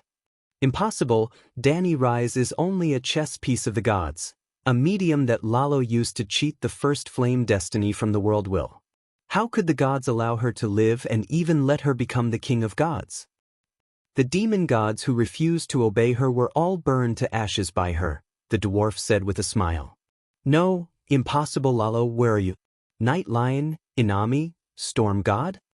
The demon god's roar shook the sky, and it was like a thunderclap. Its spiritual will spread across the world without restraint. Where did this fish escape from the net come from? The sky suddenly darkened, and a jade-like giant hand appeared out of thin air and grabbed the black smoke demon god lock like a chick. Then, the giant palm suddenly disappeared. The entire process was silent, The demon god did not even have time to shout, let alone struggle. Looking at the empty sky, Tyrion and the rest were stunned again. "Who's that demon god?" The dwarf was the first to speak. Jon shook his head in confusion. "Probably a mental patient." You're Dany, Liz? Have you really become a divine king?" A transparent vortex the size of a marble floated in front of Dany, and inside it was a ferocious-looking four-legged evil god. The demon god was no bigger than an ant, and looking out from the glass ball cage, the dragon queen outside was as tall as a mountain. "I didn't expect you to achieve such shocking accomplishments in a mere 10 million years," said the devil god bitterly. "Less than 10 million years. It has only been 11 or 12 years since you were thrown into the space-time gap by the door god. The long night has just ended." Dany laughed. "What? Only 12 years? Impossible, impossible. I've calculated it very clearly. It's at least 10 million years." The four-legged eccentric shook his head. If you had prepared to locate the time and space of the space-time crack, you wouldn't have been trapped inside," Dany sneered. When the four-legged monster jumped out, she was also shocked and thought that it was God. Later, when she calculated with her fingers, Dany almost laughed out loud. Back then, when the sun had just been extinguished, the foreign ghost king blew the horn of winter under the Great Wall. The Great Wall collapsed, and the door god appeared. Inami, the storm god, Lalo, and a large group of powerful demon gods were prepared to touch the door god's corpse. One of the unlucky ones thought that the door god had been dead for 10,000 years, and that they might be able to capture a mere remnant soul. In the end, that peak demon god who had comprehended 2 songs of laws was easily captured by the door god. With a single move, he was thrown into the space-time gap outside the astral world. Now, more than 10 years later, Dany's project to reforge the world was about to be completed. The 4 poles were merged into one, and the space-time folds were flattened. The demon god sealed within regained his freedom. 10 million years of pain and torture have caused my brain to hallucinate. How can a lowly mortal become a divine king in a mere 10 years? It's all an illusion. You can't fool me. Look, there's still a space-time barrier around me. I'm still sealed. I'm very awake." The four-legged monster had gone mad. Another half a month later, the sleeve, sewn together by the brocade of the 4 worlds, was finally pierced in front of Dany. However, the world did not return to its peaceful state. Instead, it shook violently again. This time, the tremors were greater than the previous one, and the area was wider as well. Standing by the Black River, one could see the ripples on the surface of the water. The dwarf and Jon were shocked to discover that they had spent more than a month flying from the Great Wall to Hell's Gate, which was more than 40,000 kilometers. This time, they left Hell's Gate and flew back, but it only took them half a month. The distance was shortened by almost half. What's going on? Is the planet shrinking? The 2 of them were puzzled. Indeed, the world was shrinking. Previously, they had compared the world to an orange that had been cut in half. The skin of the orange was spread out in all directions, and the orange meat in the center was bitten off. In truth, there was a problem with this comparison. The orange was originally round, and there was a complete orange meat in the center. However, the world was not orange-shaped, and there was no complete orange meat in the center. Dany squeezed the irregular world into a ball, but there was not enough orange meat in the inside of the ball. The planet she squeezed out was missing close to 4/5 of the Earth's fire. 4/5 of the planet was empty. In order to make the sphere more solid, she could only do her best to compress the volume of the planet. As a result, the surface area of the world shrunk by several times. The areas that had shrunk were all uninhabited areas, and ordinary people could hardly detect them. Thus, the world shook violently for another half a year. Half a year later, the shaking did not completely stop. Near the Arctic Circle, there were still small tremors. Screech! In the dark universe, Little Green looked up and roared. Buzz! With his body as the center, a giant magic array spread out in a circle with a radius of 100 miles. Using flames as runes, a thin layer of magic array was outlined. Just the radius alone was 100 miles, and Little Green, who was in the center, was as small as a sesame seed. Huff, huff, huff. The giant magic array was like the entrance of a powerful range hood. It madly devoured the dark power of the dark universe, and even formed a funnel-shaped dark tornado around the magic array. The endless dark power burned in the flames with the characteristics of the first flame, and was absorbed by the megalosaurus. Then, through the weirwood roots tied to the megalosaurus, it was transmitted into the dark world, the material world, and finally poured into the Earth's core. Bam, bam, bam, bam, bam, bam. The Earth's core was like a real heart, and it pulsed powerfully. Screech, screech, screech. The same thing was happening in the ice universe, water, and earth elemental universes. With the benign input of the four elemental universes' energy, the planet was expanding in an imperceptible manner. It was like pumping air into a balloon. Sigh, nobody knows what's the situation in the lower universe. We can only try to accumulate energy before we go in. With your song of fire with the characteristics of the first flame, you should be able to ignite the other worlds into Earth's fire power, right? Little Weirwood asked. The worlds in the lower universe are barren to begin with. If I were to plunder them, it would be equivalent to the end of the world. There are thousands upon thousands of living beings. How could they be innocent? Danny shook her head. She looked at Little Weirwood with a strange gaze. If you can say something like that, it means that your demonic nature is too strong. You need to cultivate your body and mind. She frowned. Survival of the fittest. Everything is for the survival of our world, Little Weirwood said. Those who live purely for the sake of living are beasts. Intelligent beings should have higher aspirations. Thinking about the door gods and earth demons' habit of blood sacrifices, Danny said, don't just sit around all day. If you have time, read the 7 Stars Bible more. If you encounter something you don't understand, listen to the teachings of the 7 gods. Strive to become an enlightened monk. Little Weirwood agreed. Don't lose all your energy to the Earth's core. Absorb some of it to strengthen yourself. It's best if your roots can grow to the size of a mountain range. Bury them deep underground, penetrate the Earth's core, and spread all over the planet's crust. Regulate the Earth's veins, channel the Earth's fire, and act as the energy channel of the material world. Okay. Danny stood at the center of the Arctic Circle. She looked around and saw the glass ball that was still floating in front of her. There was also the 4-legged demon in the ball that kept shouting, "Illusion, it's all an illusion. You can't fool me." Her heart skipped a beat. Her red lips moved slightly. Lalo. In an instant, countless images flashed through her purple eyes. Finally, the camera stopped at the red magma in the Earth's core that was emitting white light. An inconspicuous little flame seemed to have sensed it. It swayed slightly. Hee hee. Danny chuckled. She extended her right hand. True Holy Mother Palm transcended the limits of time and space. With a light twist, it was easier than a retired old man twisting a black and white chess piece on a chessboard. The little flame didn't even have time to react before it landed beside the 4-legged demon. Huh, Fulford? Why are you in the Earth's core? Lalo asked in surprise. You can't fool me. Illusion, it's all an illusion. How can I be in the Earth's core? The 4-legged demon shook its head vigorously. You were banished to the space crack by the Weirwood back then, right?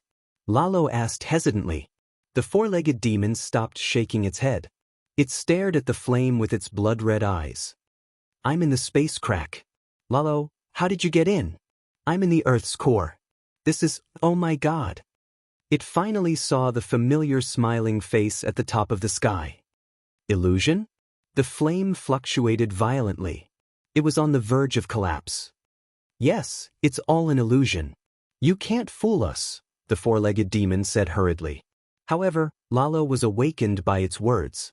He wailed miserably. Oh no, it's not an illusion. No, huh? Danny laughed heartily. Lalo, you didn't expect this day to come, did you? No, don't kill me. I can help you. I have the status of a true god. I'm willing to give up the Song of Fire completely. I'll comprehend the chorus of the Song of Fire and stabilize the Sea of Law so that the world won't continue to fall. Lalo said hurriedly. You don't know that the world is about to enter the lower universe? Danny asked curiously. Lower universe? Where is that? Lalo was stunned. You killed the Earth Demon, the last true god. The world is hopeless, Danny said. I didn't kill Mother Earth. She and I are old friends. I want to save her, but I can't defeat the children of heaven, Lalo explained hurriedly. Then, she asked doubtfully, even if the bottle fell from a building, there should be a fall time. How is it hopeless? Moreover, you have the first flame that far surpasses the status of a true god. It was no wonder that he was at a loss about the current situation of the world. If it wasn't for the alien Laura, Danny wouldn't have known that the world was about to fall into the lower universe so quickly. Well, it was 3 years after she sang the Song of Fire that she really saw the boundary of the lower universe. Lalo's current realm was that of an ordinary demigod. He couldn't see anything. As he wasn't registered in the investiture of the gods, he had been in a state of disconnection from the Sea of Law. He didn't know much about the situation of the world. He thought that after the sun came out, the world was about to ascend to a higher dimension. I'm too lazy to explain to a dying person, Danny said lightly. Chapter 1096. I can't be bothered to explain to someone who is about to die, Danny said calmly.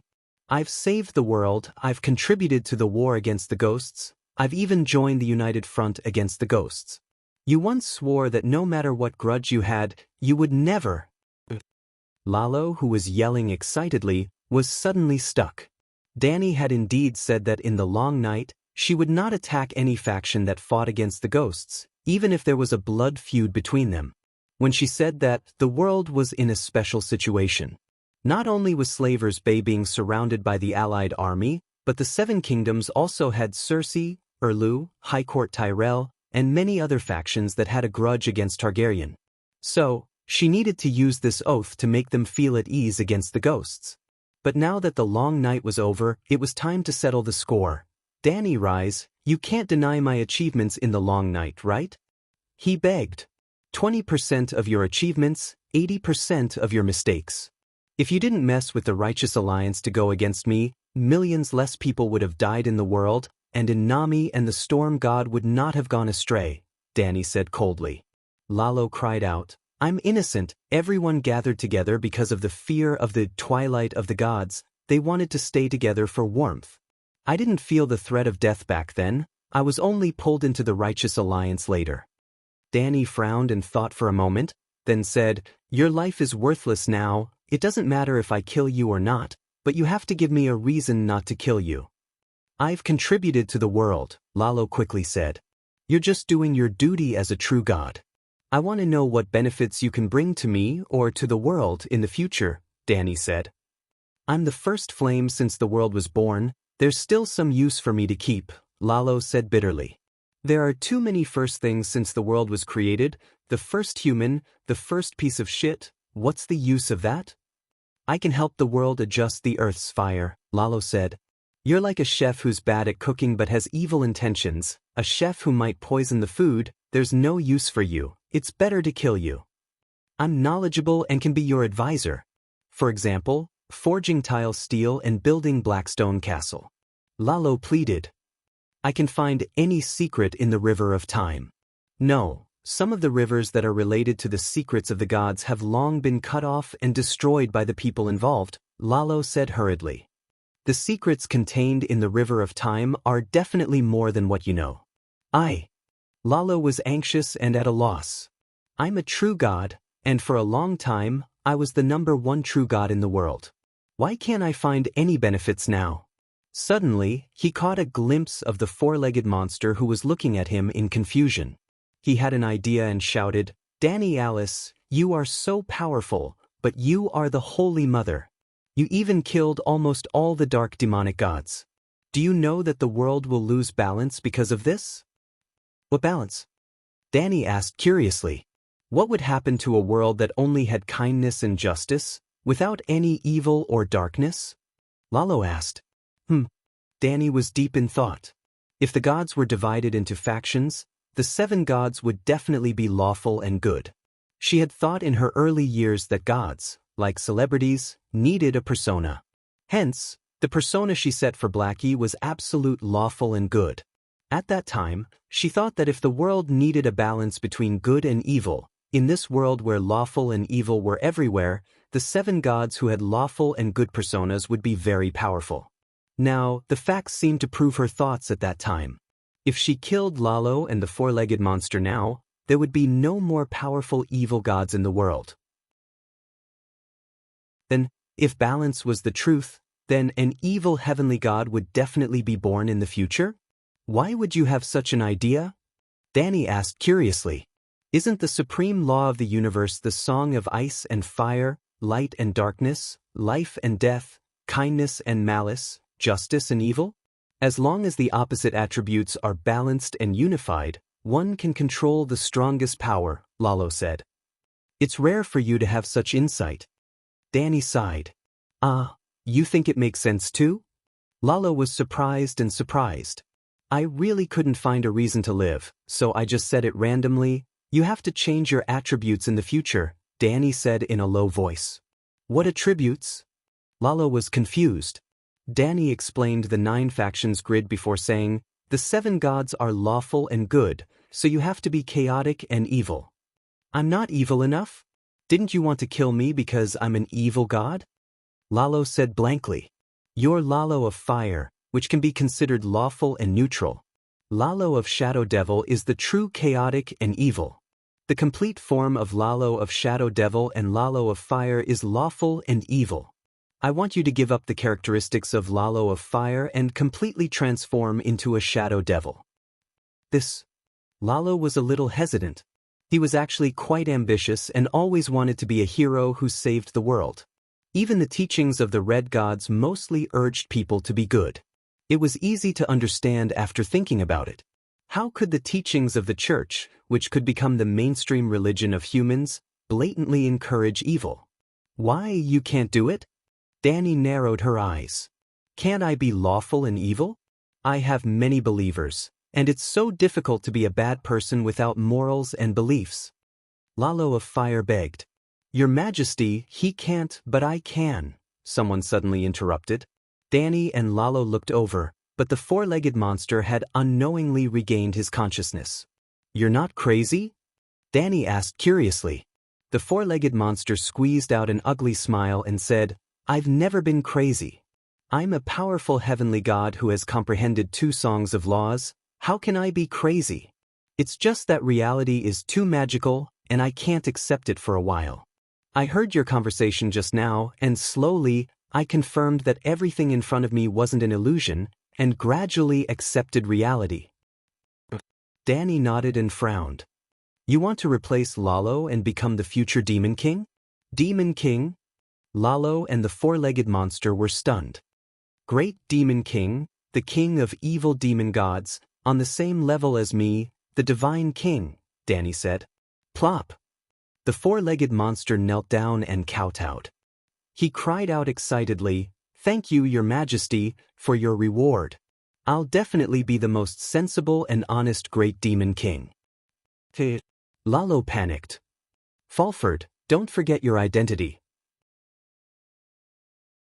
5 million years ago, I didn't even agree when you wanted to be my subordinate god, and now you dare to steal my great demon king position? Be honest, and I'll let you be a little demon king. You also know that was 5 million years ago? I was just born then, and I wasn't even a demigod. You were a true god, the boss, but you can't be the boss forever. The 4-legged monster pointed at Little Flame and mocked, Look at yourself. Not only did you lose your true god position, but you've also weakened to an ordinary fire demigod. What right do you have to be the boss in front of me? Without a little demon king, I only need a dog. In order to keep it a secret, the remaining one will be feed to my big black, Danny said coldly. Little Flame and the 4-legged monster shuddered and said in unison, I'm willing to be the great demon king. After saying that, they looked at each other and said anxiously, Your Majesty, Fulford is an idiot. He thought that he had stayed in the space-time crack for millions of years, and after coming out, he couldn't accept reality and almost went crazy. The other said, "Your Majesty Danny, Lalo is an idiot. 5 million years ago, I was just an ordinary monster. 5 million years later, I mastered 2 songs of law and dared to challenge old fish Liang Mu alone." However, Lalo didn't grow at all in these 5 million years. Now, he's even degenerated into an ordinary demigod. How sad. If you need a dog, you should choose a smart, strong, and good breed. Moreover, he doesn't want to be chaotic and evil. I'm chaotic and evil to begin with. I'm a natural demon king. Lalo hurriedly argued, "I have the position of a true god. With my talent, I can quickly comprehend the chorus of the Song of Fire. However, Fulford's potential has been exhausted, and he'll be like this for the rest of his life.